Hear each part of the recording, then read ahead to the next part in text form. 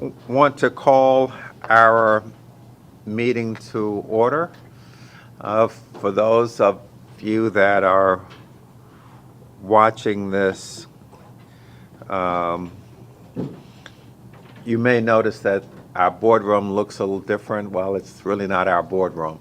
We're here in Washington County, and they were kind enough to host us along with Garrett and Allegheny. I want to just thank them for that.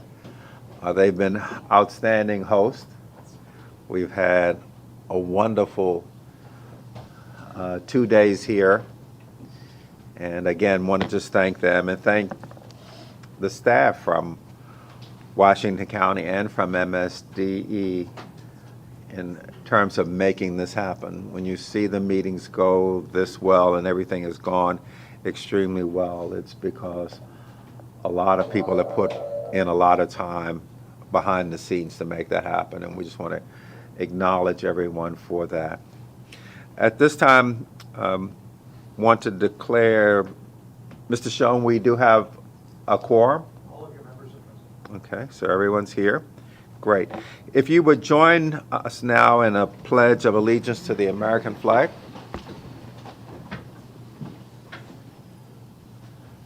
Pledge allegiance to the flag of the United States of America and to the republic for which it stands, one nation, under God, indivisible, with liberty and justice for all. Thank you.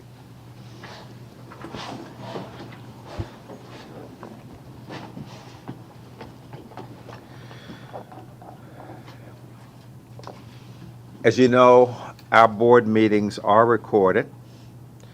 The public can access our meetings via the live stream on the MSDE State Board website, the Town Hall streams, and YouTube.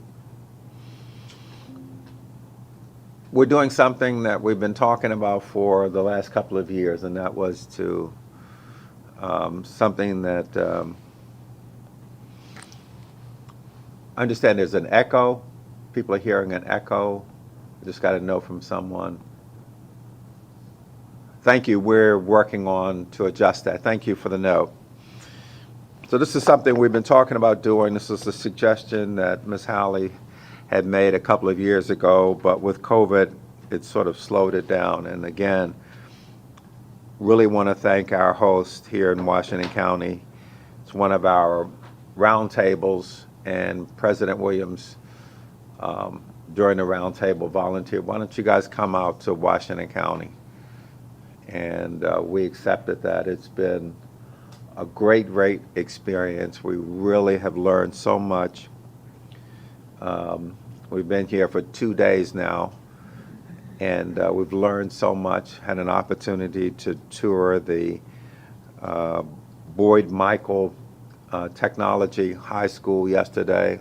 Outstanding school there. We're going to hear more about that a little bit later. And then we had an opportunity to meet with the 3 boards individually yesterday afternoon. Picked up a lot of good information, a lot of suggestions.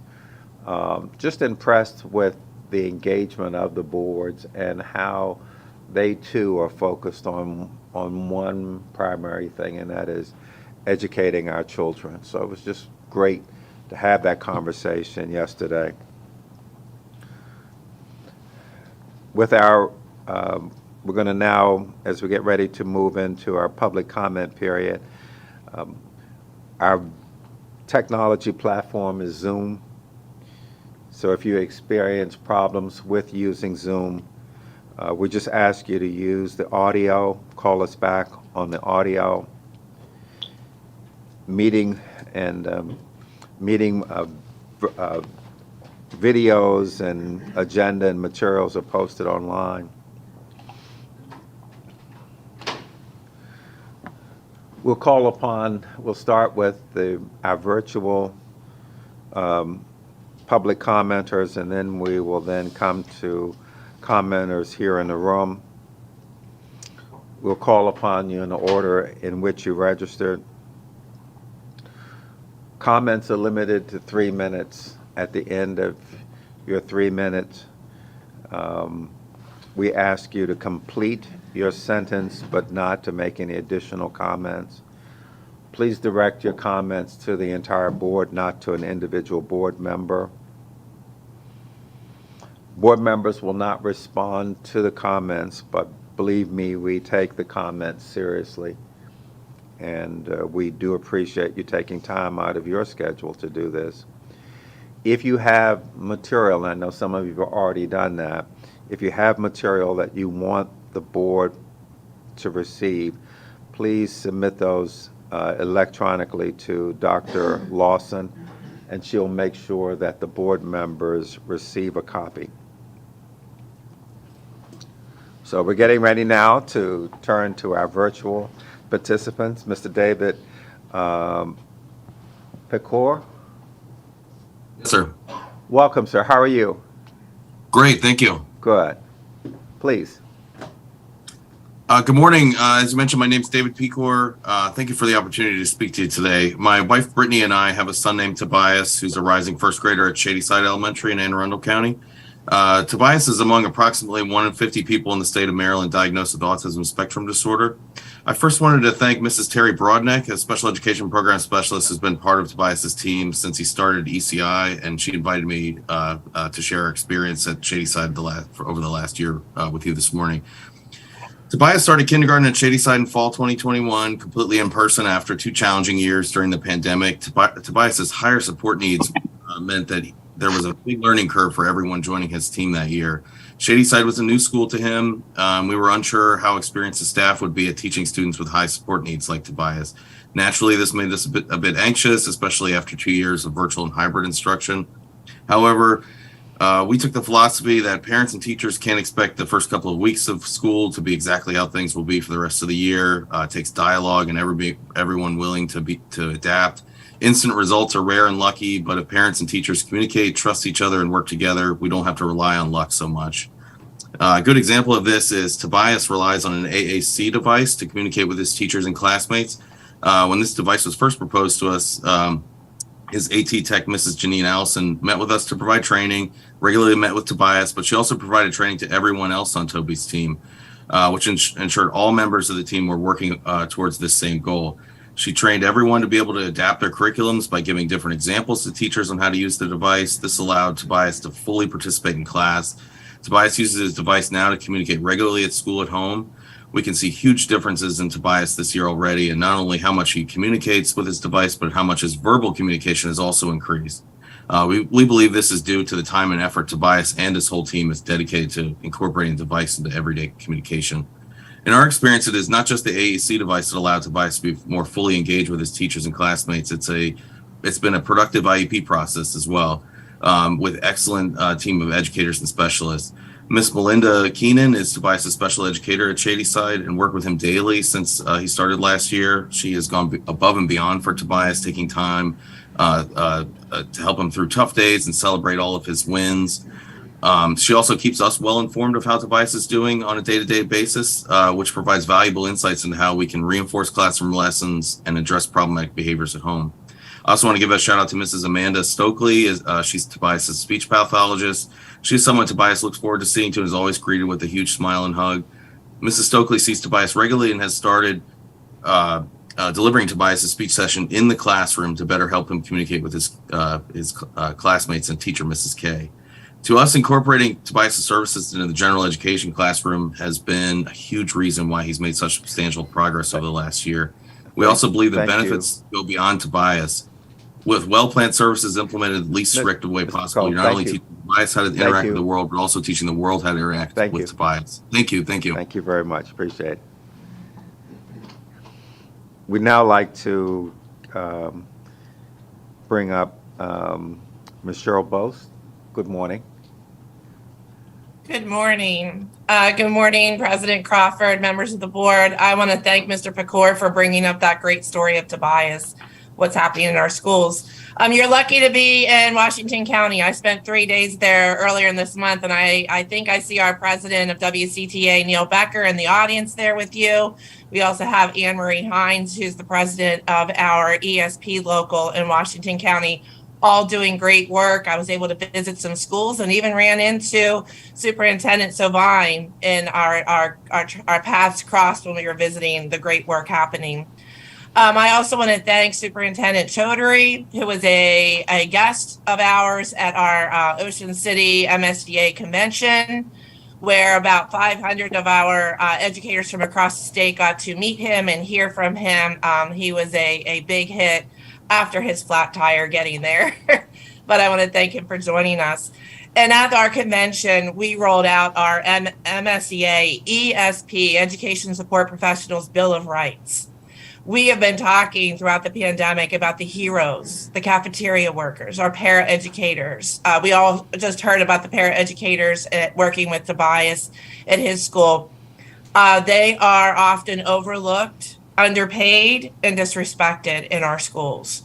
And luckily this year in the General Assembly, they were able to use some of the one-time funds to provide a bonus for this year and next year, but that's not enough. And so we rolled out an ESP Bill of Rights after listening to hundreds of educators across the state. Items include, and this was sent to you, providing a living wage. One job should be enough for our education support professionals who go above and beyond. A retirement and having all their years of service count. Affordable health care. Many of our ESPs work just to get health care. Safe and healthy work environment, making sure safety precautions are taken, especially when we work in our mechanics and bus drivers. Paid leave, often our education support professionals get none. Workload and staffing. Their job classifications are seeing shortages like we've never seen before, and we need to work on that. Job security, so that they should have due process and fair treatment. Career advancement, often the last people in the school to get any type of professional development or move up are our ESPs. We want to thank again for the Grow Your Own Leads grants that are helping with that. We want to prevent any type of privatization of education jobs in every category. We're seeing more and more privatization, but we know if we do these other things like a living wage, we will be able to attract more. And also a right to be part of a union. Many of our education support professionals don't have the right to be part of a union, especially those that work day in and day out with our students with special needs. So these are the items that we'll be working on at the bargaining table, the legislature, and organizing our members, teachers, administrators, and educational support professionals to solve in the next few years. So I want to thank you for the time and have a great meeting out in Hagerstown. Thank you. Thank you. Thank you very much. This time we'd like to turn to Dr. Sonia Sodelisis. Good morning. Good morning. How are you doing? I'm doing fine. Thank you, President Crawford. And it's great to be here with you, Superintendent Choudhury, and members of the State Board. I'm pleased to be with you this morning on behalf of my PSAM colleagues. As you will be hearing more about later this morning, College and Career Readiness, otherwise known as CCR, represents one of the 5 pillars of the blueprint for Maryland's future. The major components of this pillar include a new college and career readiness standard with the goal that all students will meet this standard by the end of 10th grade. The blueprint's emphasis on CCR puts an important spotlight on ensuring our students are prepared to achieve and thrive when they enter the workforce, whether this is after graduation from high school or college. This is a goal we all share. However, there are numerous challenges for districts as we strive to implement the complex Kerwin requirements around college and career readiness, especially in districts like Baltimore City, where significant numbers of our students, at least presently, do not meet that CCR standard. The blueprint focuses on ensuring that our curricula and coursework keep students on a path to college and career readiness in all grades by providing access to dual college enrollment, advanced placement, IB, and high-quality CTE programs for students who meet the CCR standard. However, part of why I'm coming before you today is to focus on the critical need to provide support pathways to students who are not on track or who haven't yet met the standard by the end of 10th grade. Providing these support pathways will be resource intensive in districts with high numbers of pre-CCR students. And while foundation and other funding streams absolutely can be used, there is currently no dedicated funding stream as there is for post-CCR students. We must also ensure that our goal of getting all students to the CCR standard includes engaging alternative pathways for students who have not yet met the standard by the end of 10th grade. The goal of getting all students to the CCR standard is laudable and not controversial, especially in the short term. We cannot, though, ignore the needs of our students who do not meet the standard before graduation if they are to be well prepared to succeed beyond our K-12 schools. One serious concern for this school year is that the assessment to determine who has attained the CCR standard is based on an assessment taken without students' knowledge that the assessment was high stakes. And for many students, this will mean that we are potentially placing them in alternative pathways that they may not need. Furthermore, we have historically been able to utilize strategies such as dual college enrollment and robust CTE pathways to provide students who are not on track with rigorous and engaging opportunities, similar to those that Baltimore City has with University of Baltimore. Thank you very much. We appreciate it. Thank you. Thank you. Thank again. you very much. Have a good day. You as well. At this time, we'd like to recognize Ms. Alexandra McCone. Good morning, esteemed morning. board. How are you? Can you guys hear me? Yes, we can. How are you doing? I'm doing well. How are you? Very well, thank you. Please. Awesome. I am here to discuss an issue with the technology requirements in Anne Arundel County. I brought this issue to the county's board, who directed me to the superintendent. I have been unsuccessful in reaching Superintendent Bedell for the past month and a half. Mrs. Ortiz from Anne Arundel County Public Schools claimed that the use of Chromebooks is not a policy, but is required by the state. The lack of response and misdirection from Anne Arundel County Public Schools is concerning, but this matter is very time sensitive and demands attention. The concern is the obligatory use of ubiquitous Chromebooks. Many parents cannot afford to take on the liability, $320 for the Chromebook as well as charger replacements. For struggling families, the cost to replace a Chromebook is unreasonable, let alone replacing chargers due to theft and loss. What happens when parents refuse the Chromebooks? The county has no plan in place. Instead, parents are informed that their children will not have access to the curriculum, they will be at a deficit, and their grades will suffer. The county says parents can use their own devices, but that they will not have access to some curriculum. This is not in line with the state's vision to ensure access or the desire to eliminate the opportunity gap. Instead, it penalizes low-income families and denies their children education. Cost concerns aside, not all children are responsible enough to handle such technology. According to a Winona State University study, students use their laptops for non-educational tasks for nearly a quarter of each lesson. Additionally, Anne Arundel County's Internet Safety publication states that 67% of teens know how to hide online activity from their parents. While AA County claims to block inappropriate websites, students may still misuse their Chromebooks even at school. On the other hand, if the student takes their Chromebook home and misuses it, parents are told it is a parental matter. This response fails to address access to inappropriate content.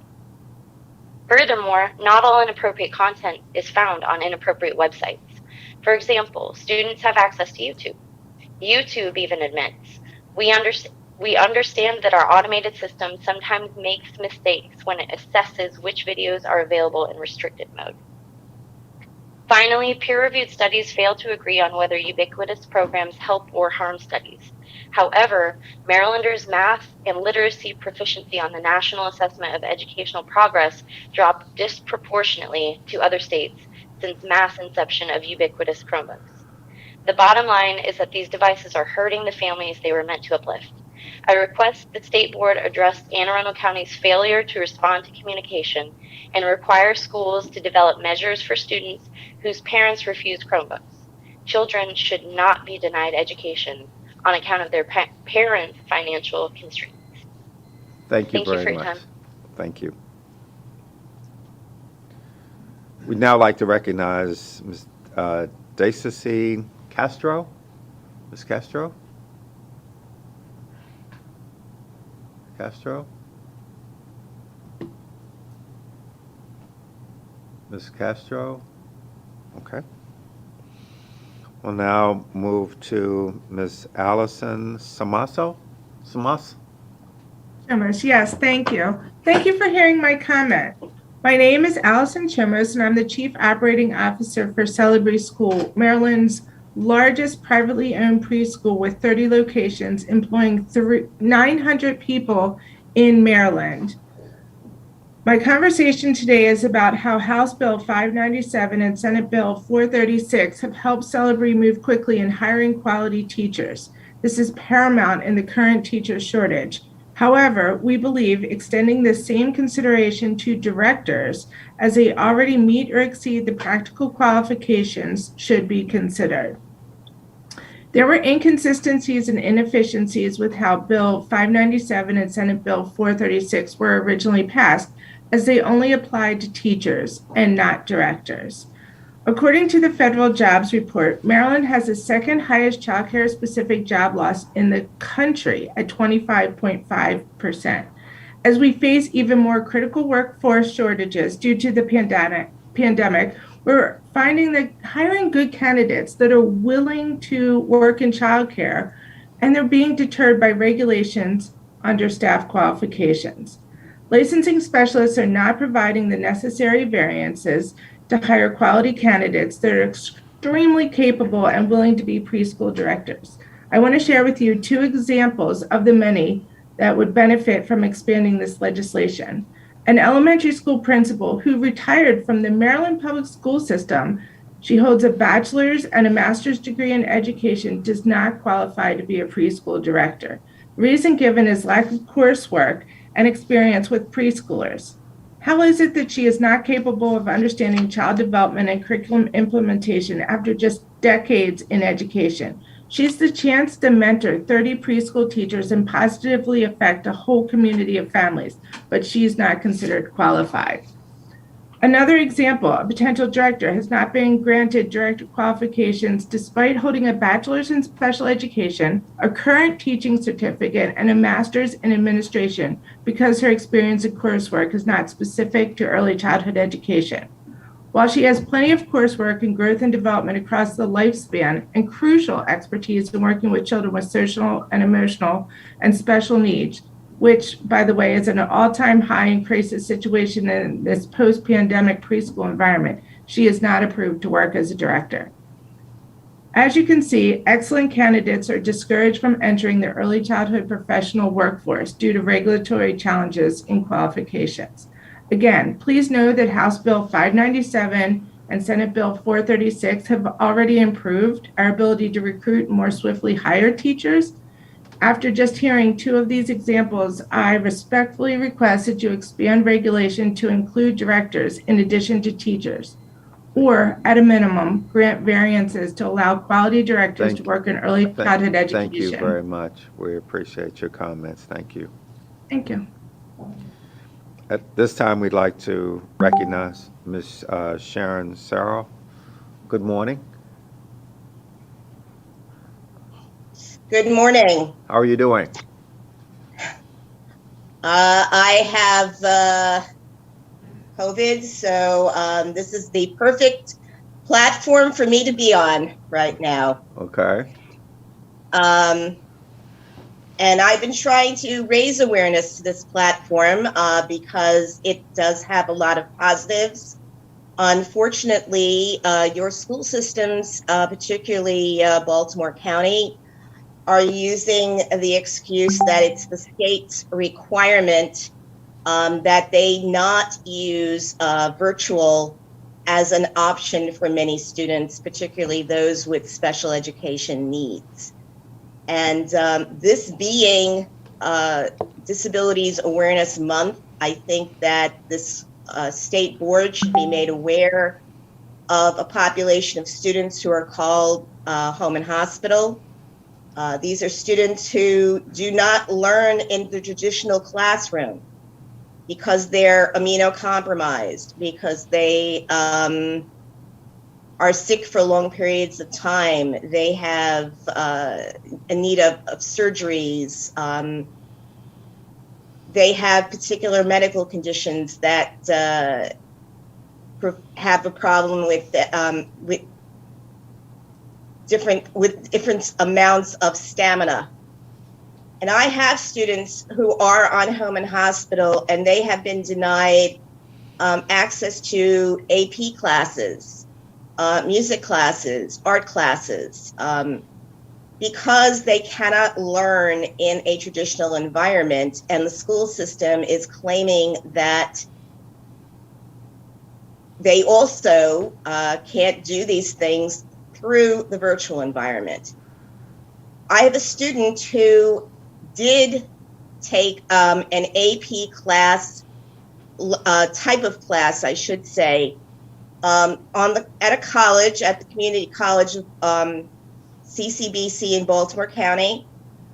And he is taking actually several courses right now through CCBC virtually, and he's doing just fine, but Baltimore County doesn't feel that they can provide AP classes on the virtual learning platform. So they're only offering this child to take this AP class in person or through a self-paced platform that does not have a teacher. And he needs a teacher because he's a special needs individual. I have a student who has multiple medical concerns. Thank you. Thank you very much. We appreciate your comments. Thank you. You're welcome. I'm going to now turn to our public commenters here in person. The first one is Ms. Jeannie Massey.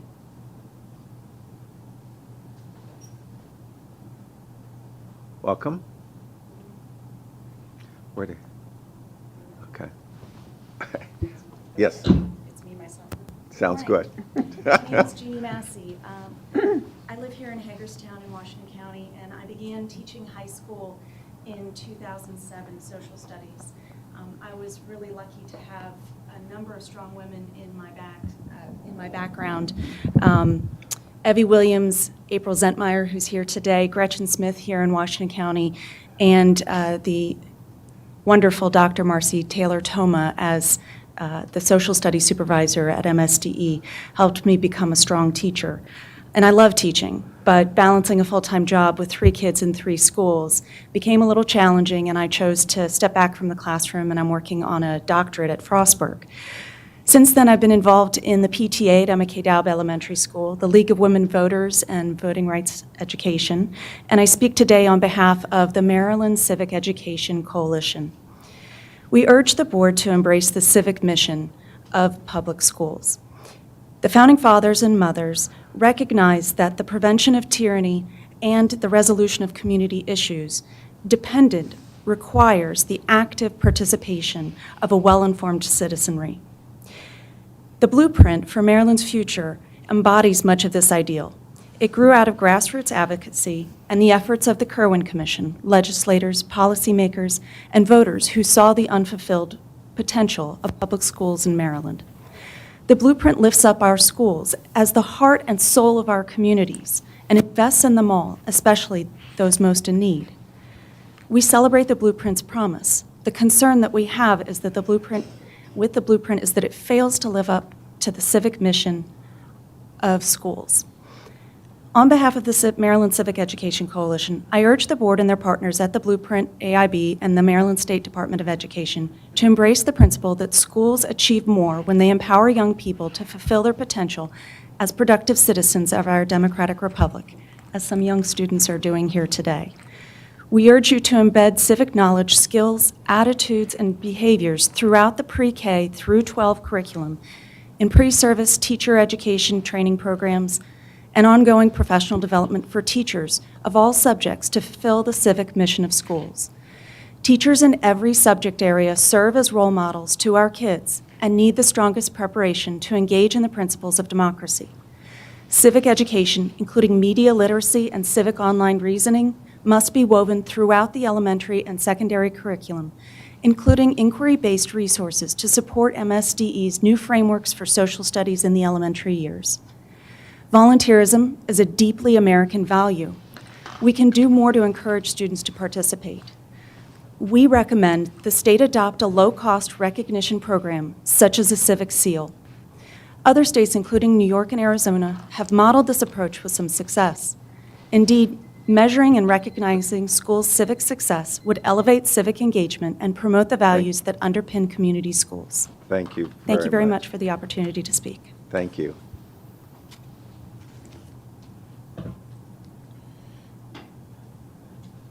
At this time, we'd like to recognize Ms. Margaret Barnes. Welcome. Good morning.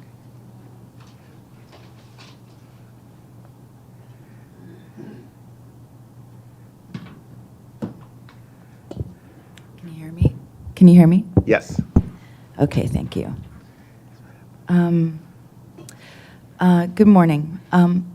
Frederick Douglass once said, "Once you learn to read, you will be forever free." Yet almost a century later, Mussolini declared, "Every hour of every day, I can tell you on which page of which book each school child in Italy is reading." Imagine if Mussolini had Schoology and its parent corporation, Power School Holdings.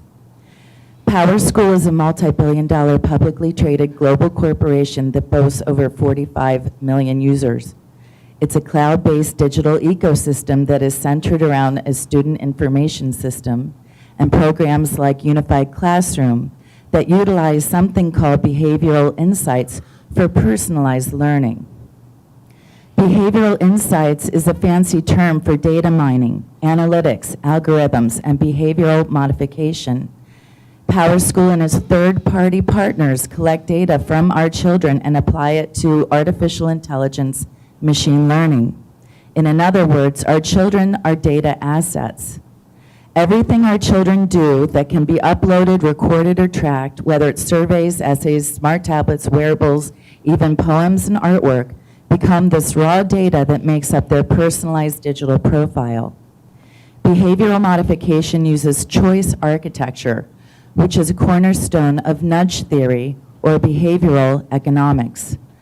Choice architecture gives the illusion of choice based on insights gleaned from a child's data profile. Like Pavlov's dog, the child is then prompted or nudged to make correct choices. Nudge is a nice manipulation or soft coercion that pushes people into making decisions they'd prefer to make for themselves.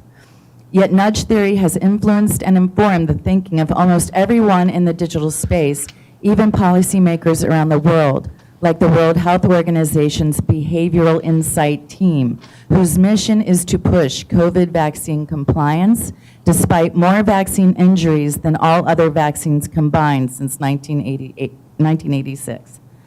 Digital connection is now a brazen means for surveillance and disintegration of free will.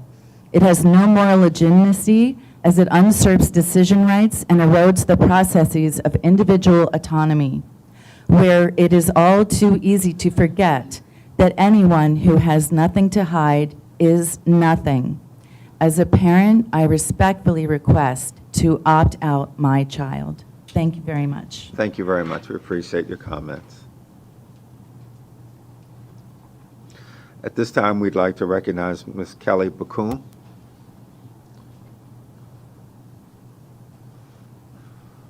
Kevin's mom? I think it's his sister. Sister? Yes, that's his sister. I got a note from Kevin. He said he was doing well at Harvard. He wanted the board to know everything was going very well. He was hoping to get back, but they piled a couple of midterms and other things on him, so he was not able to come back for the meeting. Welcome. Yes, he's very appreciative for his experience on the board. Good morning, President Crawford, members of the State Board of Education, and Superintendent Choudhury. My name is Kelly Bokum, and I am a senior at North Hagerstown High School in the International Baccalaureate and Teacher Academy programs. It is so nice to see you all here today, especially my good friend, Ms. Thomas. I appreciate you all coming all the way to Washington County. Some people here may say Washington, but I can assure you it is Washington. Oftentimes in this part of Maryland, it's very easy to feel isolated, not only geographically, but in terms of access to resources. In my position for the Maryland Association of Student Councils, I represent Garrett, Allegheny, and Washington counties, and I've quickly seen the disparities between different parts of Maryland, and more specifically in Western Maryland. As we move increasingly westward, my increase in appreciation for Washington County and its resources is directly proportional. We have ample access to college and career programs like IB, AP, and over 25 tailored career technology programs. It is so impressive that Washington County is able to do this, given our limited fiscal resources our board has at its disposal. Washington County is unique in the fact that we still provide a world-class education and ample opportunities for students despite size. Unfortunately, this cannot be said for our more rural peers. As we approach and cross the Panhandle, it's as if we enter another reality, where there is limited access to advanced programs, robust career technology, and opportunity. By elevating these rural parts of Maryland, I believe it will have a ripple effect on all other parts of Maryland. And I believe this board meeting is already a step in the right direction. I would also be remiss if I didn't take the time to commend State Superintendent Mr. Choudhury on the Maryland Leads Grant Program. The different research-proven strategies will be sure to increase academic results and overall count of educators throughout Maryland. I've already seen the positive effects of this in my community as local high school students tutor local elementary school students on their reading skills. I believe we can take a page from the successful program and start the development of a Maryland Rural Improvement Grant Program. This will strive to incentivize the development and continuation of specialized programming for students in rural counties, such as ones here and on the Eastern Shore. This will help close the inter-county opportunity gap that is so prevalent in Maryland. I hope these words reverberate in your minds as you make decisions affecting this part of Maryland. And once again, thank you all on behalf of Washington County and Western Maryland students for making time to bring your meeting here and listen to our comments. You're inspiring the next generation of leaders and educators that may have not thought it was possible in our small community. But by your visibility, we are reminded and inspired by the fact that education in Maryland refuses to be stagnant. We are forever improving, which makes me proud to take steps towards becoming an educator in Maryland to serve the same communities that are currently serving me. Thank you. Thank you. Thank you very much. We have one more public commenter, virtual. Mr. Bill Hudson, I believe he was having some challenges with technology. Want to now turn to you, sir. Welcome. How are you? You're muted. I think you're muted. Yes, thank you for the introduction. I have to give a shout out to Charlene, who helped work through these challenges. So thank you for the time to be here. Good morning, President Crawford, members of the board, Dr. Choudhury. Thank you for the opportunity to speak to you this morning and for your continuing efforts on behalf of citizens of the state. I am the Executive Director for the Family Child Care Alliance of Maryland, a staffed family child care network created for and by family child care providers in Maryland. Our key focus right now is joining with partners around the state to build a supply of qualified pre-K teachers working in family child care homes. And on that note, I'd like to thank this board, Dr. Choudhury, and his staff of the Department of Education for their steadfast support for a mixed delivery system for pre-K that includes family child care. That is not the case in every state across this nation. As with any large system change, there are inevitably challenges that surface and create obstacles to progress. I'm here today to seek your assistance in addressing one of those issues. As you may recall, the Blueprint for Maryland's Future requires that in order for family child care homes to participate in pre-K, they must be classified as a non-public nursery school. The current regulations allow only large family child homes to be classified as a non-public nursery school. They're licensed for up to 12 children, require an assistant when the program has 8 or more kids in the home. They represent only a small portion of non-public nursery school. Well, they were only a small portion of the family child care supply, which means the vast majority of family child care homes cannot become a non-public nursery school, which of course means they can't participate in pre-K. Thankfully, this issue has been brought to the board's attention, and the Department of Education staff have proposed regulatory changes. However, those of us in the field review the proposed changes as one step forward and 2 steps backwards. Unfortunately, while well-intentioned, the proposed regulations are actually detrimental to our collective goal of a robust early care and education infrastructure in Maryland. The full accounting of our concerns have been submitted to the board by a subcommittee of the Office of Child Care Advisory Council. What I would like to do this morning is make two requests.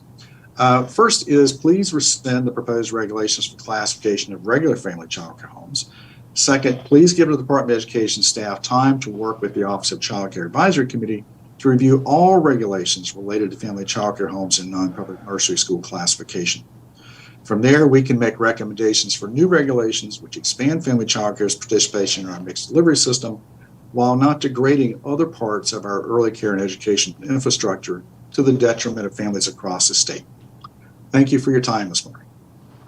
Thank you. Thank you very much. Again, we'd like to thank all of our public commenters. We appreciate you taking time out of your schedules to share your thoughts with us. We take your comments very seriously. And again, thank you. Thank you so very much for taking time out to share comments. We're now going to move to the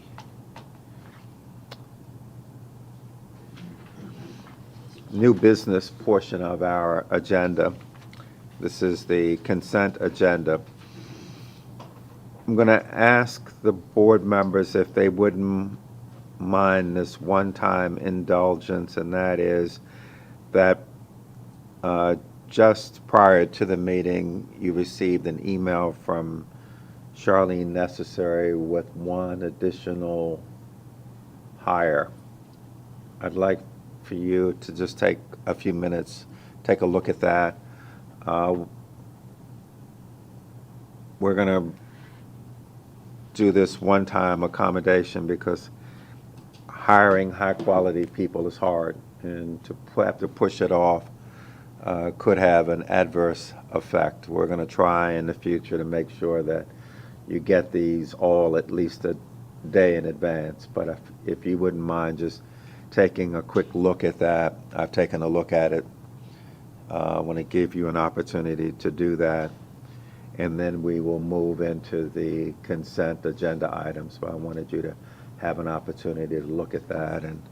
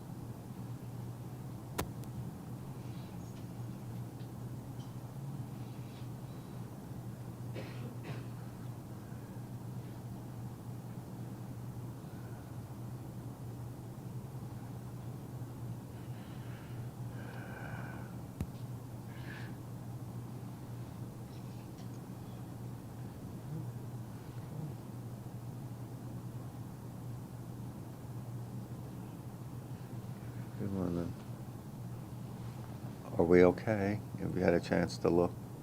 Okay, all right. We have 3 items on our consent agenda. The first item are the approval of the meeting minutes. The second item concerns personnel actions. And the third item concerns budget adjustments for September 2022. Following Robert's Rules of Order, I will say objection 3 times. Hearing no objection, the consent agenda will be approved. Objection, objection, objection. Hearing no objection, the consent agenda has been approved, and thank you for your indulgence. We're going to now turn to Superintendent Choudhury for our board priorities. This will be part 2 of our blueprint deep dive, college and career readiness pathways, the apprenticeship, part 2, Washington County. Some of us got a little bit of a preview yesterday. It was very impressive. All right. Yes. Good morning. Let me get this closer to me. We have kicked off a series where we have been doing our blueprint deep dives for over a year now. And we started a new series this year where we're going to go deeper into the college and career pathways, and we started with apprenticeships. So you got a deep dive presentation from the department on all things related to apprenticeships in Maryland and the big blueprint goal of having 45% of graduating seniors have at least an apprenticeship under their belt and/or earning an industry-recognized credential. Current baseline is at 7%, so it's a big, ambitious goal, a worthy goal to try to achieve. And apprenticeships is going to be front and center. And Washington County, so we talked about doing a part 2, and when I knew we were coming here, and I have been here before, and I've been able to do a community conversation to learn more about their program, but I wanted them to talk more about it in detail, especially the mechanics of it, so our other school systems can also lean and learn from them. So they are leading the pack when it comes to apprenticeships. They have scaled apprenticeships. It's growing, trending over 100 students. And so today's presentation is focused on that. What are you doing? What's your secret sauce? And how are they going about it? I also asked them to talk about costs and the mechanics, the how-tos, because those matter as well. They also brought students. There's no better testimony than students. And so with that, I would like to invite them up, and we can start our first presentation. While they were coming up, we were at the MABE conference a couple of weeks ago, and this issue of apprenticeships came up, and we did the gallery walk in.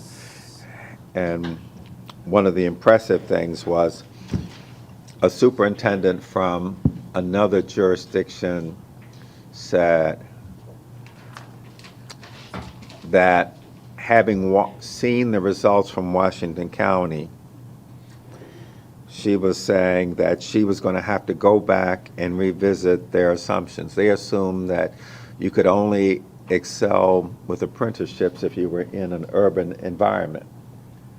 And to have seen what Washington County has been able to do was going to cause them to go back and reconsider their assumptions. So you've already started to have a very positive impact, and we thank you. So turn it now over to, I guess, Dr. Savine. Thank you, President Crawford, members of the board, Mr. Choudhury. We thank you on behalf of Washington County Board of Education, as well as our leadership team and our students. We thank you for this opportunity to showcase and highlight our apprenticeship program. As a new superintendent here in Washington County, I believe in giving credit where credit is due, and I want to extend my appreciation to my predecessor, Dr. Boyd J. Michael, for embracing the apprenticeship program along with our current board and leadership to make this a reality that we now experience today.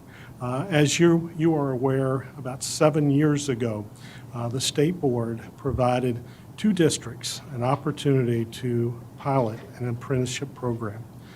Washington County was one of those 2 programs. And to the credit of this team and our board, we embraced that opportunity very seriously, and you will hear from our team and from our students, most importantly, how we are very intentional in growing and continuing to support the successes of this program. The intentional effort is focused on recruitment as well as onboarding for both our businesses and our student apprentices. It's my pleasure to introduce our team members, our leadership team that will provide the mechanics and the details and the structures that occur here at Washington County. And certainly our team is all about creating supports for other districts across Maryland so that Maryland can be the #1 state for apprenticeship programs. So once again, I credit this team for creating a structure that now has the most robust apprenticeship program in the state of Maryland. I want to give the credit to not only Dr. Michael, but also recognize our Associate Superintendent for Curriculum Instruction, Dr. Gary Willow, which you'll hear from here shortly. Also our Supervisor of CTE, Mr. James Alshire, as well as our amazing coordinator for our apprenticeship program, Wendy Moore. At this time, I'm going to turn the program over in the presentation to our Supervisor of CTE, Mr. Alshire. Thank you. Washington County Public Schools was one of 2 school systems that was chosen to be part of the initial youth apprenticeship pilot during the 2016-17 school year. The program has had steady growth each year. Even during COVID, Washington County Public Schools was able to place students into apprenticeships. Coming out of the pandemic, Washington County Public Schools has seen record growth and placement of apprenticeships throughout Washington County.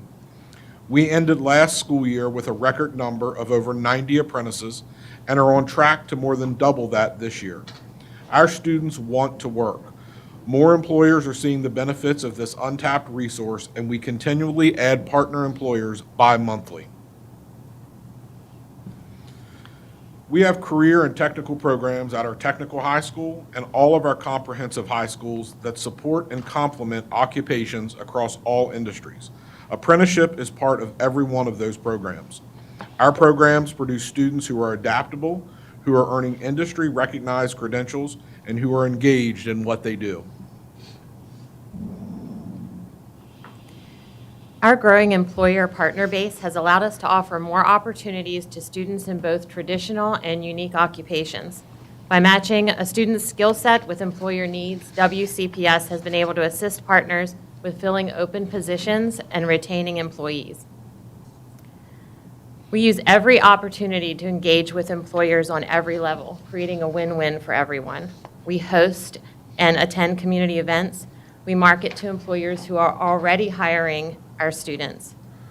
Partner employers get the opportunity to speak in our classrooms, engage with our teachers, and advise on content, certifications, and equipment through our program advisory committees that strengthen our programs and ensure relevance and rigor that match or exceed industry expectations.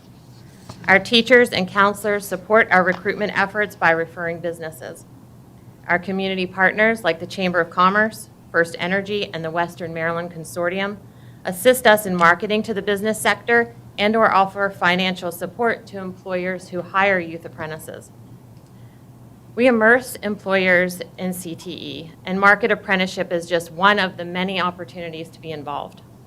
We give them a CTE grid of what programs we have and where, and offer them concise information on how we are preparing our students for the workforce. Most importantly, we strive to give great customer service. We provide help, assistance, guidance, and support throughout the apprenticeship process and are a resource for each employer in anything they need assistance with. We recruit, market, and advertise for them. We walk them through each step from completing the Department of Labor application to ensuring related instruction suits their needs, and we give them a support system to assist in retention. The Office of Career Technical Education utilizes an apprenticeship website that promotes each available opportunity for students, parents, and staff.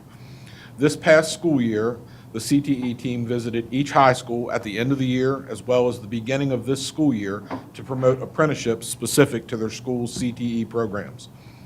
This year, the Office of CTE has organized events that showcase CTE programs and the advantages of apprenticeship. The Office of CTE promotes apprenticeships with all teachers through in-service, meets with CTE teachers and school counselors to discuss the application process, reviews individual transcripts and scheduling options with students, parents, and school counselors, designs specific classes for related instruction during summer school, and provides updates on the website of when students are hired for an apprenticeship. Working as a team helps to ensure student success and continued growth in our apprenticeship program.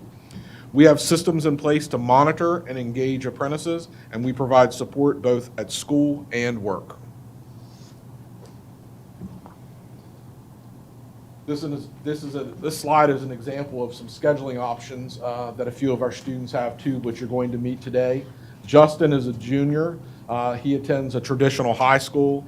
He takes 3 classes in the morning, Algebra 2, English 11, and World History, and then he leaves for the remainder of the day to attend his apprenticeship. A second student that you're going to meet, Wonder, is a senior who attends the Boyd J. Michael Technical High School.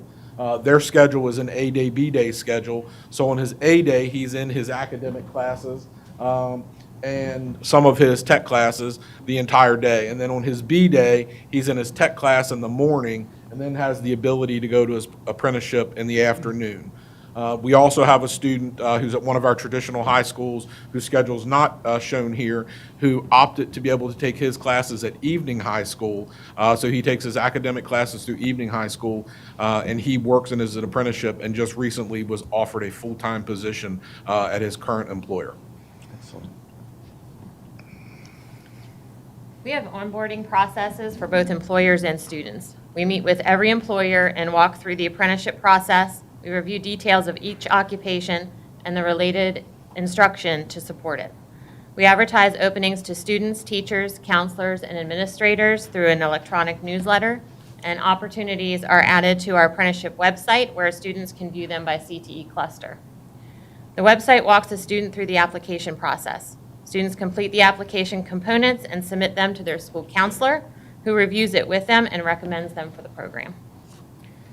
Once the Office of CTE receives the application, another review is completed and the application is forwarded to the employer.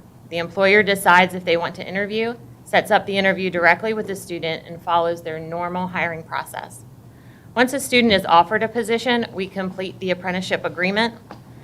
The placement is announced and students go through an onboarding process that includes a code of conduct, joining their apprenticeship class in a Google Classroom, and instructions for reporting apprenticeship hours.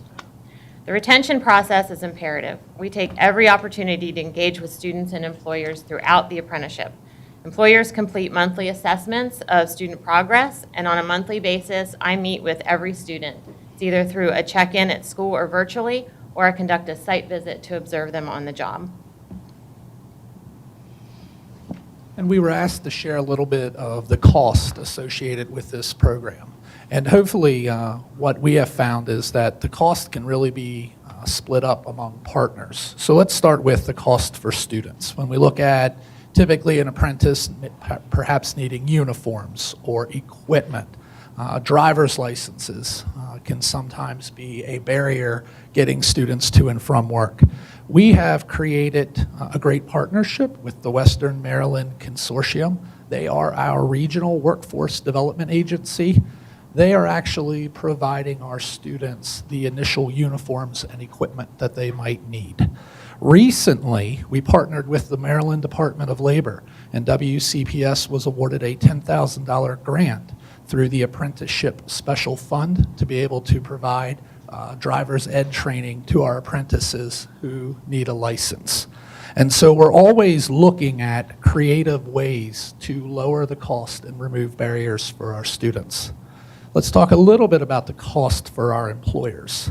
So again, we partnered with the Western Maryland Consortium, and right now, any business that works with us is eligible for a 75% wage reimbursement through the Western Maryland Consortium.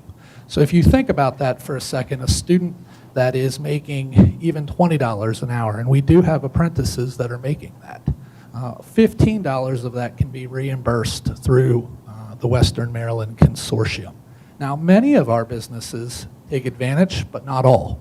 Right now, there is a market, the job market requires more workers, and so oftentimes even our employers won't take advantage of that just because they want apprentices, future workers. They're hoping to hook some of our students before they go off to college or even after they graduate to become full-time employees.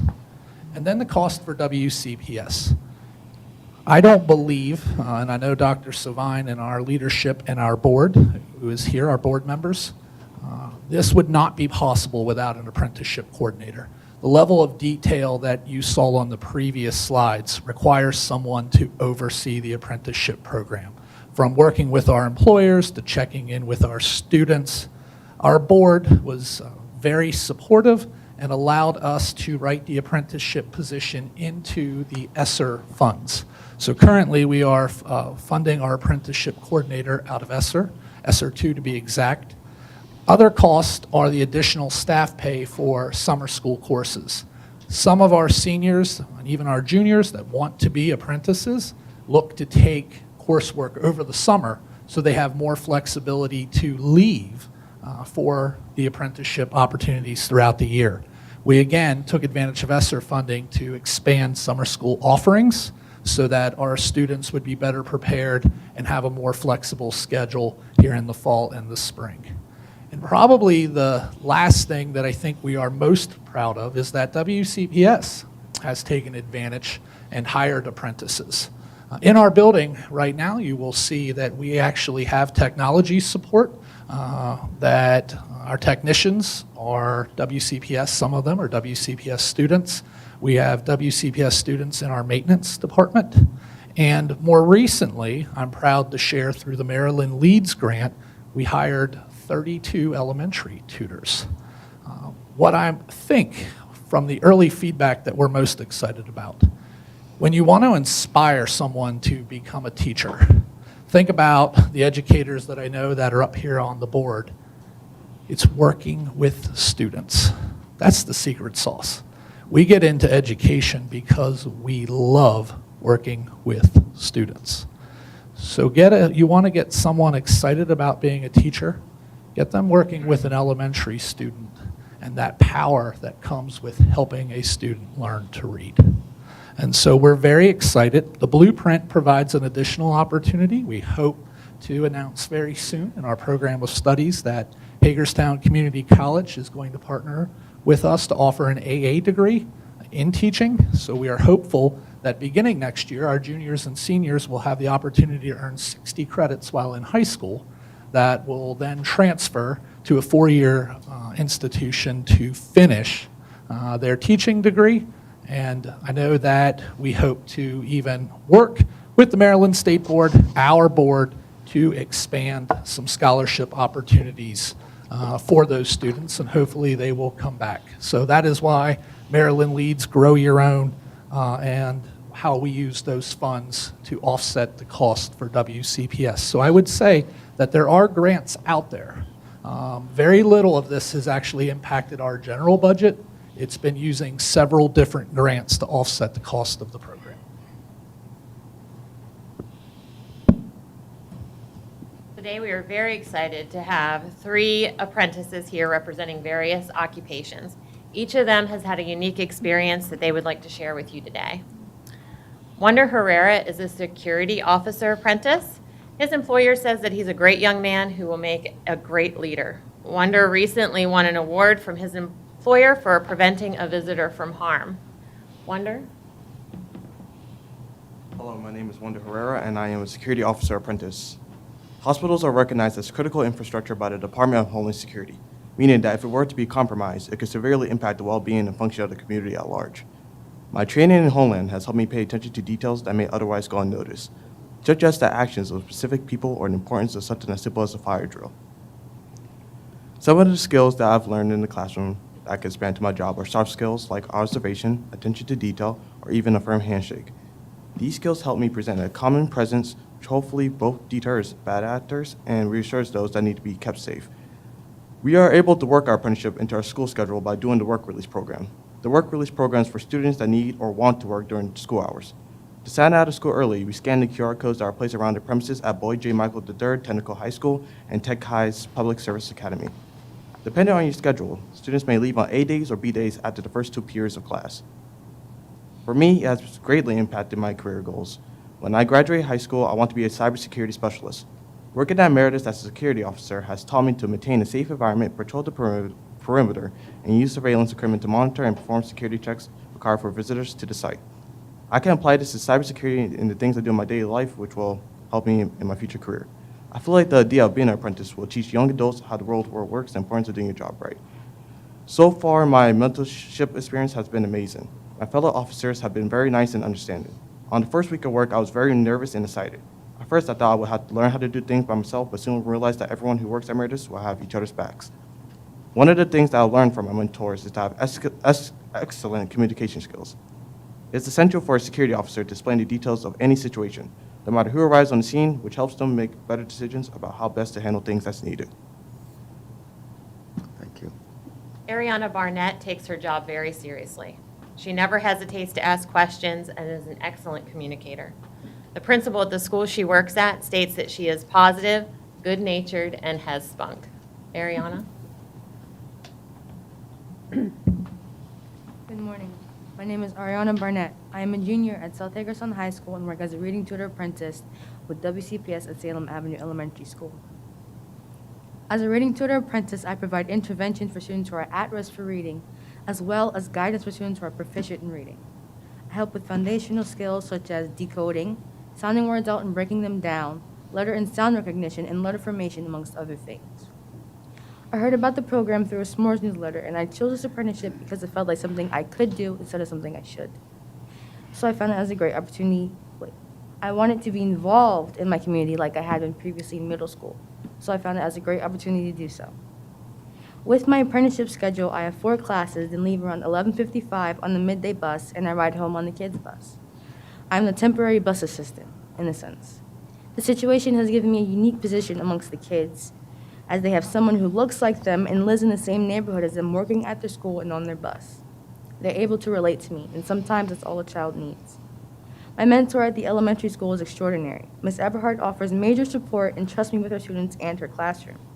She values my input and opinion. It means a lot to me to be respected by her and my colleagues and treated as an equal amongst those who are my elders, so I appreciate her very much. I hope to become a paraprofessional within the next few months and extend my abilities once I graduate. I intend on studying business, entrepreneurship, English, and literature. With this broadened knowledge, I plan on opening a school for autistic and disabled children that incorporates the benefits of music, arts, and literature on the psyche. It would be targeted and geared towards autistic and disabled children, but not limited to them. A school for everyone. So if you are a student considering apprenticeship, be mindful. Find something that not only piques your interest, but something that you are passionate about. If you're unsure of what that is, then that's perfectly fine. Just because you have an opportunity to do something doesn't mean you should. So find what works for you and don't be afraid of the possibilities. Justin Wingfield is a driven and confident young man. His coworkers say he is amazing. When I spoke with his employer to let them know he would be here today, I said, "What is one thing I could say about Justin on your behalf?" And they, quote, said, "I would hire him full-time today if I could." So Justin? Hello, my name is Justin Wingfield. I go to South Hagerstown High School. Yes. And I'm an HVAC helper. I work for Total Comfort Heating and Air Conditioning. I first learned about the apprenticeship when I was looking for work. It was I was having a hard time finding something I wanted to get into. And I discovered the job fair in June. So I already had interest in HVAC before I started. I work for my father. He owns his own business. We do heating and air conditioning and electrical work. So I went and talked to Miss Wendy Moore and Mr. Alshire, and they gave me some options. They said if I took a summer school course, I could get into this program. I was very pleased to find out they had an HVAC company joining the board this year. So I took the summer school course, got through it. It offered me knowledge in OSHA safety and skid steer operation. So I started working at this company. I'm able to leave school after third period, which means I can work from 12 to 4 every day.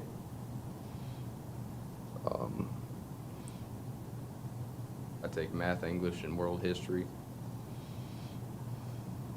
I actually get 4 credits from this apprenticeship. So I don't need to take all the classes I would if I didn't take it.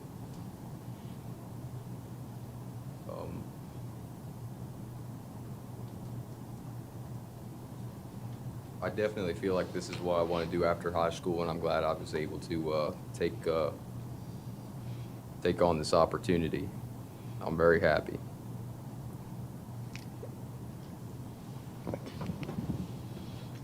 President Crawford, members of the board, I simply cannot think of a better way to paint a picture of the power of the apprenticeship program than listening through the voices of our students, of the impact of this program. I want to thank all 3 of our student apprentices for taking the time to share their story with you. As I mentioned in my opening, you can see and you heard in our presentation, the leadership team, the school board, this community, the business community, has embraced the apprenticeship program. There's a reason why we are leading in the state. It is a partnership here locally with our students, with our business leaders, and with the school system that makes this so powerful. But we're not done. We see an opportunity to grow even further. Later this week, on Friday, we will be back at the Dr. Boyd J. Michael III Technical High School with our business leaders, and we will be showcasing our talented students, and they will share their experiences, and then we collectively will work together to develop other partnerships so that we can grow this apprenticeship program beyond what it currently is. As I mentioned, our commitment in Washington County is providing opportunities of support to the other Maryland districts so we can grow this, support the apprenticeship program, so Maryland can be #1 in the nation in terms of apprenticeship programs. I want to thank Mr. Choudhury for his support and giving us the opportunity to tell our story, but also want to thank you for your focus on empowering our students and being a student advocate. So thank you, sir. Thank you.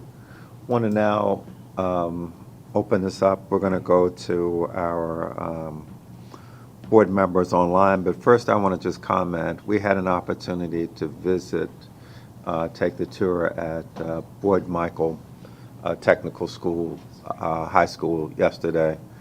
Very impressed. I'm just going to one of the programs in particular, all of the programs were very impressive, but I'm going to just say a word about the cosmetology program. I've seen these programs around the state, and just some interesting statistics. If I got it correct, 100% of the students were able to pass the Maryland cosmetology test, and that's 1,500 hours of instruction.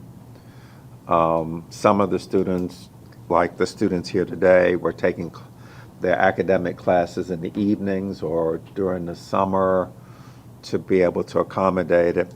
The other thing that I found interesting about that program was, in addition to the cosmetology content, they were giving students an opportunity to take business courses, and including a business plan, so that one day perhaps some of these students would actually choose to open their own business. So it's just those sort of kinds of innovative things, and you saw with all the programs, in addition to sort of the standard kind of things, there were just where you could tell there was a lot of thought and working with the community.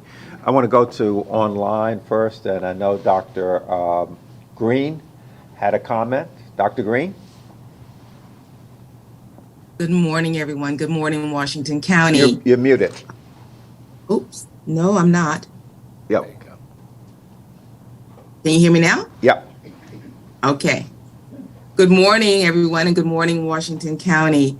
My heart is just soaring because I am a definite advocate for CTE programs. And you seem to have it all covered. And my congratulations to Washington County for setting the bar. You've got summer classes for the students, community college connections, job fairs, the fact that they can earn credit. This is just a wonderful package. And I'm so glad, again, probably most importantly, that you're willing to share your success. Sometimes, and I can speak as a former educator, well, still an educator. I remember being in the classroom, sometimes feeling I had to compete with the teacher next to me with ideas. And this is not a competition. Everything we do is for the children. And I'm so pleased that you're willing to share your success with the other county districts, because this is definitely something that is needed to be expanded, not just in Washington County, but throughout the state. Commendations to you. Thank you, Dr. Green. Ms. Morrow, did you? Can you hear me? Yes. I just wanted, so I was also able to go on the tour yesterday, and truly commend the leadership, the staff, the teachers, the students who've been able to put all these great programs in place. And I really look forward to seeing the same sort of programs expand in the next couple of years. So I think we truly need that for our students and for our state workforce. I think there is a significant need, and we can do a lot to keep that moving forward. So great work, everybody, and great things to come. We'll just check with our other board members who are online, Dr. Wilcox or Ms. Halley. I don't know if you can see me. I'm having a little technical difficulties, but Yes, I we want can to see commend you. the students who made such. Can you hear me? Yep, we can hear you and Okay, see great. you. I wanted to commend the students who made such impressive presentations, and it's clear to me that their employers are really benefiting from this program. I did have a question for the board or the presenters, which is, when you're looking to develop these new partnerships, what consideration do you give in terms of the wages that a student will ultimately be able to earn in the chosen profession?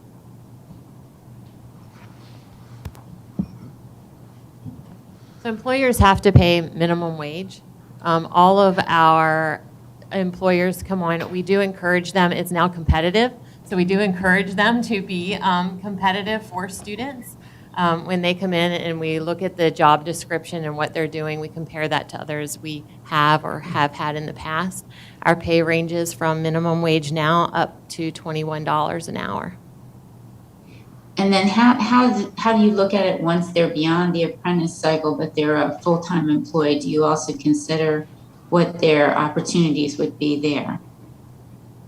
Yes, every apprenticeship employer is required by the Department of Labor to have the possibility of full-time employment after.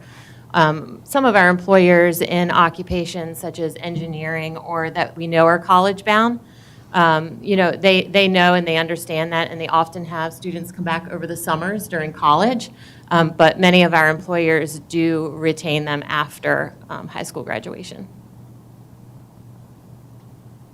Thank you. Thank you. Nice job. Thank you for sharing. Thank you. Dr. Wilcox?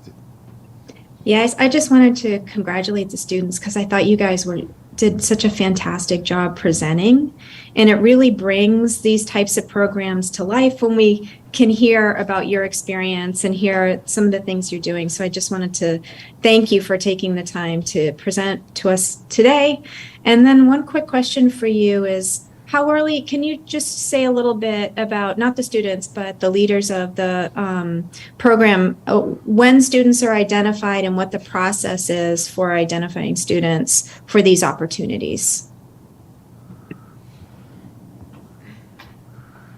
So when we recruit students, we do recruit them from programs of the related instruction. If they have not had that related instruction, we look to provide that. So when each employer comes on, we do see what related instruction would suit that employer and then how we can fill that. And then when a student wants to apply, they know based on the occupation listing on our website what related instruction counts. If they want to do it and they don't have that related instruction, then we look for possibilities at getting them that. That might be, an evening high course. That might be a summer course like Justin, who had not had the previous related instruction. In order to qualify, he knew he had to take that related instruction. So that the employer, knows that we are sending them a student, at least with the basic skills that they require. Very good. Thank you. Now we'll come to board members here in the room. Any comments, questions? Ms. McCusker? Thank you very much for the presentation and for the visit to the Fort Michael Center yesterday. It was absolutely fantastic. One of the things that I think is really crucial and something you do so well is the flexibility and creativity that you're allowing in scheduling and in meeting other needs so that students can get out and do these real world programs.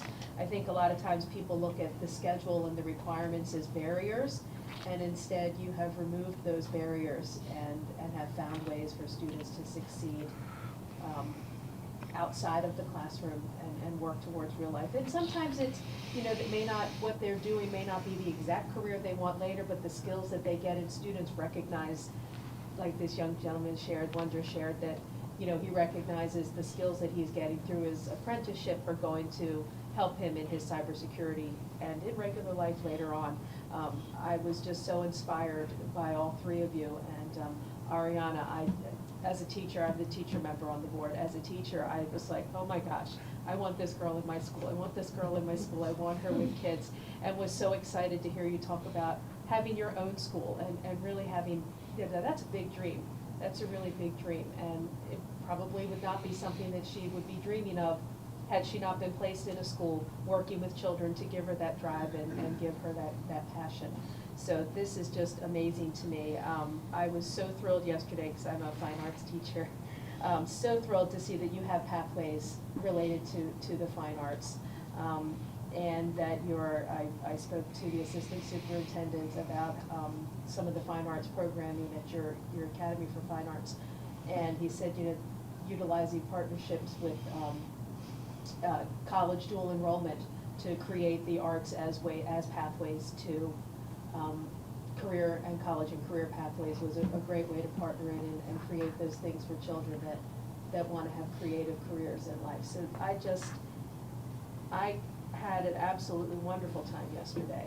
I also want to throw kudos at your TAM program that I saw yesterday with a working preschool in the building and students in a classroom getting classroom knowledge and then walking into a preschool room, a fully functioning certified preschool room right in the next room where high school students are working with young students and helping them gain the skills that they need to succeed in the regular classroom later. Just everything we saw was outstanding.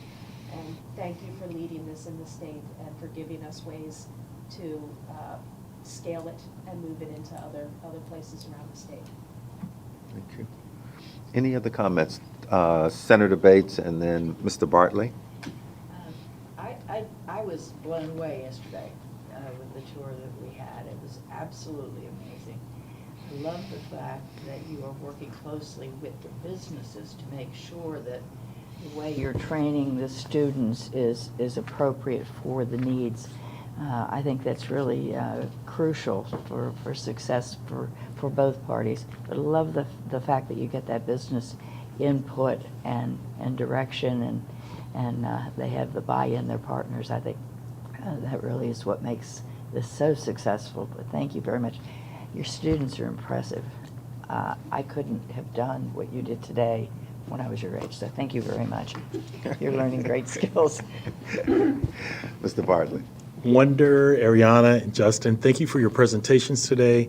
It takes a lot of confidence and maturity to give a public speech and address adults. And I also want to commend you on your maturity for entering into an apprenticeship and entering the workaday world early. It takes a lot of maturity and discipline to do it. and to stay on track with your studies. But please stay on track with your studies, graduate, and get out in the workforce, and be a benefit to us all. Thank you. Any other comments? We have General Sumter and then Ms. Chang. I want to thank the leadership, the board, the local board, Washington County, and the leadership in the system. It's so obvious that there's open dialogue. You listen to the principals, the assistant principals. I like the bantering between the principals and the people in the central office, but it was done with fun, with respect to each other, and understanding that you were moving forward for the kids. It was just, it's very enlightening, and for the local board to support you, you're doing things, you're thinking out of the box, and you're taking barriers and just pushing them aside and moving forward. And so thank you for what you're doing in this county, and I hope you keep sharing the story around the state. Thank you very much. Thank you. Ms. Chang. Thank you.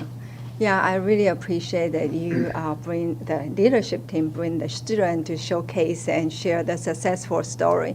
I think it tells many people, not just in the boardroom, but send out a message to your peers in the states and in other counties. They can stand up and have very good example to look forward to. And my background is healthcare, so I'm so glad with the health and bioscience kind of track here. And yesterday we saw in the classroom you have very interactive devices, apps, and to help students to learn. And I was just in my mind say, hey, this health care business is kind of evolve quickly. Sometime at some point you might want to update, the equipment of the software and things like that. I was thinking a state board or the school system might think of a way of funding to add it to your cost structure, for the future. So hopefully we can work together.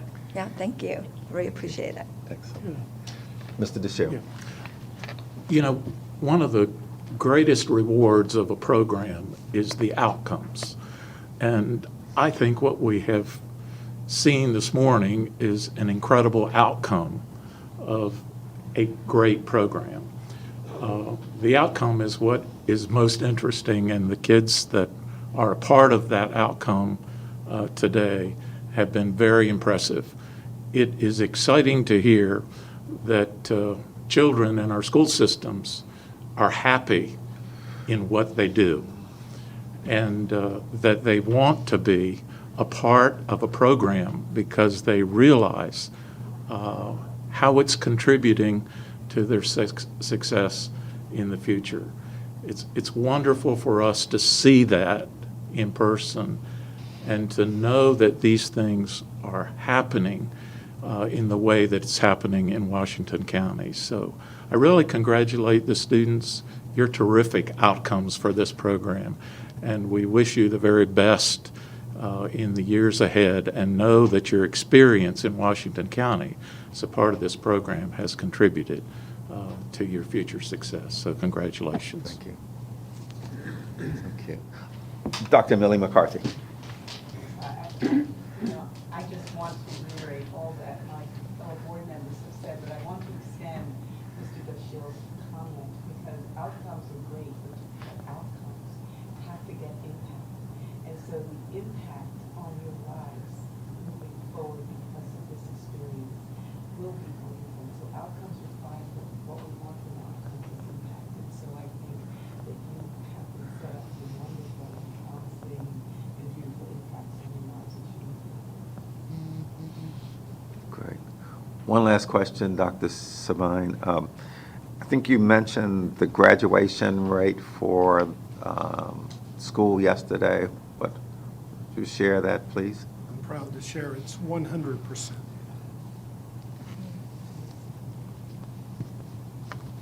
100%. Okay. Great. Can I ask some questions? Yes. So for the students, what is something you would recommend that we could do to improve the program? Do you think your schedule is just right? Do you think you have enough flexibility? What's one thing that each one of you would say we could do to improve, whether it's at the state level or here in the county? Because one of the things these people get to do up here is vote for policies. You know, all your high school requirements, they vote on it. And sometimes state laws make us do it in a certain way, but we do have a lot of influence to do that. So you should let them know right now. And if I like it, I'll push them to do it. So, and most likely, I usually am aligned with what students say. So I'm curious. I always like to ask high schoolers, do you like your requirements? Would you want more flexibility? Too much, too little? What do you think? I think that the requirements are pretty fair for us students, and for me, like my schedule is pretty flexible. Like after my CTE class, I go straight to work, and I don't think there's anything else I could say on that. Well, Wonder's content with the name of the year too, Wonder. Overall, I agree with Wonder as well. I think you can only find problems in the high school schedule unless you don't communicate. So as long as you communicate with people in charge and your teachers and your counselors, and you'll be fine. Great. Mr. Choudhury, following your line of thinking, and I want to seize the opportunity, if I may. President Crawford mentioned our graduation rates, 100%, and focusing on your line of questioning, I'm just curious in terms of, I know as we talk with businesses and they share with us what they're looking for in students, same thing holds true. We're intentional in terms of talking to you as students about your experience. And what I've heard so far is when we talk with you and there's a good match in terms of your interest and you're engaged in meaningful ways, that's likely a big contributor to that 100% pass rate. But I'm curious on your perspectives as to why you're so engaged and passionate, successful in the apprenticeship program that you've chosen. I think the reason why, like, for me personally, the reason why I like doing my CTE stuff and my job is because I like helping people and improving in life. I think that's why for me personally. Overall, working with kids, it's a very genuine and pure experience. And I just like that about people. Sometimes you can't find that with adults and other people your age. So it's really easy to connect with kids on an emotional level, and they make you see things in different perspective, a perspective that you never would have thought to have before. And I value that. I value the ideas and things that kids come up with. Sometimes it's crazy, but sometimes it makes sense.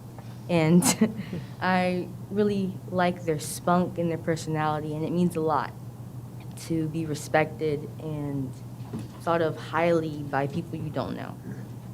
How much training did you have to do to be a reading apprenticeship? Did you have to learn about phonics and all of those Yes, kinds we of did. things? It How was did that happen? It was a 2-day training in this room with Miss Pumphrey and Miss Moore and Mr. Alshire were here as well.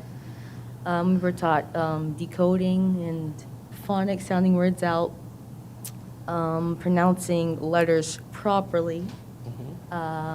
We learned how to assess the kids with their IDIs and how well they are in reading, how proficient they are, and if they're not, then that's when we provide the intervention.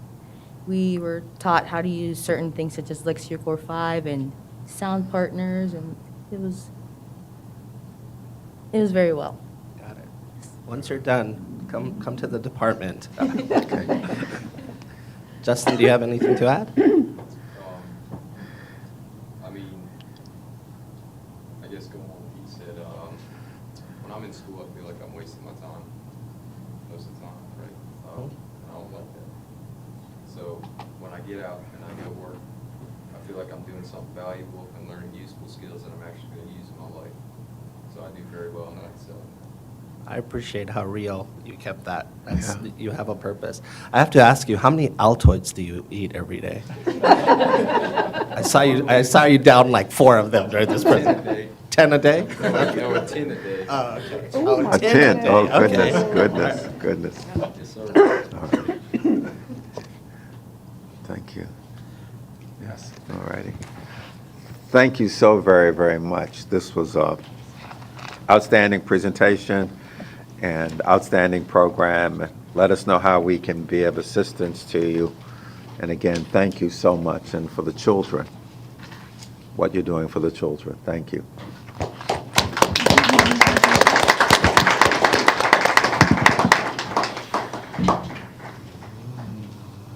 Okay. All righty, we're running about half hour ahead of schedule. We'll see how we continue to do. We're getting ready now to adjourn to executive session. I need to read the statement, then the floor will be open for a motion to adjourn. Pursuant to Section 3-305B, 1 and 7 of the General Provisions Article of the Annotated Code of Maryland, the State Board will adjourn to executive session to discuss the following: personnel matter, 2 appeals, 1 draft order. We will reconvene by, since we're about a half hour early, by 12:30. The floor is now open for a motion to adjourn to executive session. I'm sorry, Senator Bates, and seconded by Dr. Getty. Seeing no debate, we'll now take the vote. All those in favor, please say aye and raise your hand. Aye. Aye. Opposed? Abstentions? Mr. Schoen? Very good. So we will now adjourn to executive session.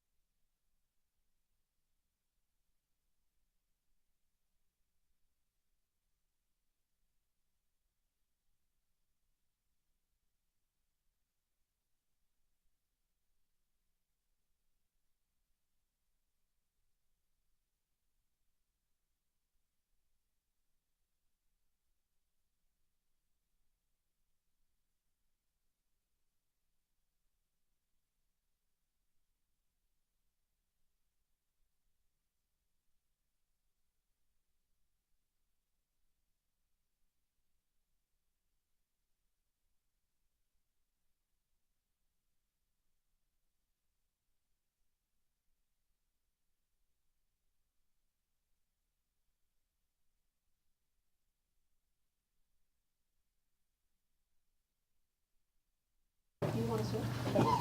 Good afternoon. We are now reconvening. We'll continue with our priorities.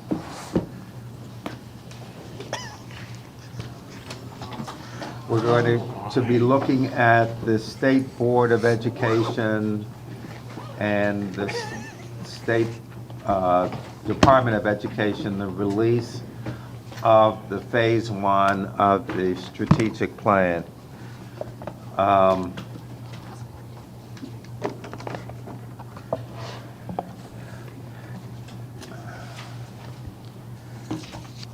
We're honored to be able to do this here in Washington County. We are honored to have the opportunity to release the first part of the strategic plan here. I'm going to ask the superintendent during the presentation to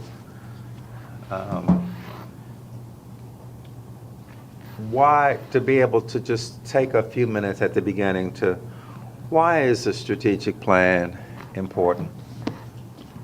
How does it relate to the blueprint?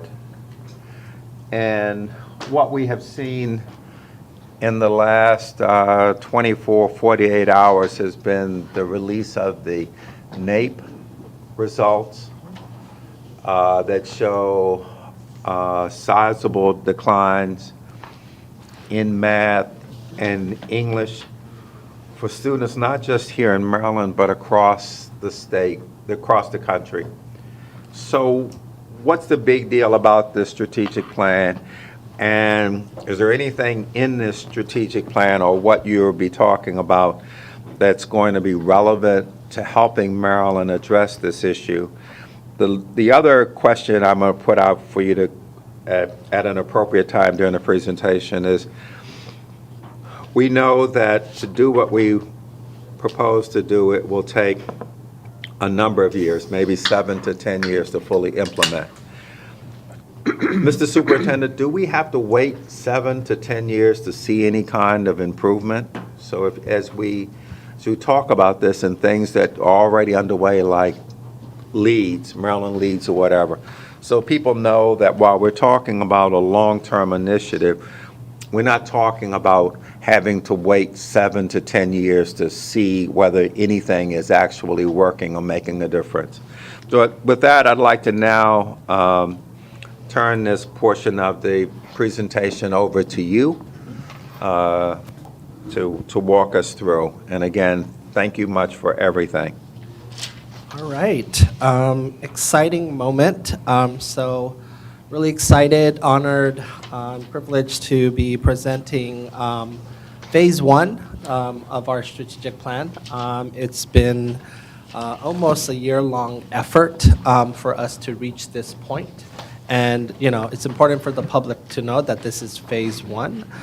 Usually new administrations usually take a year to release a strategic plan. We're taking, if you really add it up, we're taking almost about 2 years to get this right because of the level of engagement that we saw during the work that we kicked off back in November. So if we can go to the slide 3, let's jump right in. So the first thing is going to address your first question to me. Why do we need a strategic plan? Well, several reasons. Every high-performing, high-functioning organization, whether it be private or public sector, has a strategic plan. It's a plan that keeps the organization focused. It embodies its values. Every member of the organization has to connect out to it, not just so in a school system, it's not just the academic team. The procurement office has a role to play in the strategic plan, the technology office. you need a strategic plan if you want to be a high-functioning organization. So that's just one. We need a strategic plan. It's been a while since the department has had one. Our school systems have strategic plan. Dr. Sovine, for example, has walked into a strategic plan. And so I walked into an organization with an amazing law, but we did not have a strategic plan for a while. So was excited to be able to build towards one with you. Secondly, we have a lot of work to do. As you referenced, we have our early fall results that showed our students across the both high-performing as well as low-performing students experience disruptions in learning. Just yesterday, the NAEP, the National Assessment of Educational Progress, came out, which is the nationwide benchmark that shows that Maryland students across the board learning has suffered, not just only as a result of the pandemic. So, yes, the pandemic impacted learning, but our NAEP scores have been on a downward trend since 2013. And so that has nothing to do with the pandemic. That has to do with other things. And so the strategic plan is also about pushing on the narrative that I discussed with you during my very first presentation, which was a return to normal is not going to be good enough. And so, and that's essentially becoming the theme of our time together, of this administration, I would say. We have to be bold in what we do. We have a bold law that seeks to touch every aspect of our educational system. The strategic plan looks to reinforce that. So the strategic plan is designed to anchor our work in the department, anchor the board's decision-making, and truly make sure we're on track. It's also designed to supplement some key things, and it's okay to say that, supplement some key things to support the blueprint even further. You can't, you can't write a law that thought about every single thing, right? So we are able to do this post-COVID, right? That the blueprint was written before COVID. Post-COVID, we're able to look at what else is going to be needed to both recover from COVID and accelerate student learning, because our baselines have moved, right, to a different place. So that's why we need a strategic plan. Let's move on to the next slide. Here are the foundational elements that will define the strategic plan, broken down by the phases.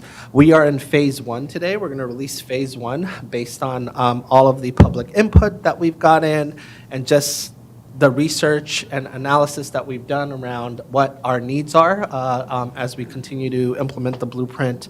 So phase 1 is going to be focused on our refined and revamped vision and mission statement, our values, right, that will guide our everyday practices and how we relate to our stakeholders and with one another, the priorities that we will focus on, the handful of priorities that we will obsess about, both that support and reinforce the blueprint, as well as the enablers, which are structural conditions, right, related to how we look at data, how we allocate resources, the types of human capital decisions we make, and the support systems that we need to build and modernize in order to make sure our school systems across our counties and Baltimore City are supported. Phase 2 will move into goals and metrics. That's where we'll begin to start setting targets for our priorities.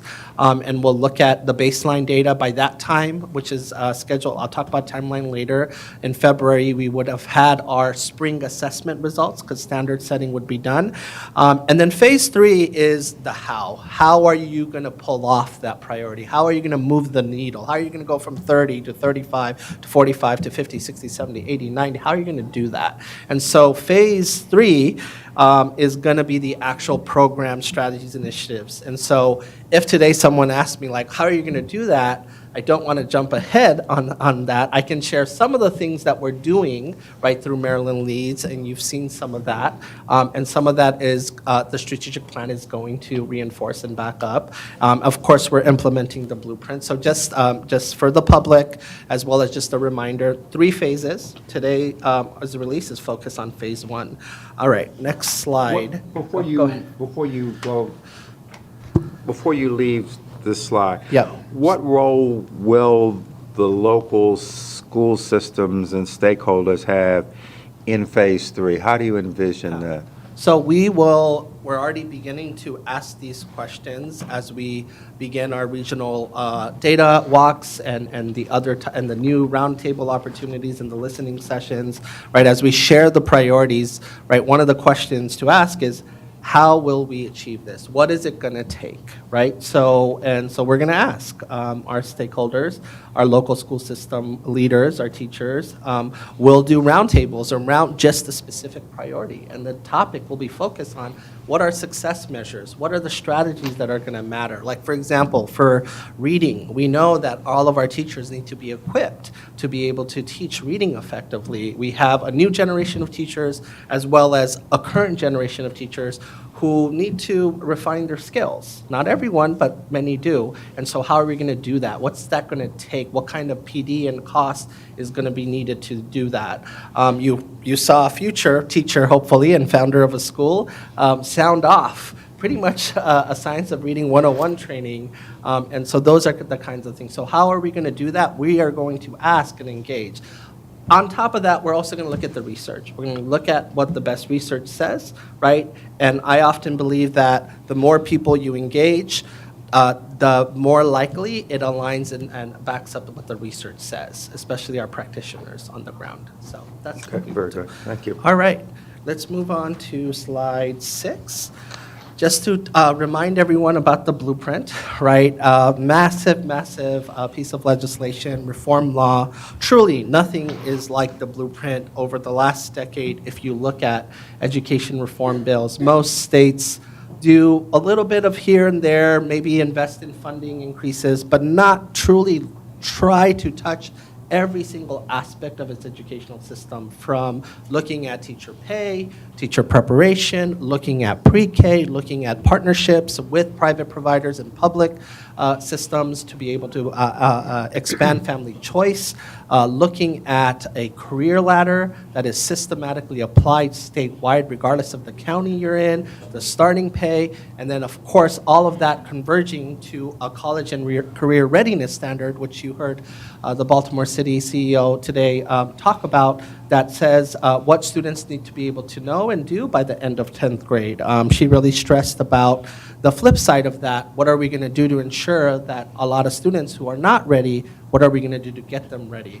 All of this is coming out of the pandemic as well, right? So we have a lot of work to do, right? The blueprint, again, is the North Star, and we are going to leverage the strategic plan to implement it, to support it, to reinforce it, to fill in and supplement things that we know that are going to be crucial, and that's the goal. And so the blueprint, we'll talk a little bit more in detail in the next slide. So let's go to the next slide so we can go over some of the highlights of the blueprint. So every time the team does a Blueprint 101, we always end up playing around with this slide. We're like, okay, what is the most prescient thing, like the most essential thing you can take from a 100+ page law and be able to highlight for our public? So the blueprint is made up of 5 pillars: early childhood education, high quality and diverse teachers and leaders, college and career readiness, more resources for students and schools, and then governance and accountability. And across those pillars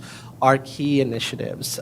So for early childhood education, it's about expanding options for families, being able to navigate that in a seamless, efficient way, being able to reduce the costs of childcare for families.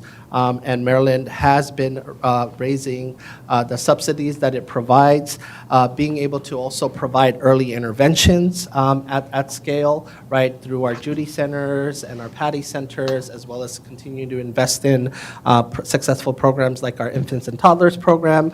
The blueprint looks at redefining how teachers are prepared in our state as well as compensated. It's raising starting pay to $60,000 while also implementing a career ladder. The whole point of the career ladder is to enable teachers to make $80,000, $90,000 sooner in their career rather than wait 30-some years, which is what a traditional steps and lanes structure does.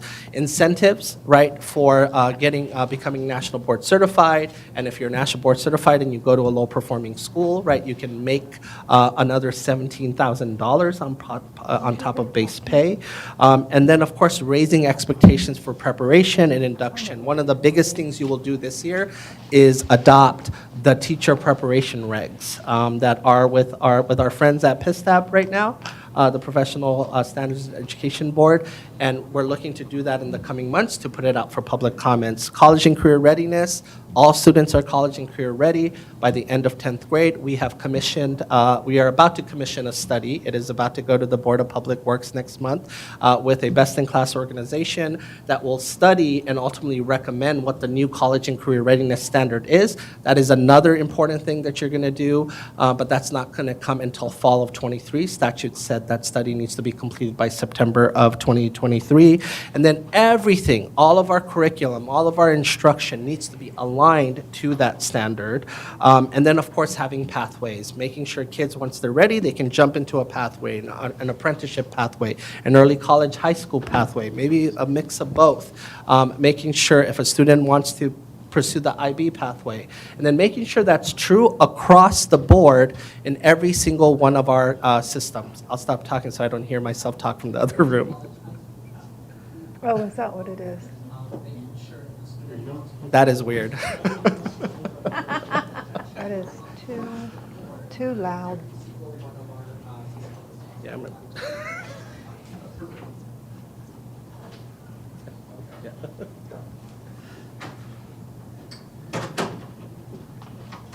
There you go. Thank you. I couldn't take that. All right. So do not have a doppelganger. Okay, so That was very odd. the college and career readiness standard is a big deal, and also the blueprint, as you heard today, is looking to expand how CTE looks like going forward, all of it really truly being anchored around apprenticeships. More resources for student success, increasing investments. Blueprint isn't just about programs, it's also about dollars, right? $4+ billion invested in our systems over the next 10 years. Maryland's per pupil amount will be increasing up to very high levels over the 10-year period, plus the weights we do for English learners, special education, etc. Truly, Maryland is also going all in community schools. During the last board meeting, you saw that it's not only a grant, a permanent grant to hire new personnel, but also a permanent per pupil bump to be able to provide wraparound services. We know these dollars have to be used well, but dollars do matter for sustainability and programming, but we know that execution matters more, and there's no better example than NAEP. You can look at NAEP scores across the country, and you can see which systems are moving it. And the per pupil allotments of those systems and states are in many different places. It's not just the per pupil of the East Coast that dominate the high scale scores for students and what they're getting it done. But dollars do matter in order to provide a high quality education system for all of our students. And then governance and accountability. Of course, the Accountability Implementation Board, our partners in ensuring the blueprint is implemented with fidelity. MSDE must also deploy expert review teams across every school over a 10-year period to make sure that the blueprint is being executed with fidelity. Every school has a high-quality curriculum aligned to the CCR standards. And then, of course, the big moment for our school systems this year is going to be a March submission of their implementation plan. Basically, their plan across these pillars for how they're going to execute these things. So just wanted to take some time to make sure everyone got Blueprint 101. Let's go ahead and go to slide 9 to talk about our timeline. So as you can see, our timeline is broken down in 3 phases.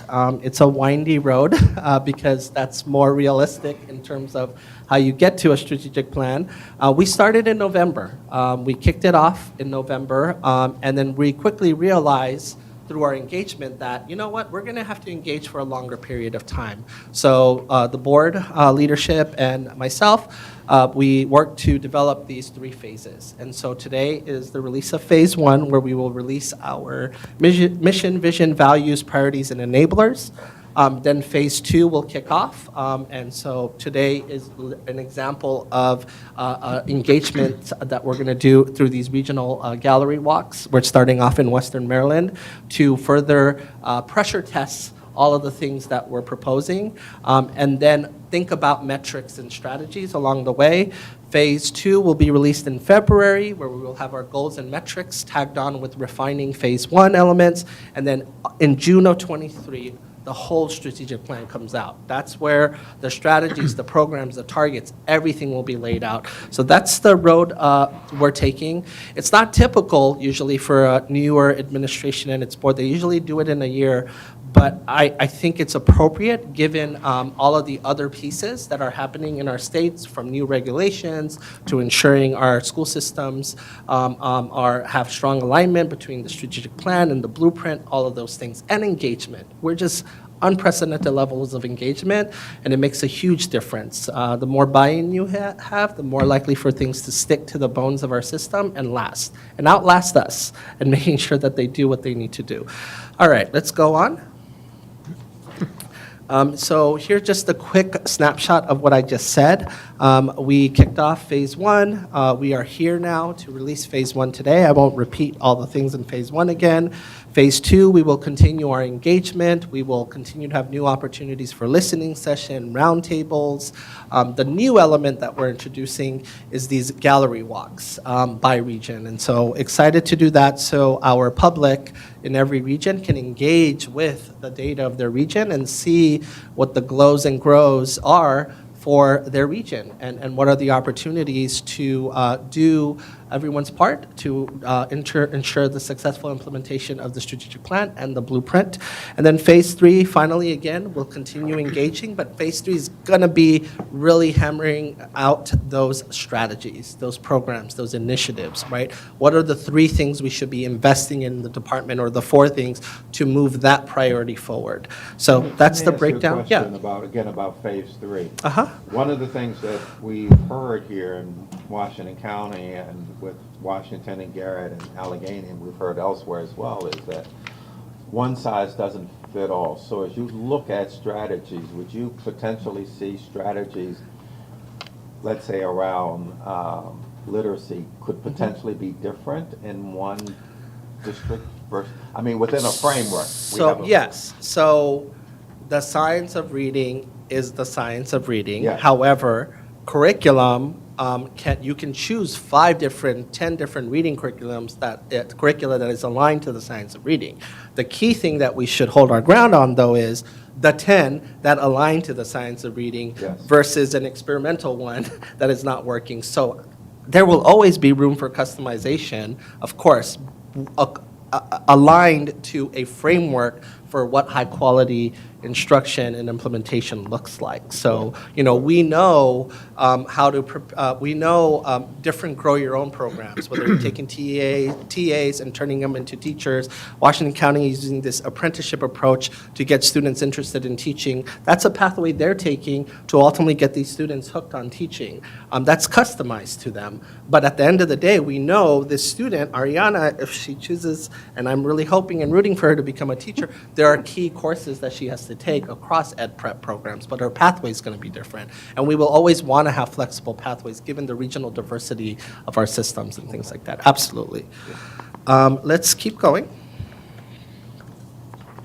So I'm going to stop here to hand it off to Chip, who was our chair of our subcommittee, to just really introduce the team that was involved in putting this together, along with the whole board. Chip? Okay, thank you. Good afternoon, everyone. I'm incredibly excited to be here today to talk about the important work that's leading up to today's release of Phase 1 of the strategic plan. As all of you know, in January of this year, the State Board established the Strategic Planning Subcommittee to work closely with MSDE staff in the development of the components of the plan that are being released today. And while we often talk about collaboration, I can attest as to how real and successful this collaborative effort has been on the part of the State Board and the State Department.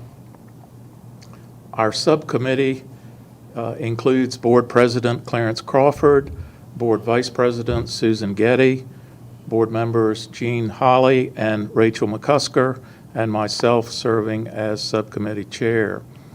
And the members of the subcommittee have each brought important and different perspectives to this important process, which I think has resulted in a thoughtful strategic plan focused on clear priorities and outcomes. I also know I'm speaking on behalf of all the subcommittee members when I say how rewarding it has been working with MSDE staff on this initiative through our many weekly meetings and check-ins. We have sincerely appreciated the leadership of the department's Senior Executive Director of Strategic Planning and Continuous Improvement, Mike Hirschenfeld, in facilitating our work over the past 10 months, along with Lauda from his team. Additionally, I want to acknowledge the important work of the department's Office of Communication and Community Engagement, overseen by Deputy Superintendent Dr. Sylvia Lawson and led by Laura Rakowski and Lindsay Malik-Mayhew, who are responsible for the unprecedented outreach and engagement that has been and will continue to be conducted in the future phases of our plan. I also want to acknowledge the many other offices and individuals across MSDE that were instrumental in the development and design of this strategic plan, and we thank them for their many contributions and dedication to this effort. And most importantly, this work would not have been possible without the direction and leadership of our State Superintendent, Mohammed Choudhury. The Superintendent has worked tirelessly with his team and made himself available to the subcommittee as needed throughout the process. He has provided valuable insights and perspectives at each of our meetings, and most importantly, he has raised the bar to the highest standards so that we can be assured of success in the transformative change we are planning. What we are releasing in our plan today will serve to keep us strategically focused on meeting the needs of every student in our state. The implementation of this plan, which is aligned to the landmark blueprint for Maryland's future, will result in excellent and equitable outcomes that every student in Maryland deserves. Thank you, Chip. We'll keep going, but lots of time and effort and work has gone into this, as Chip alluded to, across the department. And again, I always say I'm spoiled by a board who gives so much time above and beyond their duties to be able to do this, and so you just don't get that. So I appreciate your continued engagement as we look to get this right and be an example for our country as well at the same time. Let's talk about engaging with our stakeholders because truly we have learned so much. One of the things I heard upon starting my tenure was the department needs to engage. It needs to get better at engaging. It needs to expand the tent, not just have the traditional voices. And needs to do that proactively. So one, not only did that by first revamping our Office of Communications to have a community engagement arm, but also making sure that that was actually done on a regular basis, right? Many of my weeks end with multiple roundtables that happen across the state. And so it has really helped us validate things we're doing. Sometimes you think like, okay, this is the right thing I'm doing, but when you get it validated, it's that much more powerful, right? Then you have people who can be messengers to the change you're doing. Or sometimes it leads to smart refinements. And so that has helped us as well through this process. So let's go on to the next slide. This slide just the objectives as we set out to do engagement. It was about creating a space for our stakeholders and spaces that they were comfortable in, whether we came to you at an event that you were hosting, and if you follow social media, you have seen our engagement team really spread out across the state and make sure that we can be there and be able to get people to take the survey or just give feedback, ensure flexibility, right? The virtual platform allowed us to do roundtables and have participants across the state, which has been great, and have new voices at the same time, such as voices that have usually not been at the table. And then one of the things that we were able to do is have all of you facilitate them. We even also had members of the AIB facilitate some of them as well around different topics, whether it be a topic focused on special education or with the business community or teachers, and we're going to do more of them. And those topics really helped develop themes, and we're going to talk about what some of those themes are. But before we go on, let's go on to the next slide. I wanted to just identify the different types of stakeholders that we focused on. This is not everyone, but these are broad categories. But truly, we made sure we filled rooms, virtually or in person, in order to ensure that we touched every possible stakeholder we could. Again, engagement was not just a survey, it was also a lot of qualitative data, which took time and effort to be able to transcribe and see what the themes are, but it was well worth it. Let's keep going. Again, these are our next slide. These were the strategies. We had a statewide survey that is now pushing over 27,000. I still am going to push for 100,000. And then we have roundtables, we have community events, we had listening sessions, and we had community conversations on different topics as well. Again, we wanted to make sure that this became the way the department operates going forward, and our first year has really set this off. And so let's keep going to the next slide. Chip, I know you wanted to talk about this slide, so I'm going to let you have the first word on this, just to talk about some of the stats of what we've been able to do so far through engagement. You know, I'm one who felt that engagement, I think, is one of the most important words in this entire process. And I think we have had unprecedented outreach and engagement with our stakeholders. And what a wide variety and diverse group of stakeholders we've had. I think we certainly can be proud of the engagement and outreach that we've had to this point. As you can see from the slide, over 27,000 respondents to our survey, 5,471 participants at various events. Many of you were involved in the roundtables and listening sessions. We had 307 participants and 33 hours of dialogue in those roundtable discussions, and 1,614 listening session participants for more than 34,400 connections. And I've just been really proud of that phase of the plan, that so much time was spent in developing and getting folks to participate in this conversation. I think this is just what it says. It's been unprecedented for us.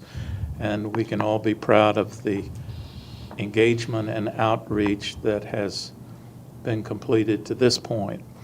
I think the subcommittee felt that every effort needed to be made to ensure stakeholders had an opportunity to be engaged in the conversation around our plan. And I say that we wanted them to be involved in the survey, but we really wanted to hear their thoughts and perspectives, and we wanted them to be invested in our plan, in the outcome of the plan. We wanted them to feel ownership of this plan, not just that they had completed the survey, but they had a part in the conversation, that they came forward with their perspectives, shared those perspectives, and that we considered those perspectives in the development of the plan. Hopefully, if that is true, and I think it is, they will be advocates for us in the plan. And I think that was our goal, that they felt they were a part, they made a difference, they saw the results and outcomes of the plan, and they are advocating, like us, for the plan's success. So it just didn't be the state boards or the state department's plan, but it became Maryland's strategic plan that was aligned with the Blueprint's promise of excellent and equitable outcomes for every student in our state. And this, I think, is the quality of the engagement that we can look forward to throughout the rest of the planning process. Absolutely. So let's dive into some of the strategies that we utilize outside of just roundtables and listening sessions. So wanted to talk about some of this because our engagement team really put in a lot of sweat equity into this work, and the return on investment has been well worth it. So we were at events. Again, if you're a social media person, you can see all the different events that we were at. And they were not just limited to the core. We went out everywhere that we can or we were invited to. And so we've had 65 virtual and in-person events interacting with 5,200 participants across the state. We leveraged social media. We did paid and targeted ads to make sure that we could target the survey and get representative samples of respondents from our state. More than 600,000 impressions were made, meaning that more than 600,000 people interacted with it or saw it in their feed. We did a postcard mailer. We did close to 30,000 mailers that we mailed out to different parts of our state, especially parts where we maybe thought where snail mail might be the better approach to get attention to the survey versus social media, because not everyone likes to use social media. Let's go on to the next slide. We used door hangers. We had over 13,000 door hangers that we placed across different neighborhoods, and especially where survey respondents were lower, or where we didn't have a representative group and we were trying to get a representative group to statewide demographic trends. We used digital media. Of course, there were videos of all the roundtables that you guys conducted. They've had over 10,000 views and continue to be available online. So you can actually track those things.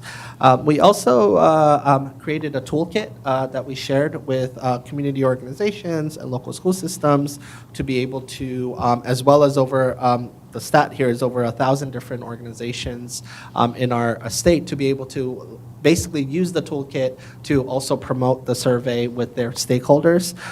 We also did ads along certain transportation routes. And so literally, if you were riding a train or a bus, you could see, you see a picture of the strategic plan there. I had the team fact check this number. I was like, no way, it was like 3.7 million impressions. But then they said, yes, look it up. See how many people walk and around that space on an everyday basis. So, you know, this plan, the survey was definitely prominent in various places, especially in our core where more people are leveraging transportation systems. So we really got creative. And what have we learned so far through this process? And so let's talk about that. So I'm going to break it down by survey, roundtables, listening sessions. It's not all of the themes. We do have a bigger report that I'll talk about later that talks about all the different themes that have emerged. First, right off the bat, Marylanders are passionate about education. Well over 80%, the vast majority believe that is extremely important to our success as a state. So that just hands off. That was clear out of the gate from our survey respondents.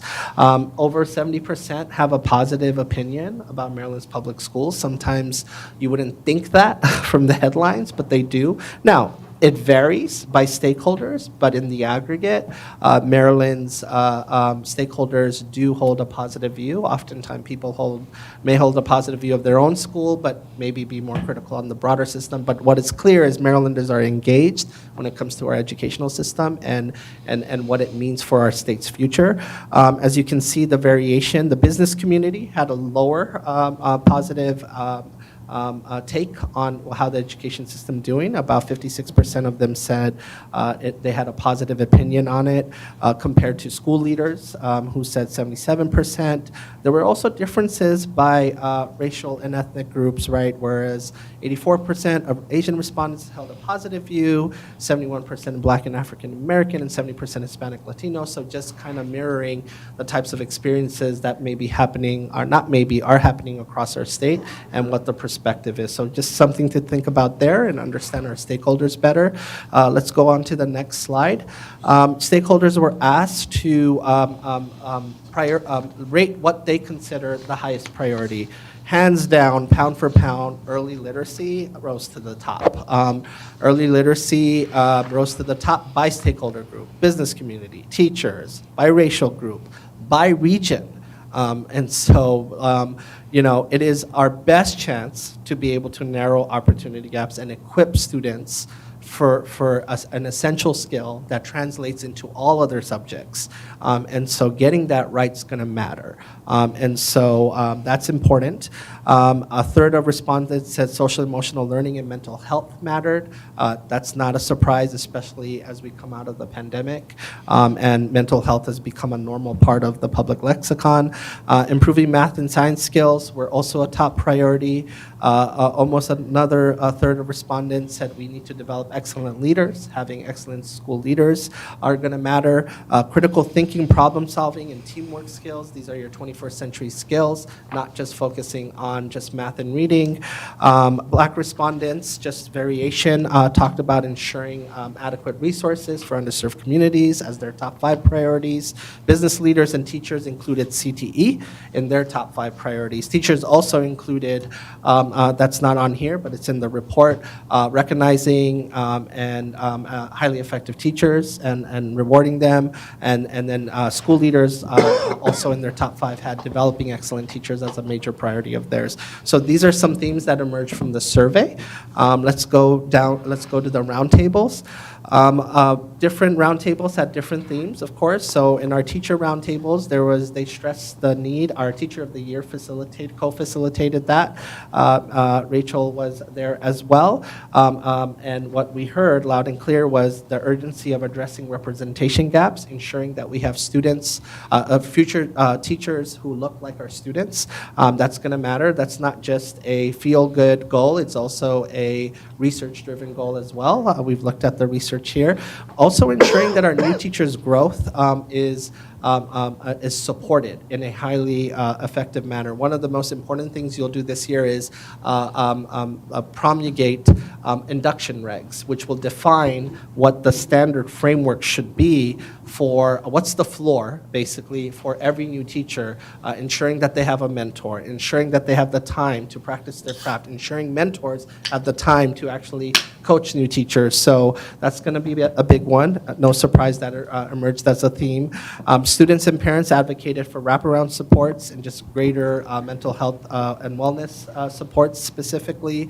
And then also making sure families had better resources, being able to navigate their choices and options and helping their students succeed, especially making decisions around college and career and making sure our systems are doing a great job with that along with the state. Business leaders talked about, very passionate group. Clarence facilitated that along with me, and they talked a lot about elevating CTE on the same stature as college. That has not been the case. Oftentimes it was seen as a, CTE is only for some subset of students, whereas college for others. Making sure that's not the case. And the blueprint does definitely puts teeth behind that. So making sure that CTE is elevated, but not only that, making sure that our systems are talking to one another, right? The business community is talking closely with the school system and making sure that in that communication, strong initiatives are designed. Washington County is a great example of that. They have a fund that's dedicated that is even reimbursing wages for business communities to further incentivize for them to take an apprenticeship. So that's not the case everywhere. So what can we do to further support and incentivize that across the state? So those were roundtable themes, listening sessions, further reinforce the importance of wraparound supports, creating seamless and equitable pathways from school to college and careers, business community, again, ensuring strong connectivity between our school systems as well as our local education agencies. And then other themes emerged as well. There was a lot of talk about the teacher shortages and the challenges of ensuring not just in the K-12 space, but also in the pre-K space as well, and in the childcare space as well too. That's something we often don't talk about. Blueprint is tackling pay for our K-12, but it's not, the requirement for childcare is they have to level up, meaning they have to get advanced degrees in order to be eligible for Blueprint school system level per pupil dollars. But that's easier said than done for people who are working 40 hours a week, right, whose wages are much lower. You may have seen in the Washington Post recently, as well as research around, there are dog walkers, no diss to dog walkers, who make more than childcare teachers and workers. So just something to think about. So there's work to be done there, but you do have to level up and making sure that's available. And then finally, we talked a lot about ensuring that cultural competency is a feature of our teacher preparation programs and training, making sure our teachers are well equipped to be able to do that as Maryland continues to diversify. Maryland is a very different state than it was 10 some years ago, even 20 years ago, and we are continuing to diversify as a population, as well as economically disadvantaged, and concentration of poverty is increasing as well, which requires us to ensure that our education system is prepared to meet those needs and do them well. Let's go on to the strategic plan components. I'll stop here before I unveil the components. Is there any questions on the engagement or trends or findings? Okay. Any questions from online? Okay. Continue then, please. All right. So releasing our phase one components, again, I would like to remind the public, this is phase one.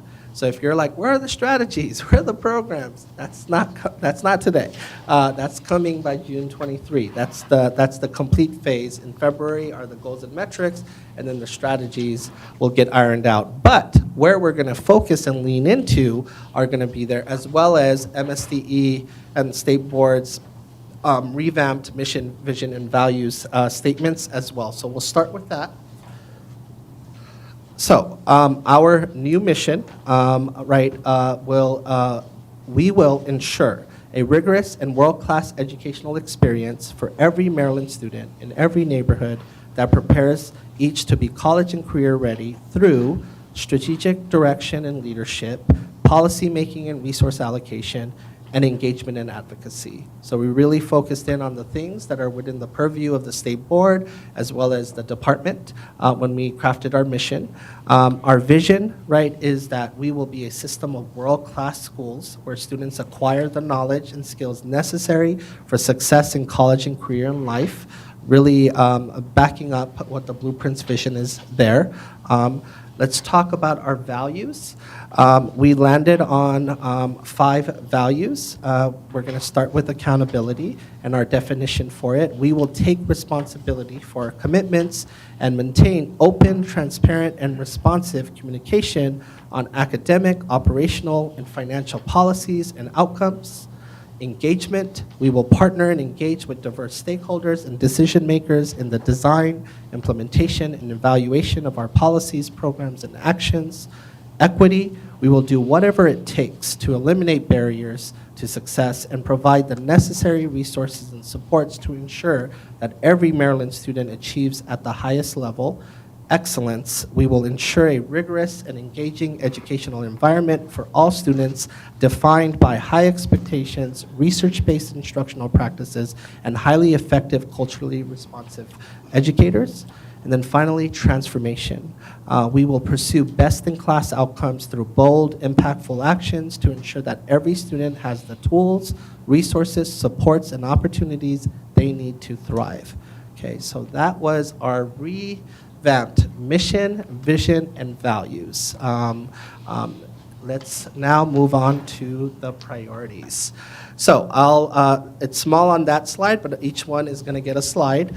Again, the strategic plan priorities encapsulate the comprehensive stakeholder feedback that we have gotten, the themes that have emerged. We can't have 10 priorities, 20 priorities. What are the things that we want to hone in on through policy making and departmental action to get together collectively with the board? So really honed in on those things when we thought through our priorities and enablers.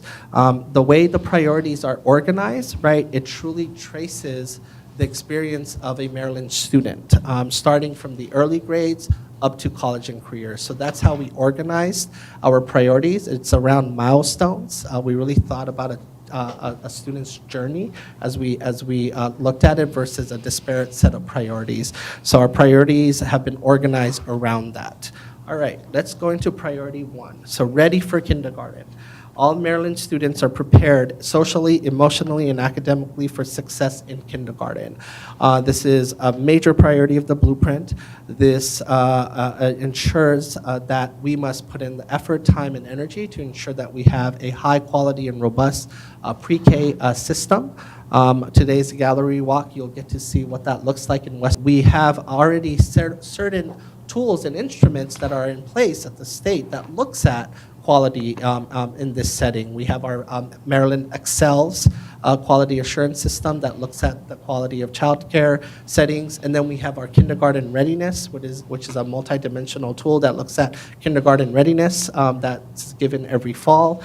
So those are some examples, even though in February we'll talk about metrics and assessment, but those are some examples of things that are already at play, and the Blueprint also talks about and making sure that more and more students are KRA ready, and more of our childcare settings and pre-K settings are at the higher levels of Excel, which is a 5-level system.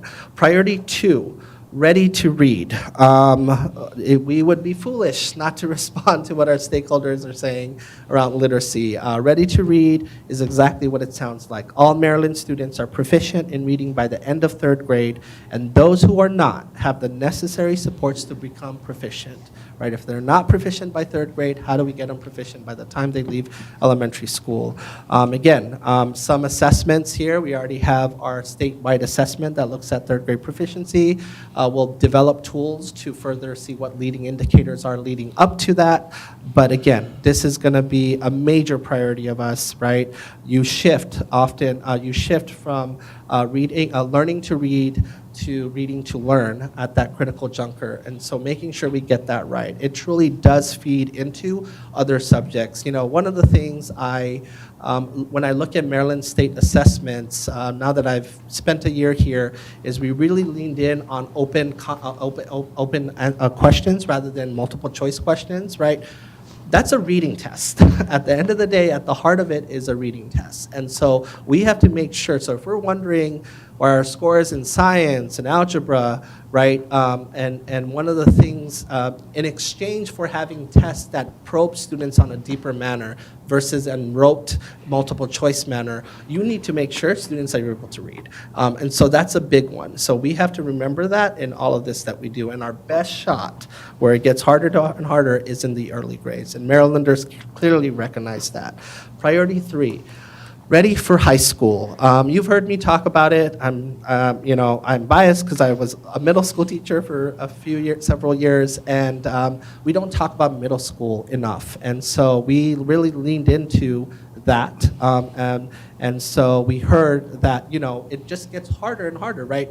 Oftentimes, high school teachers don't see themselves as an intervention teacher or a reading teacher, right? And so we got to make sure our students do come in ready not only out of elementary, but in middle schools we begin to see further drop-offs in achievement. And while also students are going through a very developmental phase in their life, and we need to recognize the importance of early adolescence and responding to that. There are key things we need to do in order to get that right. And so all Maryland students enter high school on track to meet the college and career readiness standard by the end of 10th grade and are engaged socially, emotionally, and academically to succeed in progressively challenging and advanced level coursework aligned to the college and career pathways, right? How can we get more students taking algebra by the time they leave in 8th grade? How can we get more students ready so they require less intervention and they are on track as a freshman in high school? So really leading into middle school and talking about that, I plan to do a separate presentation and deep diving into the state of middle schools and how that's going this year. Student shadows, I really want to focus on middle schools, and so that's something we'll talk more about.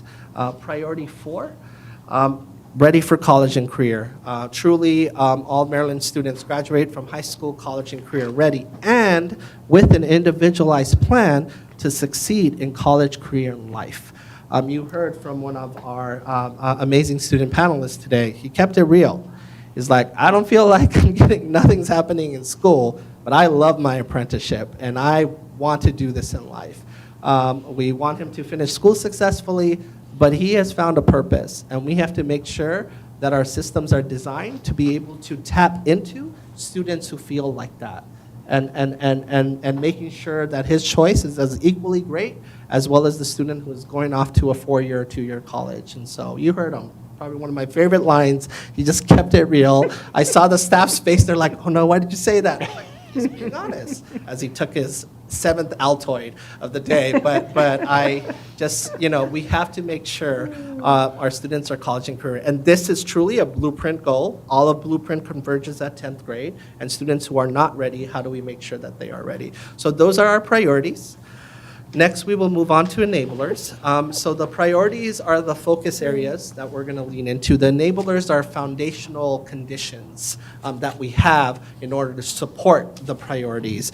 And so enabler 1 is really focused on our systems and data and reporting and all of the things that the department has to do well. You're going to get a taste of that today as you experience it in the gallery walk. Maryland is supporting our schools, local education agencies, families, and decision makers by producing relevant, timely, and high-quality data and reporting, and enabling educators to make the best use of their resources to meet the needs of our students and accelerate student achievement. This is going to be very important.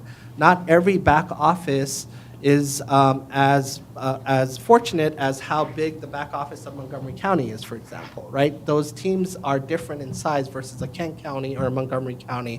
And so what that's going to mean is we're going to have to make sure our systems who may have a harder time in having more positions or attracting staff to a region, we can do some of that work and analysis work for them at the department level. At MABE, you got a sense of that when I did a statewide gallery walk where you heard board members say, I had never looked at the data like that, right? And so you heard a superintendent say, I did not know apprenticeships can be done outside of the core at this level. That's exactly what I want to see. Like that was a very exciting moment for me. And so the department has to be very transparent in its financial data reporting and how it reports out data. It has to put a spotlight on where things are happening for English learners, for special education students, and we have to be able to say what are the best practices and scale that. So that's what this enabler is about. Let's look at enabler 2. Enabler 2 is, let me get my piece of paper here, is about making sure our classrooms have the absolute best curriculum and systems for support in implementing that curriculum. HQIM, they call it, high quality instructional materials.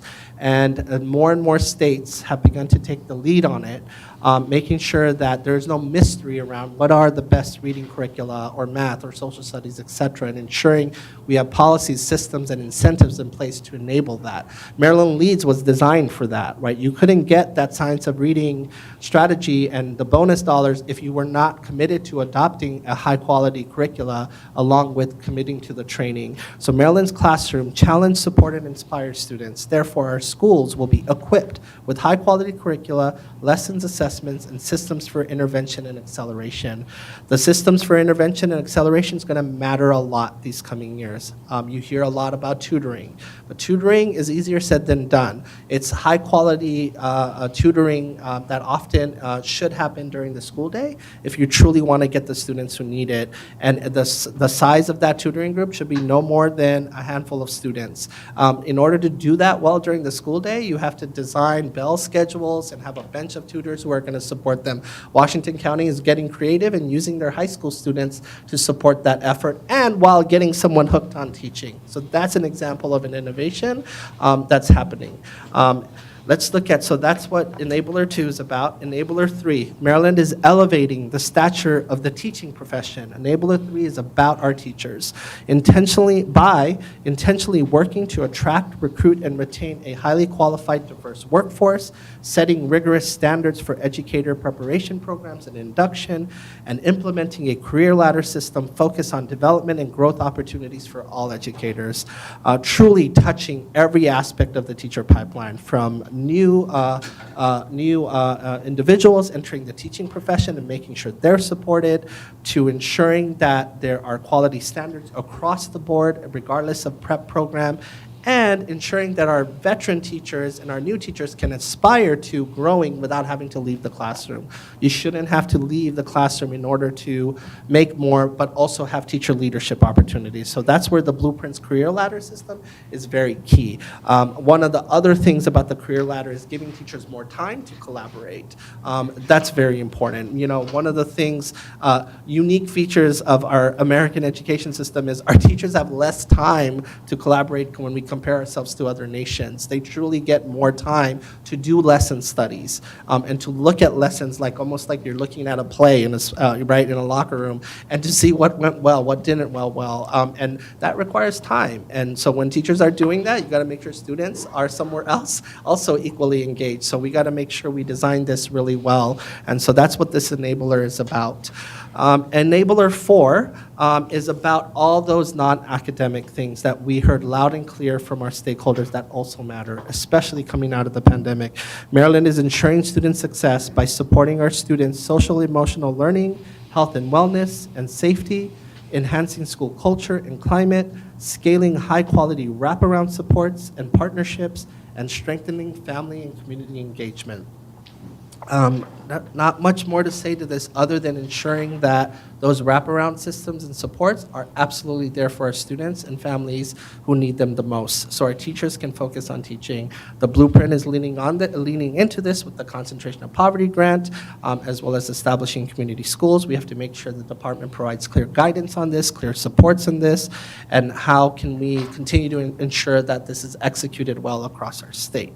So those are our priorities and enablers. Let's go ahead and just quickly summarize phase 2 and 3. Let's go to the next slide. I've already done this, just repeating again for our public. Our next phase is focused on looking at these priorities and thinking about what goals and metrics should look like, right? And it's timed to be released in February, which we would be completing our standard setting for our new state assessment results that were given fully in the spring. And then it's also connected to making sure that it's aligning up, especially the final release of the strategic plan in June of '23.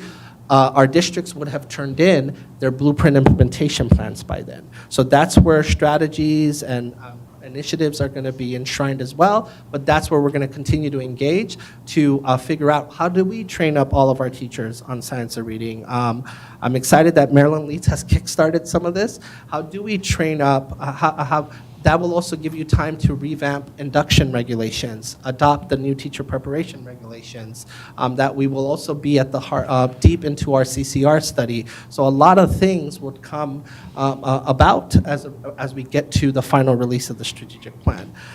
Next slide. So we're going to keep the conversation going. Chip, do you want to talk about what's coming next? Sure. You've heard a little bit from Mohammed about the next steps, but as you can see, we have really come a long way to reach this point today, but we have much more to do. Today, we have released the foundational framework for the future of education in Maryland. But as you can see, stakeholder engagement continues to be a critically important part in our planning to this point and in our planning as we move forward.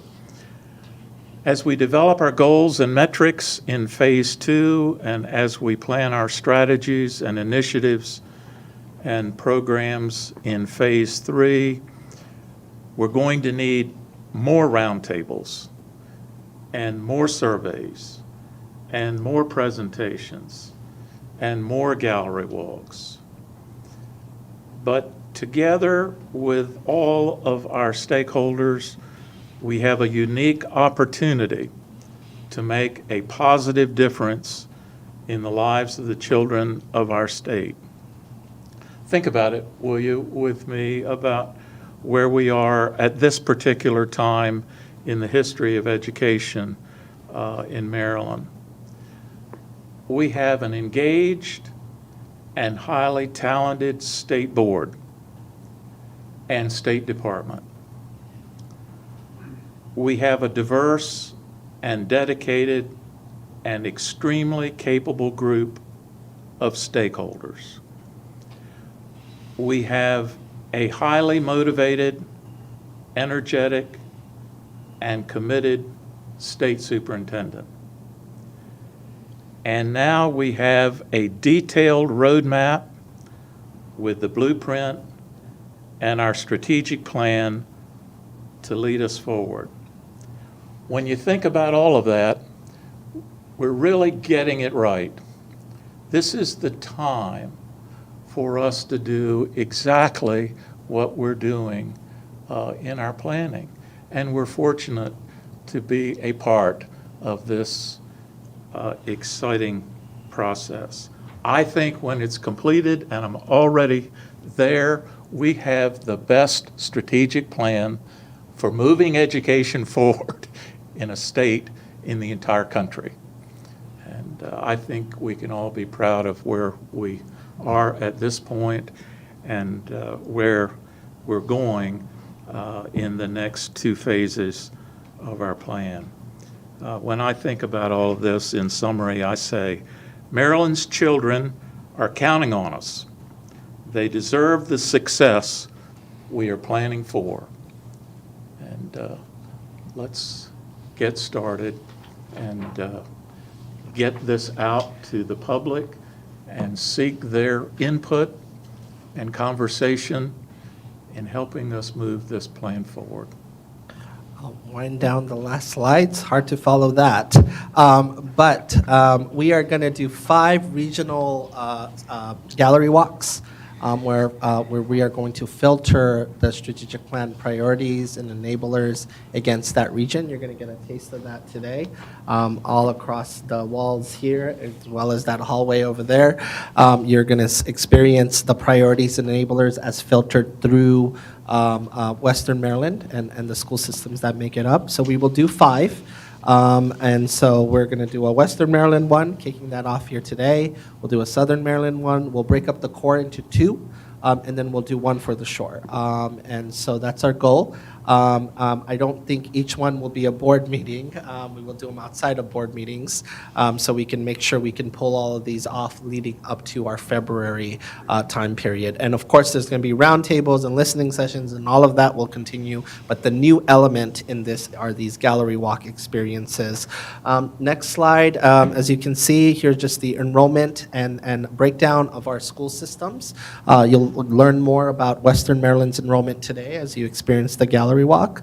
I'll do a mini presentation kicking off the gallery walk after this, but you can just get a sense of where we are. We were at one point over 900,000 students. We are, that the pandemic did take a hit, or took a hit to our enrollment, and now we are inching back up, but it's not equally felt across the board. So, but just something to pay attention to as we continue to climb, and as well as our population continues to diversify. And then I'm going to just end on, take the survey, help me get to 100,000. I would like to get to 100,000 by June, if possible. But we will continue to have more qualitative data points, which which are also equally powerful, if not more powerful, through our listening sessions and roundtables, etc. What you have with you before we go to questions is you have our first take at what the strategic plan guidebook will look like. So the strategic plan guidebook is where you have the priorities and enablers, as well as how we got to where we are and laying out the phases. So you have that. The team worked really hard to put this together. I'm very proud of the way it has come out. And there will be an online version of this. There is a website that we have created, strategicplan.msde@maryland.gov. It exists, so definitely please go to it. But we also created a companion document called the engagement report. Sorry, I was holding up the engagement report. This is the strategic plan guidebook. The engagement report gives a summary of all the engagement we have done to date. It talks about the themes that have emerged from the roundtables. We have nice freeze frames of you in roundtables. And then we also talked about what the themes that have emerged through the surveys. One of my favorite things in the engagement report is this page, page 8 and 9. One of the cool features that we did is something called a spread. So you experience that page through 2 pages. So you got to really look at it with the booklet open versus just 1 page alone. And so the spread experiences is something that we're exciting. We're going to find a way to make sure folks can download it online with the spread feature open. One of the things that you see here is every one of those black dots represent roundtable participants. So remember, we had over 300. So you can get a sense of who we reached out to and where when we filled our rooms when it comes to our roundtable. So with that, I will stop and take any questions before we go on to our next presentation. Okay. Mr. Bartley, we'll start here and then we'll check online. Mr. Bartley? I really like your observation that multiple choice tests are reading tests, because that's what they are, in fact. Having a relationship and being married to a teacher and knowing how fundamental reading is, I think in order to get our students to the level they need to be, I think teachers in other subject areas that are not necessarily reading in English have to also play a part in elevating students' reading abilities, because I know for a fact in one Montgomery County school that a science teacher, when grading a test, couldn't mark the student incorrect if the student's response wasn't, in a traditional sentence format, but as long as they were within the subject area or near the correct spelling of the scientific term, the teacher couldn't give them a demerit for that. Okay. Okay. And so, but Yep. multiple choice tests, they're going to be spelled correctly, and you're going to be charged with deciphering what the correct answer is. And if you don't know how to read it or identify it because your science teacher wasn't allowed to correct you, I think that's a huge problem with multiple choice tests. Absolutely.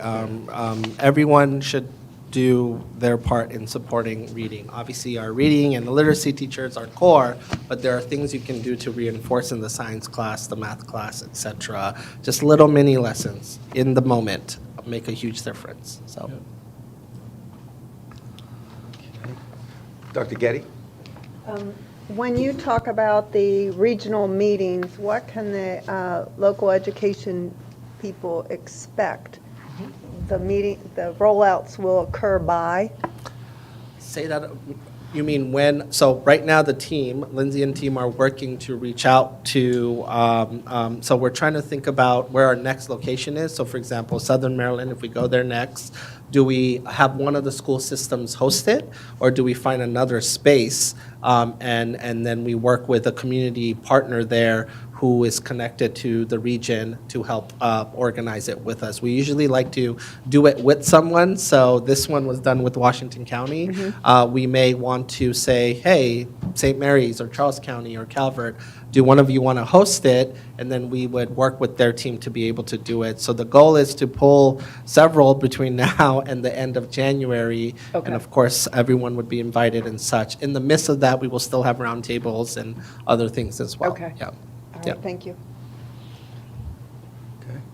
Let's go online. Are there any questions from our board members who are online? Okay. Hearing no questions, why don't we proceed? Oh, I'm sorry, Ms. Chang. I thank you for the detail, and I know I'm sort of detail person also. Yesterday was asked and raised a question about how we are going to disseminate this wonderful, very visionary task and our future to our stakeholder, like each individual family. To the level, is it possible that the office can generate like a one-pager flyer? I know we Yes. don't want to dumb it down too much, but something that the public can grasp upon and understand a little bit more. So Thank you. these are downloadable 24/7. We will blast them out. Of course, they're available, and we're going to ask school systems to push them through as well. We will also have a poster version of the priorities and enablers as well. And so that will essentially be the, we'll try to get a one-pager, but that will essentially be the two-page kind of version of our priorities enablers. So, you could, if you wanted a quick, like, what is the mission, vision, priorities, enablers, we'll create a version like that as well that you can download. In terms of us printing out and mailing it out to 900,000 students, I don't know if we'll do that, but we can support where it makes sense. Like if a small county needed some support with that, we can do that. Of course, we are able to mail out flyers and things like that. But it will be available, downloadable, and of course in the various events that we do, everything that we do going forward, every state board meeting, every event, every speaking engagement that I do, it will constantly be front and center. Yeah, so. I thought you caught a typo. That's what I was ready for. Our numbers didn't line up. I'm like, here we go.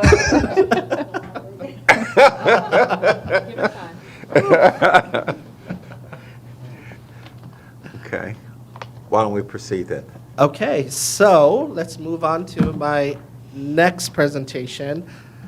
It's just, I'm going to only spend a couple of slides setting the landscape of just some foundational data on Western Maryland and the LEAs that make it up. But the vast majority of the experience is we're going to ask you to get up and experience the different enablers as filtered through our Western Maryland LEAs. And so we're going to do this short presentation first for me to set the tone, and then we'll start our gallery walk. I'm going to have Justin join me because there is a financial component to this. One of the things that we're going to start doing, and we're going to start with this presentation, I think it's very important that the public understand how the finances of the blueprint works and making sure that we continue to demystify complicated financial formulas and how that works. And so you'll get to see some of that. We chose some school examples from each county in the gallery walk, and you can get to see what their per pupil is and what that looks like and how that's shaped. And so I have Justin here, who often brings the fun in finance or funding. And so I will go ahead and begin this presentation. So let's go ahead and jump into slide. Well, really quickly, everything you see today on the walls, similar to MADE, is available on this tiny URL. So you can just basically type in so our public can experience the gallery walk as well. So you can download the full presentation and everything. We did the same thing in MABE. It was a hit, so we're going to keep doing that. So you have it anywhere at any point. So let's jump right in. Slide 4. So just a quick overview. You saw this slide in the last presentation, but this time I have a box around Western Maryland, right? About a little over 33,000, close to 34,000 students, almost 4% of our state population. You can see what the projected enrollment is in Western Maryland for this school year. It's a projection. Ultimately, we'll get final data that is coming in now in the fall. You can see that Washington County is growing out of the three. So that is going to continue to drive a lot of the growth there. But just to contextualize what the percentage breakdown looks like, along with the rest of our state and what that means. And then, of course, this is not even talking about the regional diversity and needs and what the landscape looks like.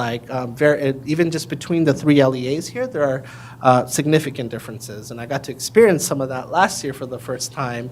And so that's very important to understand as well. Western Maryland schools, next slide. So by the numbers, right, we have over 1,400 schools in our state. Western Maryland, as of school year 21-22, had 82 public schools, which is about 6% of our schools, the total. And you can see what the breakdown is by each county, Allegheny, Garrett, and Washington, and just as a whole, how many elementary schools, middle, high school, et cetera.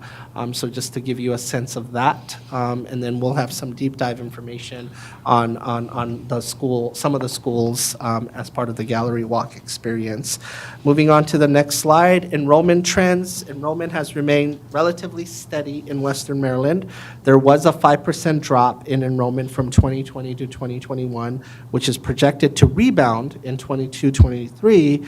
A lot of that rebound effect will happen in Washington County as projected, as you saw in the projections and what that looks like, just to give you a sense of what enrollment has looked like on another level.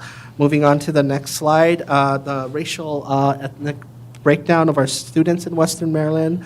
Western Maryland is over 70% white, with all other race and ethnicities about 10% or less.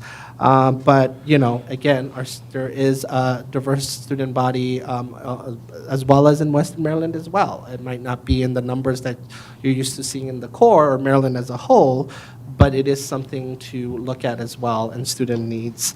And so let's go on to the next slide. Looking at our student groups, the students with disabilities in terms of the percentage has remained steady or consistent over time. It's slightly below the state percentage of 12% in school year 21-22. Economically disadvantaged and farm student group, however, are higher than the state percentages of 27% and 44% respectively. So that's another important piece of the element is poverty is also a very diverse experience in our state, so that is very important to make note of as well. It is not simply a phenomenon of the core. Let's look at the Blueprints funding formula. So I have Justin here. I'll set the tone, but he can give a little more nerdy points in public plain speak. Not nerdy points. No, in plain speak. Sorry, thank you. In plain Thank you. speak. Thank you. But somewhat a You little owe me nerdy. something, Justin. Yeah, but in a nutshell, Blueprint is doing a few things. One, it's increasing the base per pupil amount, right? That's just every student is worth this much in terms of base over the next 10 years. And then it's also increasing weights for the type of students that you have. And so English learners will have a weight, special education students will have a weight, economically disadvantaged students have a weight. And then there's program funding as well, too, right? Students who are CCR ready generate additional funding. If you have a certain depth of poverty, you generate concentration of poverty grant funding that kicks in the community schools work that you have to do. So I'll have Justin share a little bit about that from my brief explainer. Yeah. Sure. So a couple of things here. The biggest thing to note with the base per pupil amount is the idea for the target, pardon me, everybody. The idea for the target per pupil foundation is that it's enough money per pupil to provide an adequate education or the adequate educational services for the average student. And that's a complicated term that wraps up all sorts of ideas and within it. But again, the big thing to remember is that it's not necessarily designed in the target per pupil foundation, that base, the biggest part of the program, to capture all of the different student needs, right? Different students have different student characteristics. Students with different student characteristics often require different resources in order to educate. And so the goal and the big difference between, as the superintendent said, between that base amount and the weighted amount is to reflect that concept. That here at the base, for the average student, we've got a per pupil amount that reflects the cost of providing adequate educational services. But the weights then are those differentiated amounts for students or student subgroups, or in some cases for teachers, right? So we have the career ladder as one of our weighted program amounts to provide additional funding based on those either enrollment or teacher count data. So those are the two biggest pieces of the formula. Again, though, as the superintendent said, we also have some additional program amounts. And so those are things like the Guaranteed Tax-Based Program, which is designed to encourage local jurisdictions to appropriate additional revenue beyond what you'd expect given the local wealth of the county. So it kind of creates an incentive for local jurisdictions to do that. Again, that's not the LEA in this case. That would be the county and city jurisdictions who control that appropriation to the local to the local boards of education. And so those are the three main building blocks of the formula. The biggest of these is the foundation program. That's that all-inclusive one. It's $8,310. This year, it goes up to just over $12,000 per pupil when the formula is fully phased in fiscal year 2033. And the other thing I'll note, as the superintendent indicated, these amounts differ year to year. The blueprint law is designed to be phased in over time.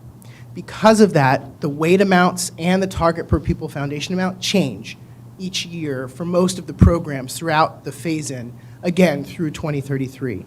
And how and in what way those weights differ each year determines the different categories of weighted amounts for the program. So for example, English learner funding as a weight decreases from 100% now to about 85% in fiscal 33. In contrast, the special education students with disabilities weight actually increases to about 146% by the time it's done. Now, there are lots of things going on though, so I just want to say that even though the weight is going down, because that base amount goes up, the actual amount per pupil increases. Let's go to the next So if slide you- so you can understand what that looks like over the next 10 years.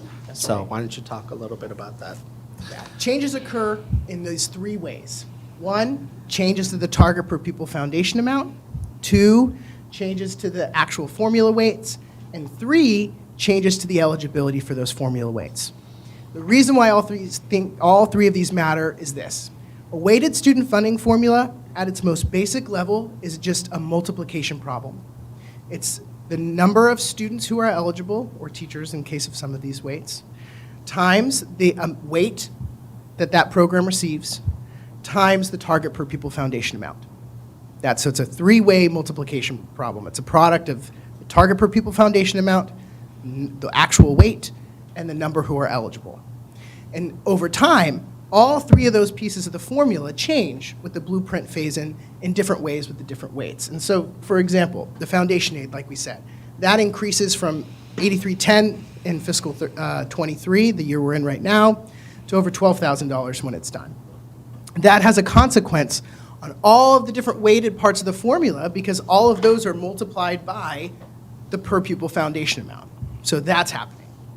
At the same time, the actual weight amounts for many of the programs are also changing. So that's that English learner example I gave, where we go from 100% of the foundation, which is 100% times 8310, it's 8310 this year. But 85% times about 12,500 in fiscal 33, and the English learner weight then is about, it is about $10,000 per pupil. So that changes.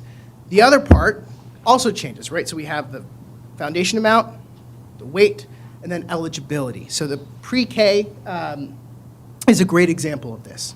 Right now, and again next year, students eligible for pre-K state aid are students whose families are at or below 300% of the federal poverty level, whose students are aged 3 or 4 years old, and whose students attend a full-day pre-kindergarten program.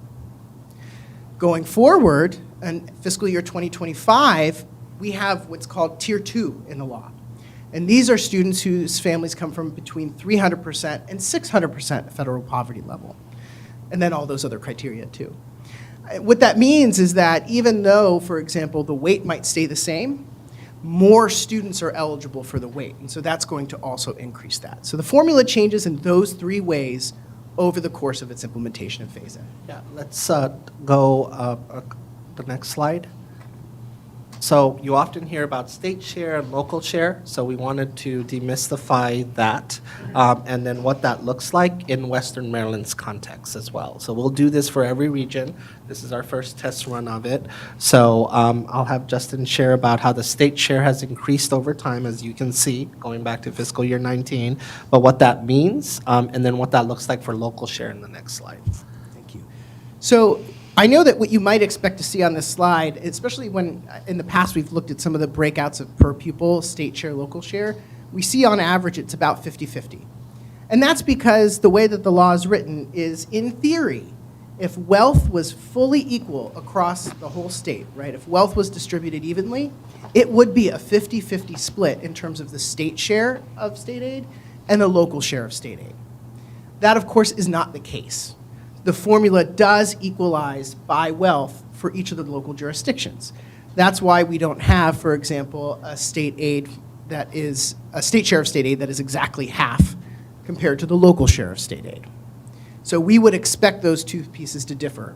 And what we'll see in just a second when we go to the other slide, and I'll call it out here, but just to keep it in your minds as we look forward on the next slide, is you'll see sort of an inverse, kind of a backwards relationship between the two, where districts that receive more state share of state aid will typically see less local share of state aid, and vice versa. The other thing to note here is that, yes, that per pupil foundation amount is 8310, right? But here, when we're talking about state share and local share of state aid, we are including all of the other program amounts. So when you count for your per pupil foundation, your CCR ready, your compensatory education, students with disabilities, all those other formula weights, the average per pupil in each district is a little bit more than 8310 because they're getting all those other funds. Either way, what we would expect to see here, if we're looking at this, is that, for example, when we switch to the next slide, I would expect to see, oh, no, can you go back one second? Sorry. I would expect to see, so right now, for example, Allegheny is the highest per pupil in state share of state aid, right? When we do go to the next slide, I'm kind of expecting to see that on the bottom, because they would be having less in local share. The idea behind this, again, is that there's less local wealth to contribute the revenue necessary to support that, and so that's why the state aid formula offsets and does a wealth equalization. So, okay, now we can go to the next slide. And what we notice, I'll get to the main chart in the middle, but if you look to the right here where we have the 23 local appropriation, that's kind of exactly what we see, right? Allegheny's on the bottom here in terms of local share of state aid. Again, that matches what we would expect given the breakdown of the state's portion and the local jurisdiction's portion. Overall, though, those local share, the shares increase just like the state shares over time. So again, this is all part of the broader state aid per pupil, in which we do see increases in the per pupil revenue for each jurisdiction from FY19 through FY23 here, which is what you see on the left side. You can track along as that has increased, the local share has increased in the same way that we see the increase in the state share of state aid. All right, before I go on to the next chapter, do you have any questions around the finance? Yes, looks like there's multiple ones.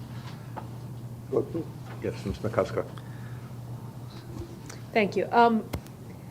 How is the calculation for the relative wealth of each county or LEA calculated? I mean, where do they decide that this is the wealth of this county as compared to the wealth of this county? Sure. So in order for, to back up 1 second, in order for any of this to be considered a statutory funding mandate, it all has to be really spelled out clearly in the law, fully calculatable, and the data has to exist, right? Otherwise, it doesn't necessarily meet the criteria of a funding mandate in statute. So for that reason, all of that is actually, the where we get it from, the origin of that is it's spelled out right in the law with what we're allowed to use. And what we use to calculate that, and when I say we, this MSDE calculates state aid, and we do that with our partners at the Department of Budget Management and Department of Legislative Services, and we all sort of check each other to make sure, as a control, that we're all kind of tying out exactly the same way. So when we do that, though, the data source for wealth particularly comes from a few different areas. It includes property tax revenue, local wealth determined by various business property and residential property, net income, and there's a range of criteria in addition to that. I can send, online where we publish the state aid, we actually publish the full wealth data tab that lists all of the wealth calculations for each jurisdiction. We get that each year. In fact, we're about to collect it again in about 2 weeks from the State Department of Assessment and Taxation and the comptroller, so that's where we actually pull our annual revenue data from. And then the other economic indicator that does weigh in some ways is the inflation rate. And so there is an inflation adjustment that also occurs. That is capped in the law at about 4.5%. So I'm guessing we'll probably be there. So then, I assume that the way that a local, say the county council, commissioner, whatever your system is, this formula doesn't account for the way that they decide to allocate those resources. You're looking at a calculation of what the resources are in that county, not the way that county chooses to allocate their resources with respect to how much of it goes to education or how much of it goes to other fire, police, all the different things that county budgets go towards. I assume that that's not part of the calculation. That's exactly right. The formula is agnostic in terms of local jurisdiction use of local wealth. All we do is we determine whether or not the local jurisdiction, regardless of those other items, from a just strictly wealth data standpoint, where they stand compared to the other school systems. Thank you, I appreciate it. Dr. Getty? This information is all presented to the board today, but the LEAs already have this information of all this? Okay. Yes, that's correct. So we do, each year, we provide, the LEAs get their first shot, snapshot data of the state aid calculation, both the state share and the local share, usually in January. So for example, our FY24 information, we'll release to them at that time. We're not able to do it earlier because it's all part of the state budget, and therefore it's subject to executive privilege. So we have to wait for the governor to announce the budget bill each year. Once they do that, we send what we call the draft initial calculations. We call them draft initial calculations because there may be a case, for example, where you have a district who says, we had an English learner unenroll, so please reduce the count that you used for state aid for that. Or we had an additional student with disability identified this year. When that happens, though, after the governor's budget bill is announced, those additions or changes are actually subject to the discretion of the governor and the assembly, so it's not necessarily guaranteed. So what we release in January we call the initial draft estimate, and then we release another one in the spring following the completion of the session, and then we do a final one in June. And when we do that, as of this past year, what we've gotten in the habit of doing is we actually release the full Excel calculation file. It's not a PDF. It's not a Word document or something like that. We give them the formulas. We try and put everything in their hands so that going forward, they also have a tool each year to work internally with some of their own projections, because I recognize that timing isn't necessarily convenient with local school system budget development, right? They're often going to their boards as early as December to put together projections and forecasts for a given year. And so while we can't talk about state aid until January, we can try and give them the tools to navigate some of that on their own before they get it from us. So I'm trying to understand that, slide 10 is your list of special programs and weighted, that the LEAs already have the blueprint understanding for the next decade. Like they do know what their funding is going to look like. They know what the statute says are the respective amounts for the various categories. What they don't necessarily know are two things, right? They don't know what their actual counts are going to be. They also don't know local wealth. And both of those things are hugely important in driving state and local share. So they can get close. And we have regular CFO check-ins and calls, and the teams, we differentiate support and such. Like I said, the back offices are very different, and part of one of the blueprint goals is to create a new financial data system and platform that we're all using and feeding into as a state, so that will help as well. But we try to take the mystery out of the calculation as much as possible. But of course, one of the moving targets is your enrollment, right? Your enrollment snapshot every year will go up, down. And so you can over-project or you can under-project, and that will always lead to making adjustments. Yeah, so. I find the LEAs very accurate at their projections, actually. Yep. Yep, you'll know your neighborhoods and housing and everything else better than, most. Any other questions? Let me just check online. Are there any questions online concerning this? Okay. Hearing no question. Just one question. This is mandatory funding, right? Because I just saw an article a couple of weeks ago where a funding source for at least a portion of a potential funding source for at least a portion of the blueprint was being challenged in court. That online ad tax, I think it was ruled, the initial judge ruled it as unconstitutional. Does that impact the mandatory nature of this funding and the formulas that you've talked about? So I have an answer for this. I will defer to council slightly on some of this, but to answer the funding mandate question, no. What that would impact is essentially the revenue source for the Blueprint Fund. So one of the things that the Blueprint law created, it established the Blueprint for Maryland's Future Fund. It is a fund that the department manages. It's the fund that funds most of the Blueprint, not all of it. So there's still a transition from, it used to be the Education Trust Fund. So as we transition over to using the new fund, there are a number of different revenue sources in that, online gambling, one of those as well. So that would more have bearing on the balance of that fund, the solvency of that fund, but that does not absolve the actual mandate in the law. That being said, I would love to check against to. Okay. Okay. Just wanted to make sure. They just have to find another source if it's ultimately unconstitutional. There's other sources. Okay. Yeah. All right. Ms. let me go to Ms. Chang and then to Ms. McCusker. Okay, thank you, President Crawford. Yeah, I do have one question about the situation we heard yesterday in Washington County. The pre-K, means 4-year-old, they offer free pre-K kindergarten, pre-K, learning in the public school system. Yes. Would it be part of be calculated on the slide number 10? There's currently only the students from family below 300% of federal poverty level, they would have some funding coming in, but instead, if a county decided to do something differently, would it be the county have to kind of offer that, make up the budget? They have to pay for, they're one of the few that offer the universal pre-K.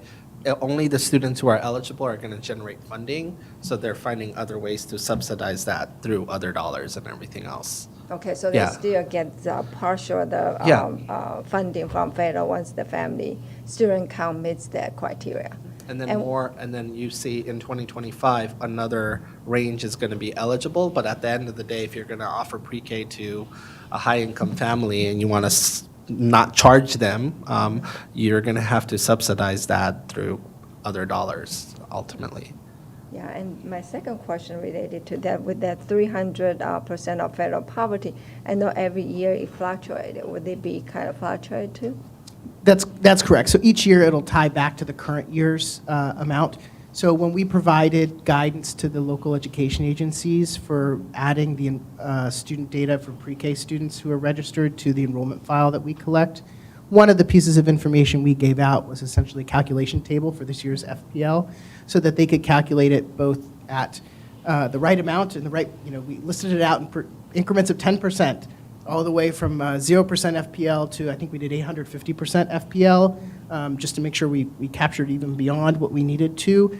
And then we also provided it up to, I believe, a house size of 12, so that it's all right there for them to try and make that a little easier, especially recognizing that at the end of the day, the folks in the local education agency who often are charged with putting that in are it's your clerk at your school level, that sort of thing. So the more tools we could give them, I think the better, especially in terms of data integrity. But yes, and we'll update that again next year as well. That's wonderful. Thank you. Okay. Ms. McCusker? I had one more question about local share. So if the formula says this is the state share and this is the local share based on local wealth, and we say that the locals, of course, control how much they're going to give to education, what if what they're giving to education doesn't meet what we're saying is their calculated share, or what the law is saying is their calculated share? What happens to the programs and that? So the law provides that in that case, the state Department of Education can work with the comptroller to directly withdraw that funding amount to make sure that the local matching is what it needs to be, the local share is what it needs to be. There are two provisions in the blueprint formula that account for local share. It's worth noting. Maintenance of effort is the big one that we're, I think, most familiar with. That's essentially the year-to-year per pupil increase, or at least the maintenance of that per pupil amount year-to-year. One thing that is different about the blueprint, and this only affected, I believe, 2 of the local education agencies this year, it will likely affect more in coming years, is the provision of local share by program. So in the past, we had maintenance of effort, and that was the biggest driver in terms of that year-to-year guarantee. The way that this formula works, and I know we've talked about reporting and how some of the different programs, it adds new strings to the different subprograms in new ways in that, I'll go back to my pie metaphor. In the past, we baked the pie, but then we gave the pie to the local education agencies and they could slice it essentially however they wanted. But because of what's Title V, Section 234 of the education article, this is called, it's referred to as minimum school funding, where they have to show that they're meeting the local share requirement for each of these different programs at the school level. And so now essentially what that does is we hand the LEA as a pre-sliced pie. And we just have to make sure that they don't combine or further slice those slices from an accountability perspective. What that means in terms of maintenance of effort is that now actually the local jurisdictions are required to do essentially the greater of 2 numbers, their maintenance of effort or the combined local share when you add it across all the different programs. For now, as the blueprint gets phased in, that will continue to be the maintenance of effort part. And it may continue to stay that way as well, depending on how much money local jurisdictions place or assign to their school systems. However, the law is designed as a catch for that to make sure that as the blueprint gets phased in, as those different program amounts increase, it does become the greater of the two. So it's that maintenance of effort amount, or if you add up the local share across all the different programs, CCR, students with disabilities, comp ed, et cetera, and that's more than the maintenance of effort, that's the amount of local share that the local school systems have to put in. And then if they don't, like I said, the law provides for direct action with the comptroller to obtain that appropriation. This doesn't mean, like, the blueprint is going to try to equalize to the greatest extent possible, but it doesn't mean that some counties are not going to have more nicer things. What Howard County invests in its school system is very different from other counties where they're just asking for, like, the bare minimum, or they're just willing to fund, say, a football stadium or something else versus, something related to programmatic. So there's all the requirements of the blueprint, but there's above maintenance of effort and other things they can do. I often say, and you can have variation within not that far from each other, right? One of my first experiences of learning about the state was visiting Somerset and Worcester. Worcester gets most of its money from its local share. It doesn't get a lot of money from the state. Ocean City drives a good chunk of its property wealth. Somerset gets most of its money from the state. But the property wealth is different, right? We, in this country, fund based on property wealth still, right? Rodriguez versus San Antonio was the Supreme Court case that could have changed that, but didn't happen. And that's going to still lead to certain inequities. Like in facilities, for example, right, and other things as well, or clubs and sports teams and other things and offerings and businesses and such who come and invest in that part of town. So we are taking a very progressive lens on investing in our education system to provide the most, hopefully, the adequacy to get kids proficient, get kids to college and careers. But there's just going to be certain inequities that are just baked in when you want to fund education based on property wealth in this country. Like, and our own pieces of land are a testament to that. And the blueprint can try to solve for that, but it will never solve for that because that's how funding is tied. Very good. Okay. Well, any other questions? Okay, so thank you, Justin. Thank you. This is why I wanted him up here for this section. Let's go on to my last couple of chapters before we go. We're good on timing. So I did this section to you early on, and we have now moved quite a bit forward, made forward progress on this. One of the things Blueprint charged the department to do is to come up with a more nuanced measure for poverty. Right now we have we've had Title I, we farms, free and reduced price lunch. Now we've shifted to economically disadvantaged a few years ago, which uses direct certification on SNAP, TANF. We're beginning to introduce Medicaid into that, right? And so, but on top of that, the blueprint said go look for another more nuanced measure, and it's something that is happening across the country. So I wanted to do a review of that because you're going to get to see some maps and to understand what the context of that map is saying. So next slide.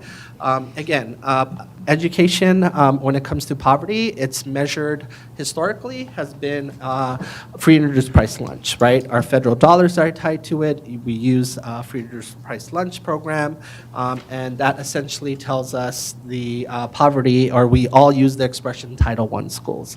However, when it comes to the pros and cons in that, it's a binary measure, right? You either are or you are not, and it also misses out all these other aspects about when it comes to what defines poverty and wealth and the socioeconomic status of a family. So going on to the next slide, right, we know that poverty is much more than just income. It is also about the education levels of your family and those around you. It is also about all these other things that you have around you that enable you to to move forward or progress through life in different ways, or to get the supports that you need. And so the department has begun to do this work looking at something called socioeconomic tiers. And so I wanted to just give you a socioeconomic tiers 101 or review of this. So let's go on to the next slide.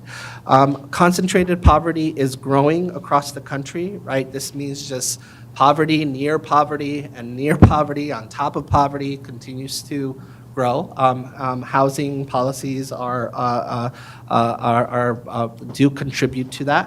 And concentrated poverty brings many challenges, right? Teachers teaching in schools in concentrated poverty, that work is very different than teaching at a school in an area that is not full of concentrated poverty. And so, the whole point of being able to differentiate funding with a more nuanced measure is to get to that question around adequacy. What is adequate for that teacher teaching at a school in a neighborhood with housing and everything else where students are living in concentrated poverty versus another school where it's more affluent or less in terms of depth of poverty. So let's go to the next slide.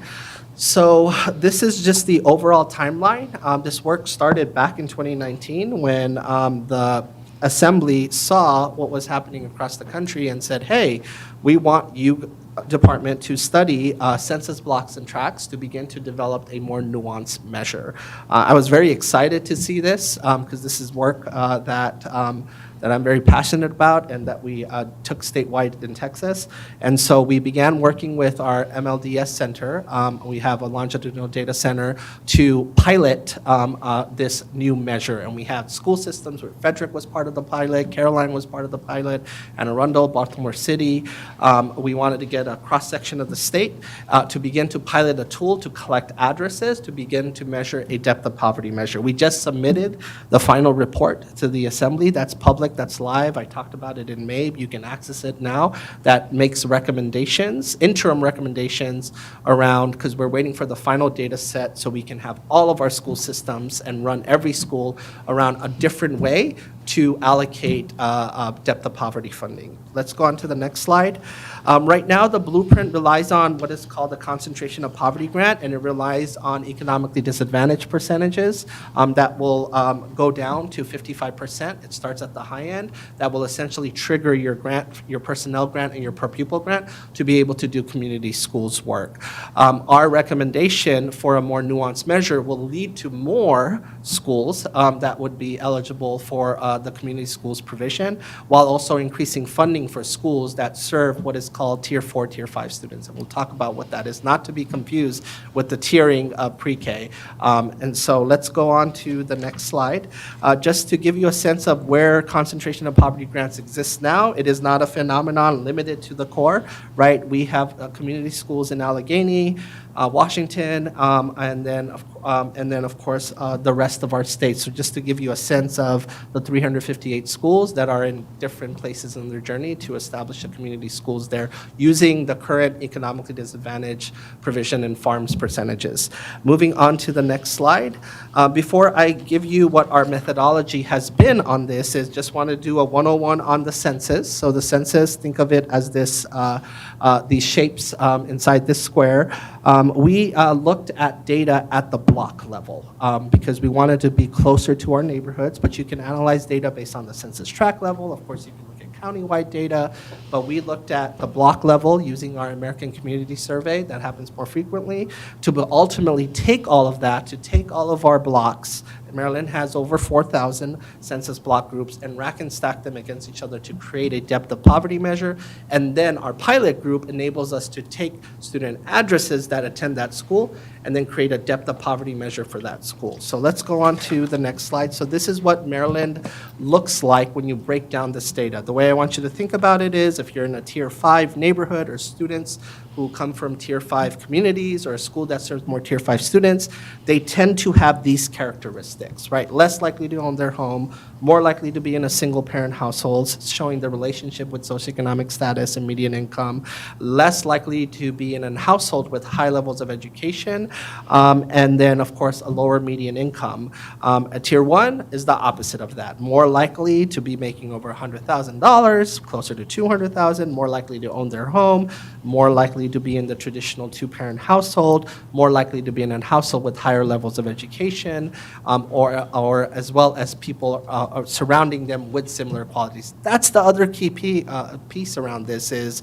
a highly concentrated school a student is more likely to have tier 5 qualities or tier 4, tier 5 quality, but also surrounded by people who also have similar qualities, right? And so that's the depth of poverty that also has an impact on the challenges that school also needs to be able to mitigate while also teaching reading, math, science, etc. Very different from a school that does not have concentrated poverty.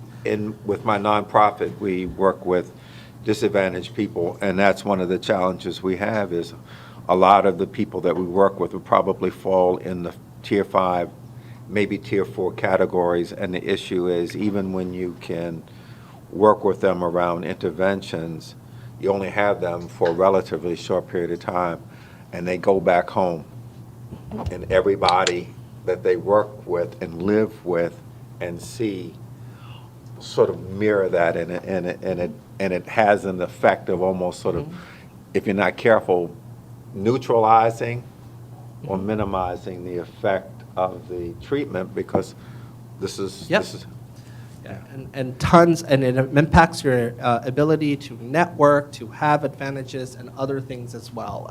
So huge differences.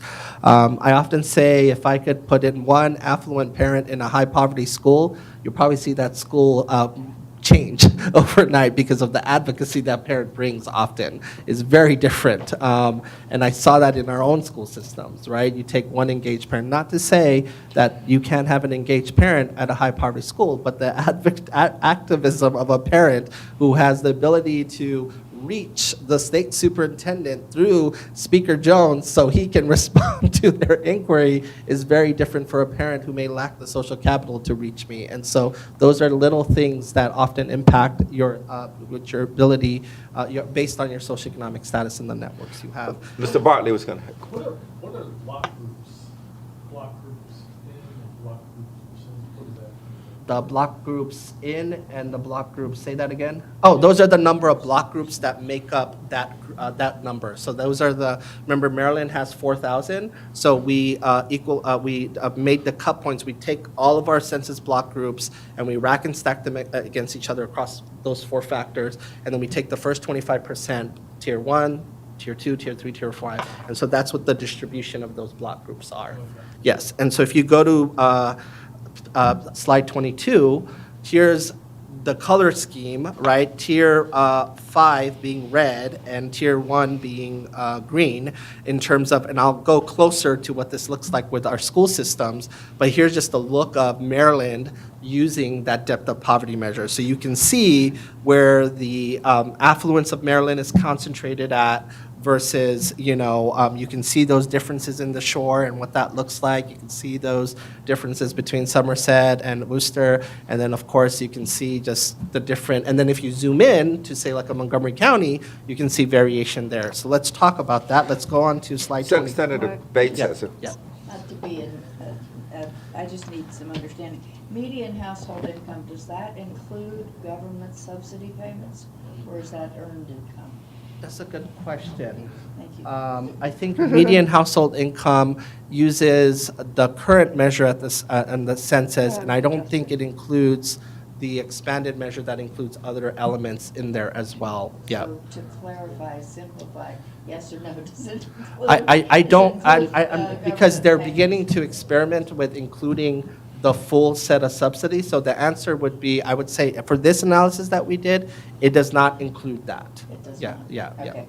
I was just Yeah, curious. yeah. And for our online board members, if you could text me, because I can't see you, text me so that I'll know whether you have a question or something. Okay, continue.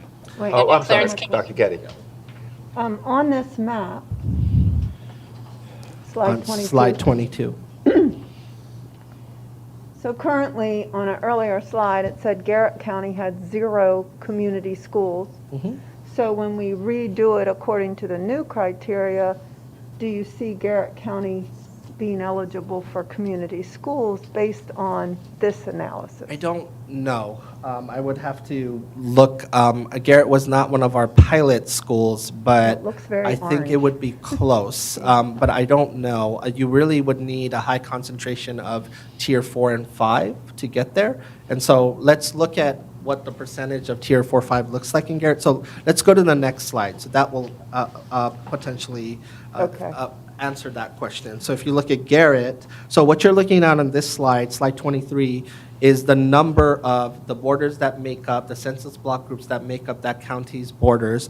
You're looking the percentage of tier 1, tier 2, tier 3, tier 4, tier 5 that they serve. So as you can see, like for example, Baltimore City, 55% of its student population live in which is basically the tier 5, right? And then you take tier 4, which is also a high depth of poverty. So as you can see, let's look at Garrett. Garrett is right there. So yeah, it is most likely probably going to trigger something close to generating a depth of poverty funding that would reach those pockets that we're pointing out here. If there's schools, if their students are, if that school and that border has those concentration of students, because they might have students that are not concentrated in that level. They might live in a neighborhood with low-income housing, but the borders lead to a more socioeconomically diverse school. So that's important to make sense of as well, too. So as you can see, for example, look at Somerset, also not Somerset, Wicomico, right? Very high. Pardon me, just a question. Ms. Halley. Okay, can you hear me? Can you hear me? No? Can you hear me? Ms. Halley, you had a question? Let me just see. Can you hear me? There she is. Okay. Okay.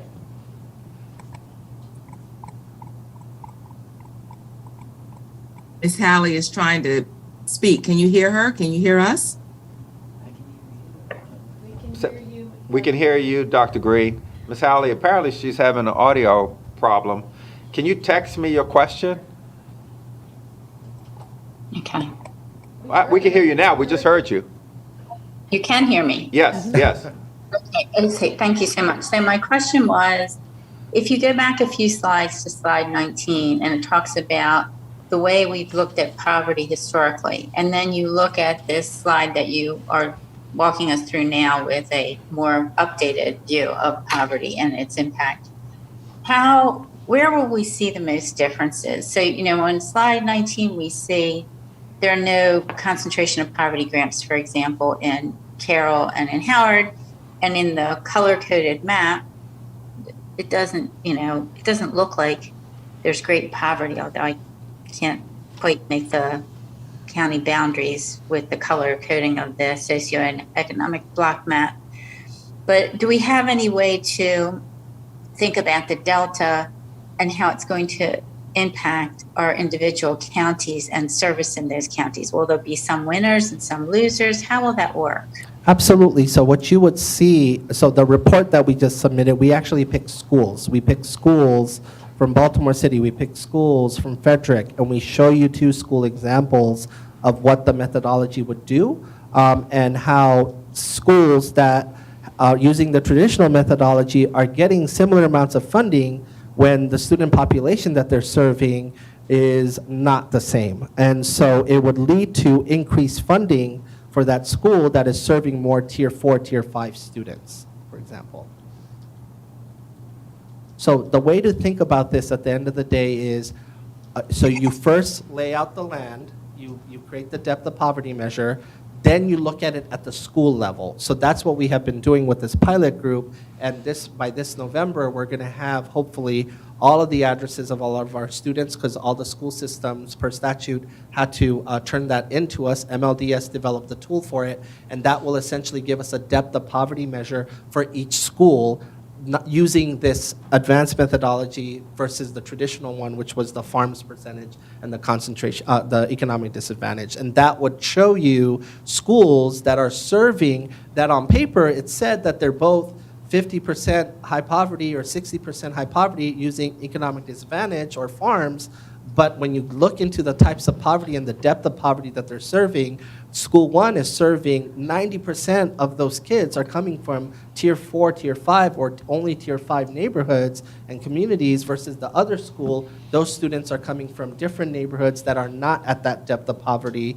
It's more so just based on median income like it has been. So the school that is serving students that bring more need to the school would get more funding, because ultimately the debate about educational funding is what is adequate. It's about getting to the adequacy question, right? How much funding is needed in order to meet the needs of students in Somerset, students in West Baltimore, students in X rural county. If you look at Caroline County, for example, that was our pilot group, it is very different than a good chunk of the shore, where a lot of its entire border is pretty much dominated by Tier 4, Tier 5. And so, but they're being treated as the same as communities that have similar median income, but not similar need. So you would see that difference in the funding amount. We did some simulations in the report. So, so that's where you would see it come about. Okay. Very good. Okay, All right. let's go to slide 24. So here's another look at our school systems, and just using the state average of 44%, right? We just took Tier 4, Tier 5, which is the highest depth of poverty. And if you look at it, it is spread across the state. It is not just a phenomenon of the core, right? We have school systems that serve a high percentage of Tier 4, Tier 5, students living in Tier 4, Tier 5 neighborhoods, and the qualities that come with that, that is spread out. You see it in Allegheny, you see it in Dorchester, right? You see it in Caroline, as I just spoke about that. Of course, Baltimore City, you see a huge difference and what those needs look like and everything else. We also tracked this in our report with achievement as well. And we looked at the proficiency rate and whether or not it served as a statistically significant predictor, and we saw significance in some regard as well too. So this is an example of one methodology that we're looking at to be able to ultimately make recommendations to evolve the concentration of poverty grant programming and how we give out economic disadvantage funding going forward. What you will see today in this gallery walk is you will see the Western Maryland maps and what that looks like in our local school systems. And then if you're really interested in what the calculations look like, I would push you to look at the report that we recently submitted to the AIB and the Assembly. Let's go on to the next slide as we wrap up this presentation. Student outcomes, just to give you, to set the tone, next slide. Just a reminder, because I have to keep doing the plug for this, we are standard setting. I am not withholding test scores. I clearly love data, and I have no problem with sharing student data. We are getting close to finishing standard setting. Right, Chandra? Yes, you saw her head. Assistant Soup said yes. And we are going to release interim data in December, and then we're going to release final data in January. This is just a phenomenon right now. We're not going to release spring data this late.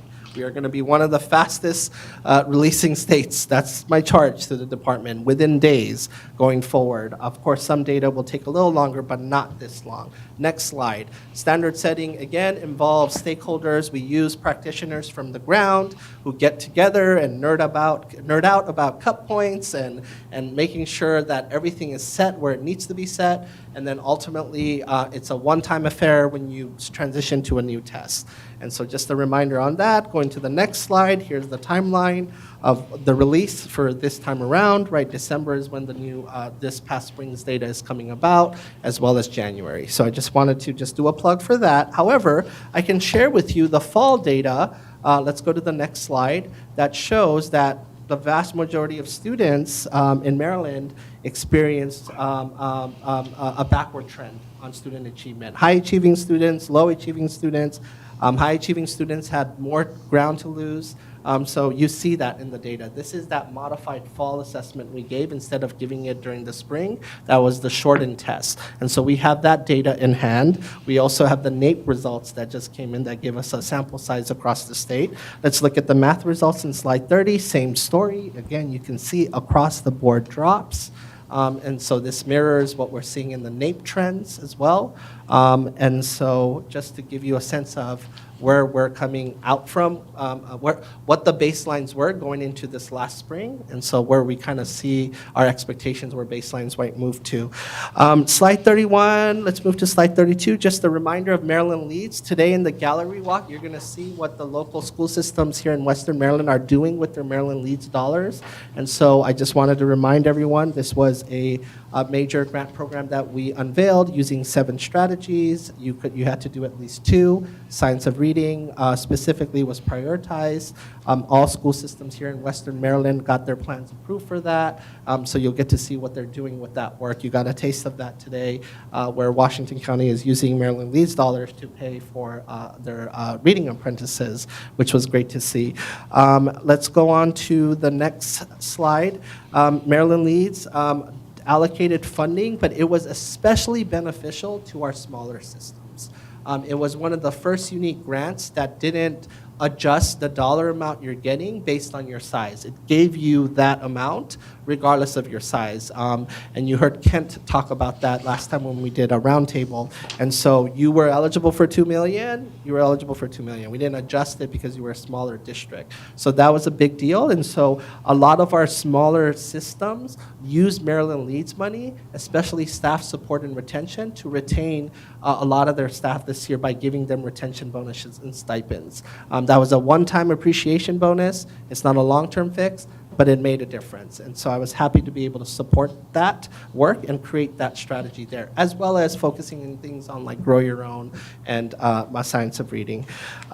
Strategic plan components, let's go to slide 35. Just a reminder, here are all of our priorities that I went over today, from ready for kindergarten to ready to read, ready for high school, and ready for college and career. What we did in this gallery walk is we filtered based on current data at hand, the Western Maryland experience against these priorities, as well as enablers, slide 36. I won't read them all, but the enablers as well. So you'll get to see teacher demographic data, you'll get to financial data. We took a school from each one of the counties and we show you their enrollment and demographics, and we show you what their per pupil amounts are. You're gonna see some surprises. You're like, how does this school have a higher per pupil amount, but it has less enrollment than this school and less poverty than this school? What's going on there? We do have schools like that in our system, so just something to think about. Let's look at slide 37, 38, and just the instructions for the gallery walk. Again, so you're gonna have a graphic organizer, because we wouldn't be educators if we didn't have a graphic organizer. And we want you to share your thoughts. And the team will collect it. We'll have my wonderful team spread out at various stations. We have our assistant soups here, as well as our communications team and strategic planning team. And so they will all be spread out. And so just spend your time reflecting, go to each station, spend about 7 minutes, and then move on, because we want you to experience every station. And then we're going to come back, and we want to reflect on what your reactions are to the data. So let's go to slide 39. So what are your initial reactions to this data? The next question is, what actions can or are you already taking or will need to take to support progress in this area or the data that you saw? And then what are the barriers or risks do you foresee, and what support might you need? What are the recommendations you have for the department and the state board in order to succeed or move the needle in the area that we are showing around the gallery walk? And that is it for me. So we're going to allot, what, about 45 minutes to come back at 3? Yeah, that's 3 o'clock, and then we'll come back and we'll reflect. I don't see a large crowd, so I think we might end up going out a little early today. Well, you think, what, about half hour then? Yeah, half hour. I think what I would want the board and the audience, as well as with the team here, I want you to just see the type of data and how these regional walks are going to be like, and experience them and come back. And then, of course, we have superintendents in the audience, and want to get their thoughts, especially, and then anyone else in the audience, even staff. If they want to share something that they hadn't seen before, I want them to share that as well, too. And you can have your staff as well, if they're here, to experience that. We could do 30 minutes, as long as you can get to each station. Okay. We have the time, so. Okay. We'll end early, I think, despite that. Okay, so the sheets there's some, the sheets are right there. You have them? Okay. So ask you to grab one and enjoy the journey. We'll see you in about 30 minutes.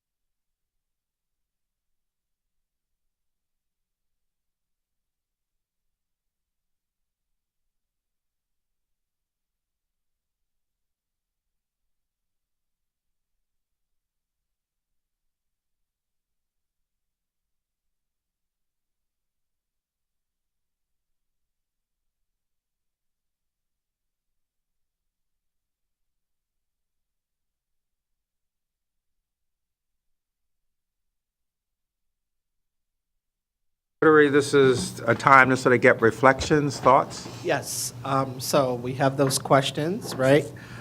Just what are your initial reactions to the data? What actions can or are you taking to support progress related to this priority or enabler?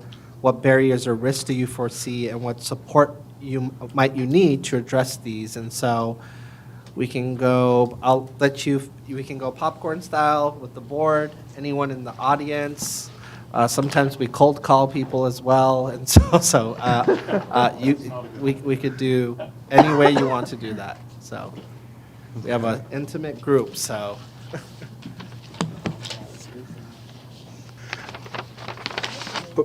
Oh, go ahead, please. I would love to hear from the superintendents, the people that this is their day job. Cold call them. I don't want to cold call them, but this is their data. Superintendents, are you comfortable sharing a little bit of your thoughts? Sure. They do it every day. They're okay. They get cold called regardless if they want it or not.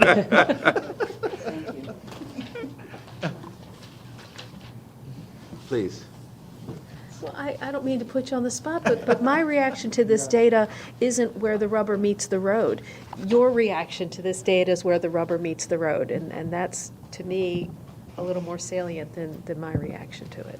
Thank you, and I appreciate the opportunity just to share my initial reactions. I was kind of fixated over here with kindergarten readiness, and in particular in Washington County, a big investment in providing universal free pre-K at the 4-year-old level. I'm seeing some encouraging trends there. Certainly need to dig a little bit deeper, but opportunities, you can see that readiness is important. One thing that stood out is the addition of a third Judy Center to provide support to parents that may benefit from some additional resources that allow us to provide supports to those students and families before they actually enter some of our preschools. That early intervention and support matters, and I believe there are some continued opportunities there. As I looked at some of the other data in terms of increases with students that are more concentrated in poverty settings, increase in the number of students living in poverty. In particular, some of our schools looking at the mobility rates. Once again, there are some areas that we want to focus on to make sure that we're following and providing those wraparound supports that are actually provided in the blueprint. Good afternoon. I'm Jeff Blank, Allegheny County Superintendent, for those who I haven't met. In walking around and seeing the data, I was in Allegheny County for my whole career. I was in HR, so I was talking to some of my coworkers here back in 2008 when we were trying to figure out how to meet the budget and making all the different cuts, making all the different just to stay afloat back then, and looking at what our opportunities are right now. What a change! Just like you were saying in the presentation, we have an opportunity to do some great things for our students, and it's another challenge, but it's such a different challenge. I just want to share that first. It's so much. We're in such a better place to try to move forward. In reviewing the information, the bad part is coming from the COVID year and trying to look at data. It's really, of course, the data is going to show different things that I don't know how accurate it's going to be until we get a couple more years and have some trends, some better trends to look at.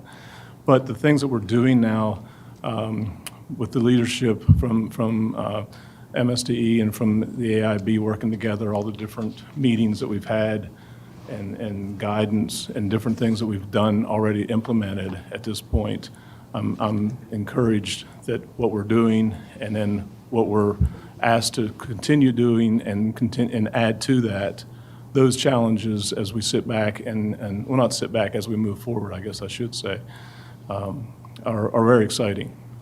So picking out the information that's here that the areas that we need to focus on, those are areas that we've always wanted to focus on. And now to be able to have the funds and support to be able to do that, it's just a whole different feeling to moving forward. A lot of work, but at the same time, different than what we were doing in the past. So specifically, I can agree with my colleague. We're excited. We actually started an early childhood center this year in one of our middle schools that were underutilized.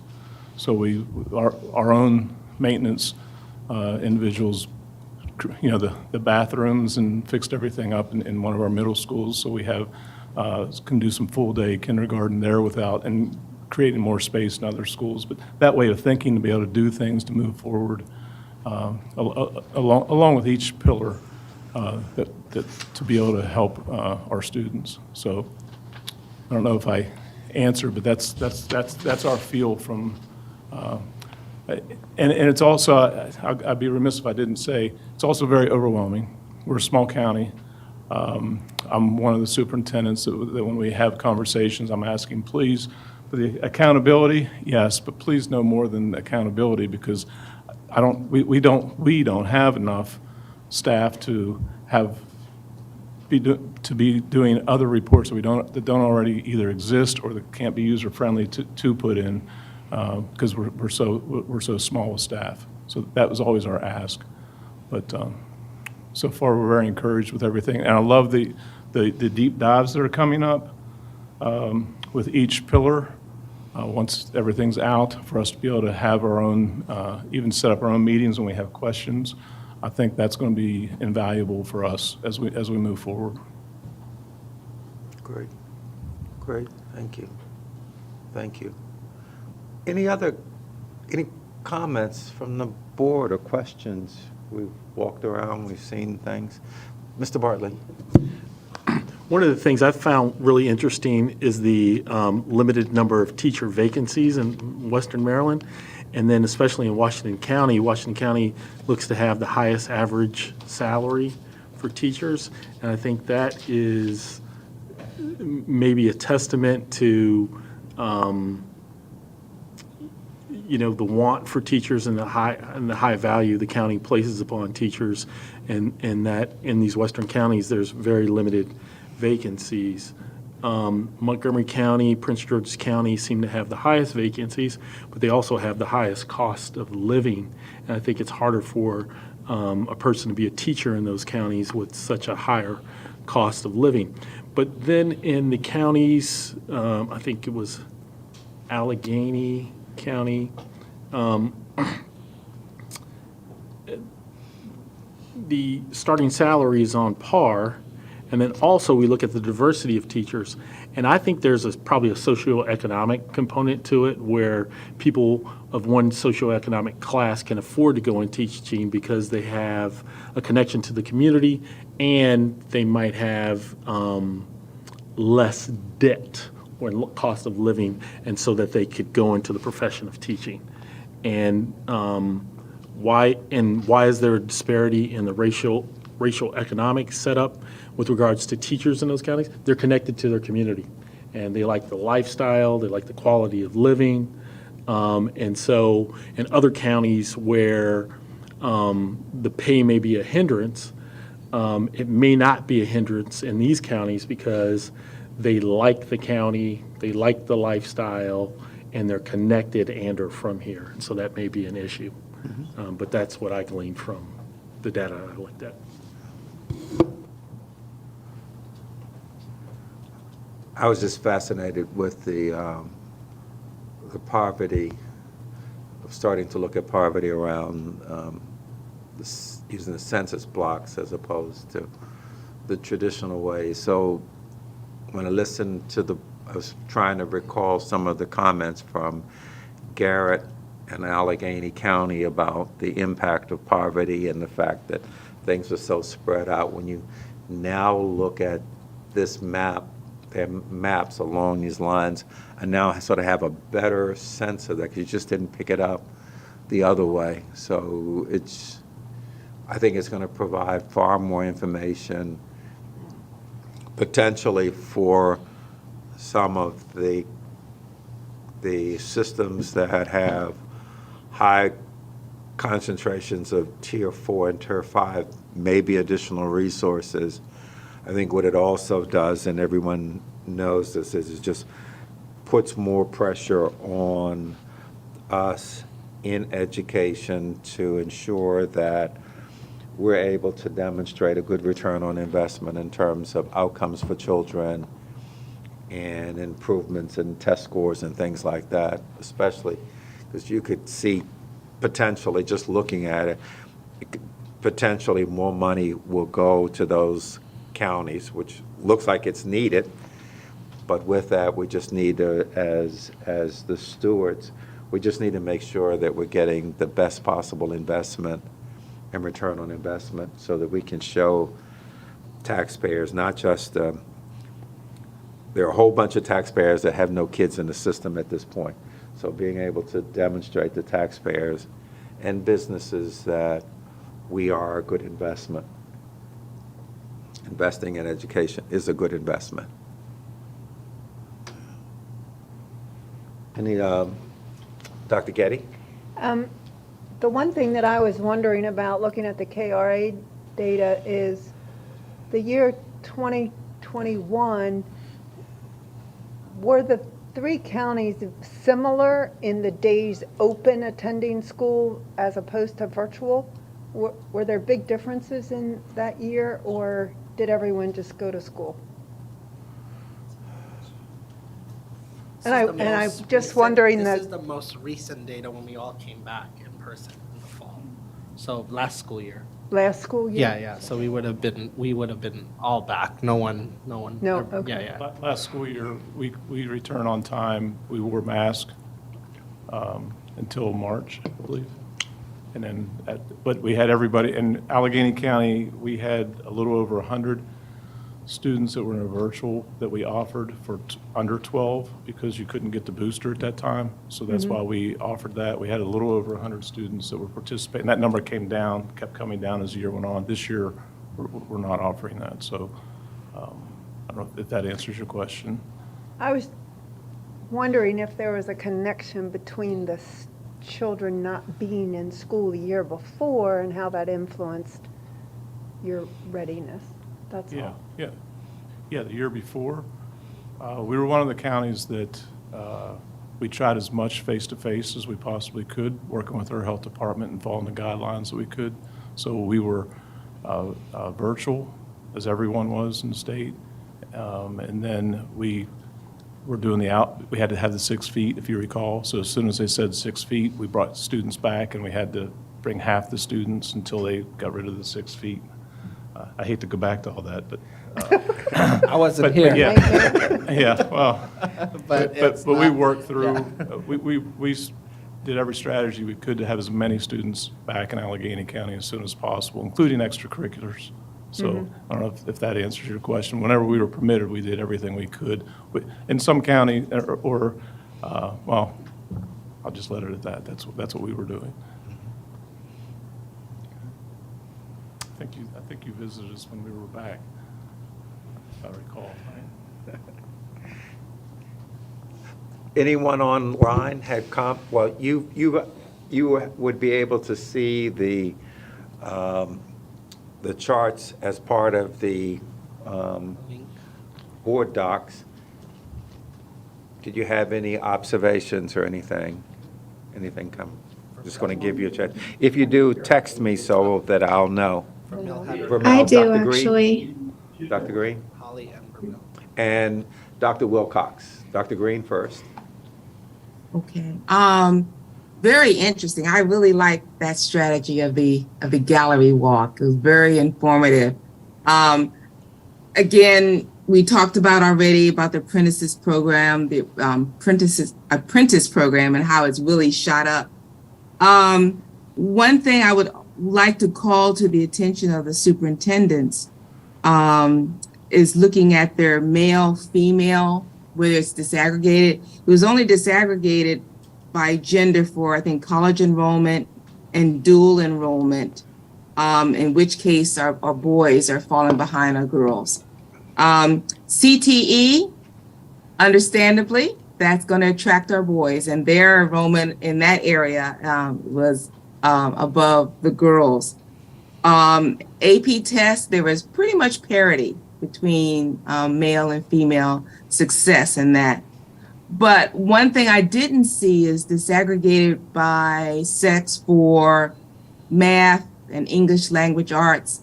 And superintendents, I suggest that if you go back and look at disaggregated data, male, female disaggregated data, you will find that in those areas, your boys are appreciably behind your girls, and that's statewide. So one of the things that I would put to you, and I wouldn't put you on the spot now, but think of ways that you could address that, because it's not a zero-sum game. We want our boys to be doing just as well as our girls. And it starts with those basic skills of, English language arts, math, and that's definitely going to have an effect upon who it is that is college bound or who is even doing dual enrollment. Apparently what's happening with some of our boys in Washington County, it looks as though is that rather than go to college, they're choosing perhaps the CTE route, which is nothing wrong with that at all. After all, we're looking for college or careers. So if they're choosing to go career route, that's fine. But just something to look at, especially in your lower grades, disaggregating your data, male, female, English language arts, and math, and you may find something that maybe you'd overlooked. Thank you. Thank you. Dr. Wilcox? Yes, thank you. I loved looking at the data. I think we lost. Saw Recording in progress. with the listening sessions yesterday that we had with the board members from Western Maryland, the thing that's really front of mind for me is one of the points one of the board members I thought was a very good point, and this was Deb Frank. And she was, just when I was looking at the data on the mental health professionals and the counselors and the numbers within the schools, it looked like Garrett County only had 13 mental health professionals. And one of the points she made yesterday that I liked a lot was maybe, having social workers in elementary school could help a bit with social determinants of health related barriers that are affecting young people. And then having more mental health professionals, more different type of professional in high school where the needs may be different of the students. And I think a lot of what we saw, if you look at the from Washington County, the suspension and expulsion data jumped out to me, as well as the mental health professionals, which I thought were low for those students, and the expansive area that's there, that it didn't seem like there were mental health professionals in each school. And also some of the other performance metrics for the economically disadvantaged students and college enrollment and all that. I just thought that this idea of thinking through whether having supports like social workers in elementary school and middle school, and having mental health professionals in middle school and high school could help a bit with this. And I'm kind of putting this out to the superintendents to see what they think.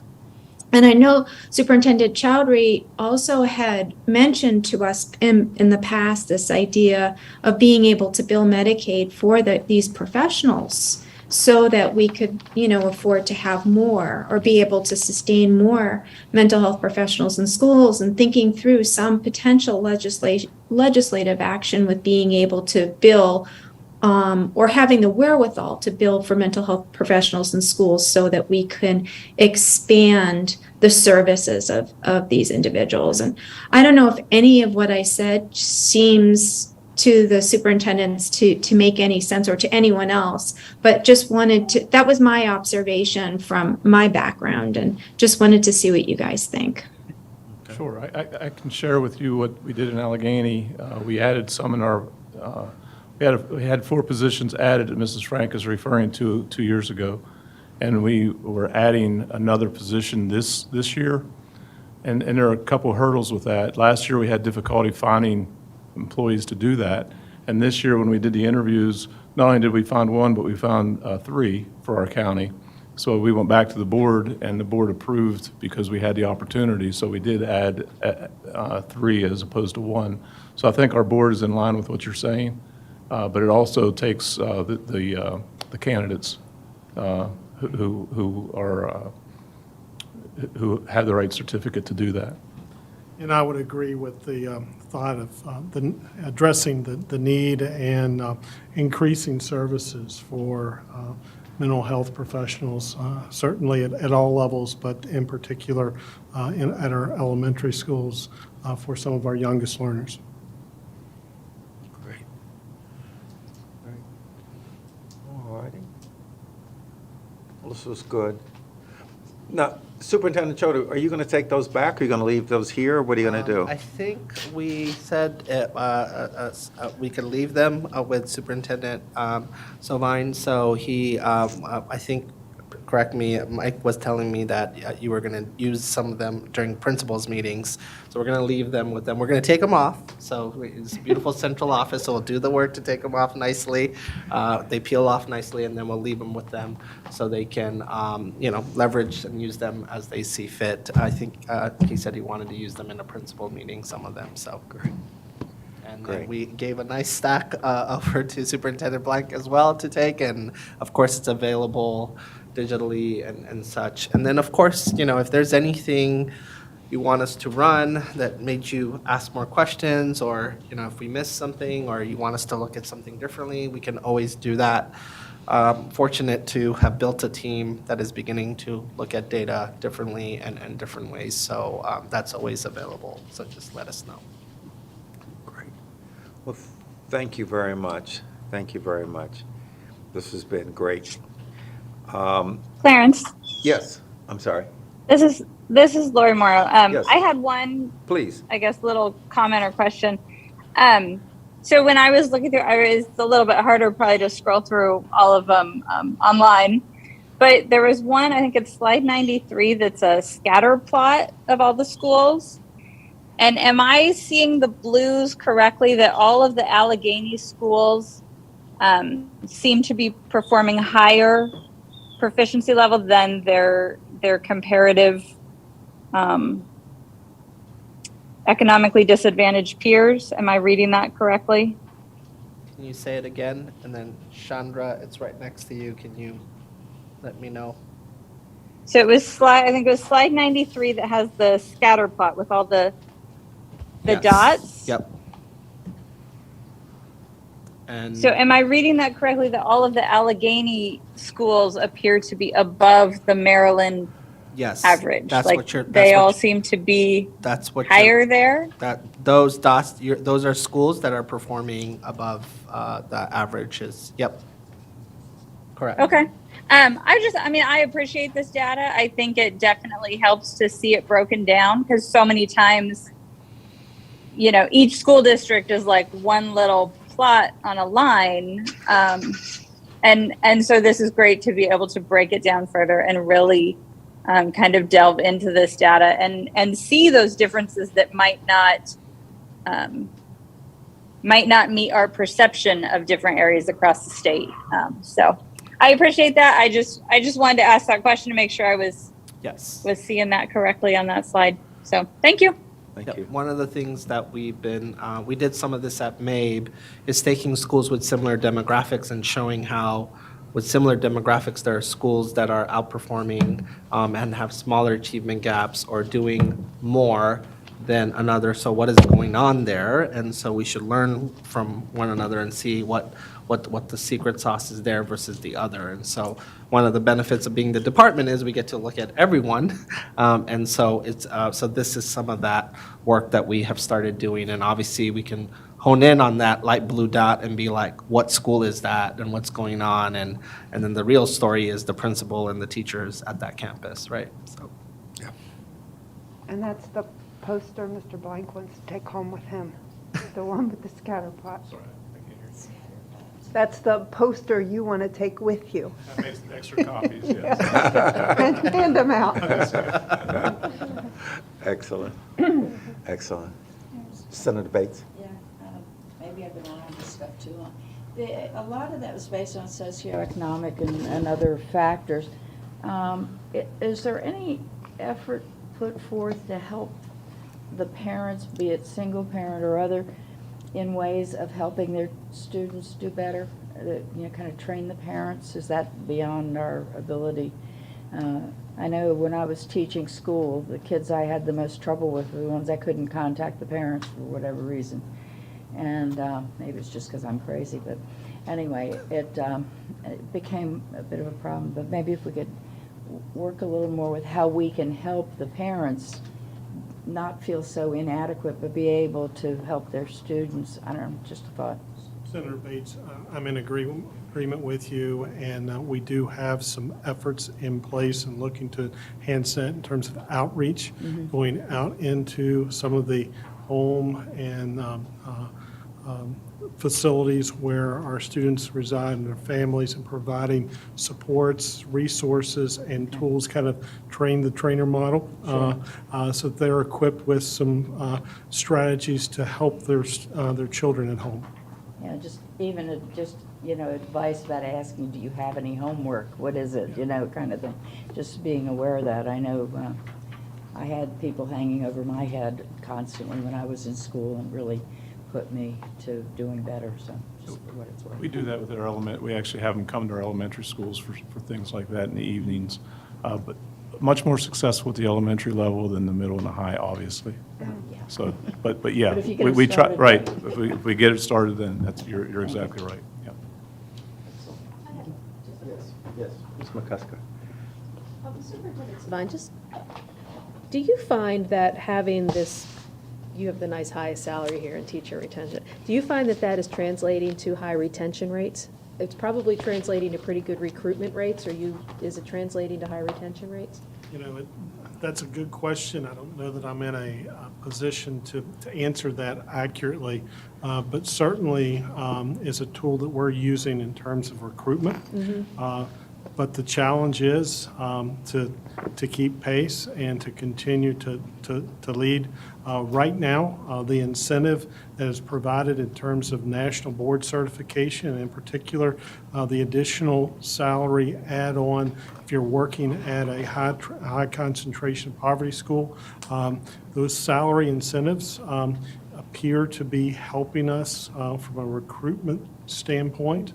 But it's really early now, but we are utilizing that as certainly a tool to reach out and attract. As you heard this morning, the Grow Your Own incentives are an opportunity for us as you look at our student population, how we've increased in diversity, but when you look at our teachers of color, there's a pretty wide gap there. So we're looking to our Teachers for Tomorrow program to identify students and support them in their trajectory of continuing their education and perhaps coming back here and serving the county that grew them. And that's our strategy in terms of increasing our teachers of color that are serving our students. Okay, thank you. I just wanted to highlight a couple other things. Can you go to slide 60 right quick? Just about the systems and their commitment. So as you can see, all three school systems are committed to getting reading right. It doesn't get as gold standard as letters training. I don't endorse vendors, but that is one of the Maryland Leads partners, so I can call them out, and you can see they are investing in that training. And as part of that commitment, the commitment was to train all K-3 teachers, all elementary principals, literacy specialists, and any other relevant staff, including special education staff. So that's the journey that they're on. And some of that journey, some of them were at different places in, and then the Maryland Leads helped fill in the gap, because one of the secret sauces to retraining your teachers is also giving them a stipend. And so to have those dollars to be able to cover that, and that's not something that was in the blueprint about retraining the existing teachers. It was about new teachers coming in and make sure they're prepped. So just seeing that commitment, you can see their commitment to high quality instructional materials. They had curriculum that they were already working with, but they're also taking, and the way to adopt new curriculum is you pilot it, you create a district-wide committee, you make sure what works well with your teachers, and then ultimately you take it district-wide. So just to see that is something exciting that you want to see, and what we want to start seeing is every 3 years, we hope to see more and more third graders more proficient over time and smaller gaps. And then the last slide I just wanted to talk about is slide 118 and 119.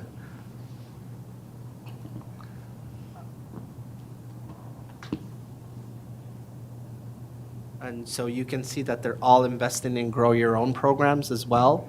And a high-quality Grow Your Own program looks at every aspect of the program. You got to identify a cohort, you got to support the cohort, you got to you help subsidize their debt or paying for college, and then you make incentives where if you come back and commit for 3 years, we'll also pay off your debt or help pay it off. And so you can see they're all implementing. You said, last time you said, each local is different and room for customization. So that's what they're doing, as you can see, right? Like Allegheny's implementing a high school to BA program, right? They're taking TAs as well as helping them attain BAs. You can see Washington doing the apprenticeship approach. They also have an existing program with Frostburg called Maryland Accelerates, which is one of the few rare programs that pays teacher residents. We really should find a way to pay teacher residents, and so that's something Maryland Leads is also helping with. And then Garrett, you can see as well.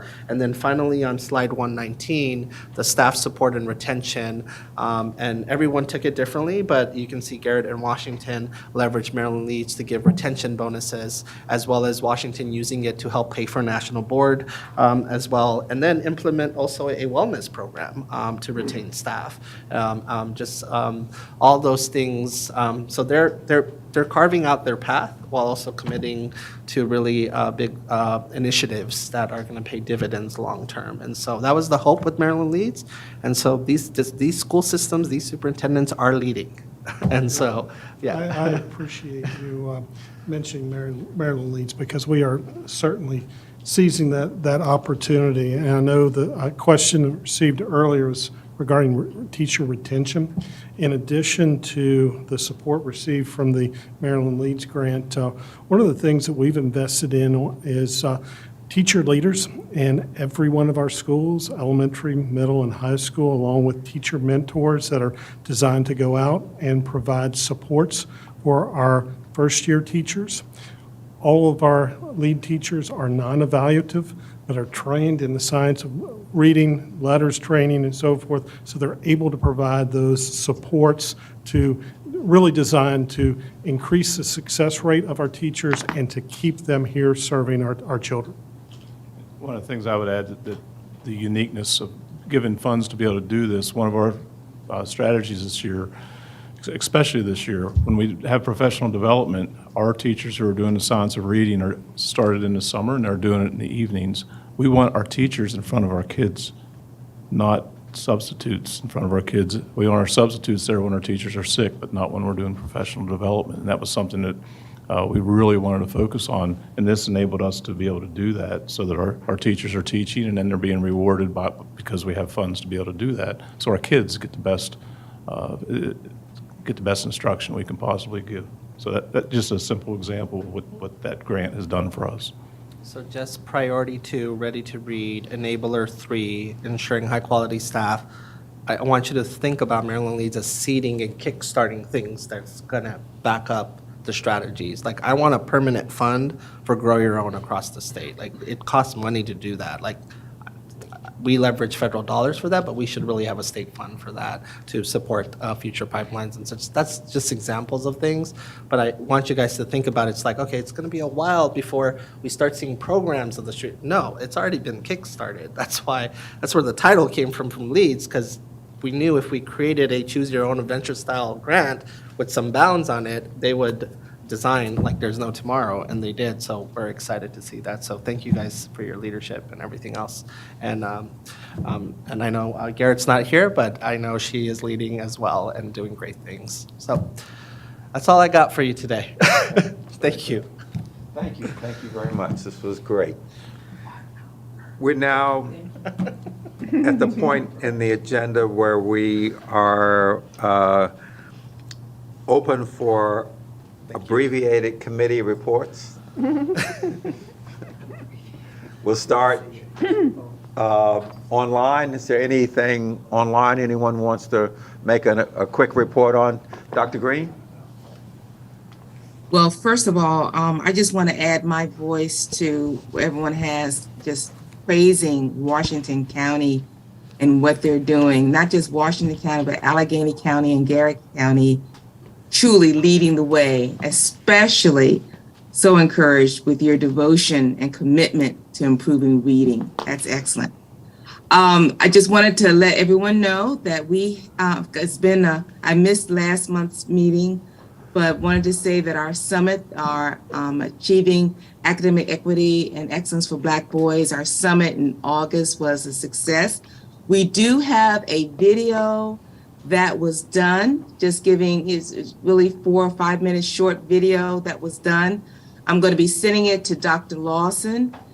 She will be putting it on the MSDE website. We have a page for the initiative, so she's going to be loading it on the website. And I also, with the superintendents in the room, I also asked that they look at what we're doing in some of your sister districts for our Black boys, but really many of the strategies that we're using for our Black boys can be used for boys of any color, and even some of our girls. Strategies that help the boys won't hurt the girls. So we're really proud of what we're doing. We're now looking forward to another year, perhaps adding other pilot schools, but we're well on our way, and we're excited about what's ahead. Thank you. Thank you much, Dr. Green. Anyone else online?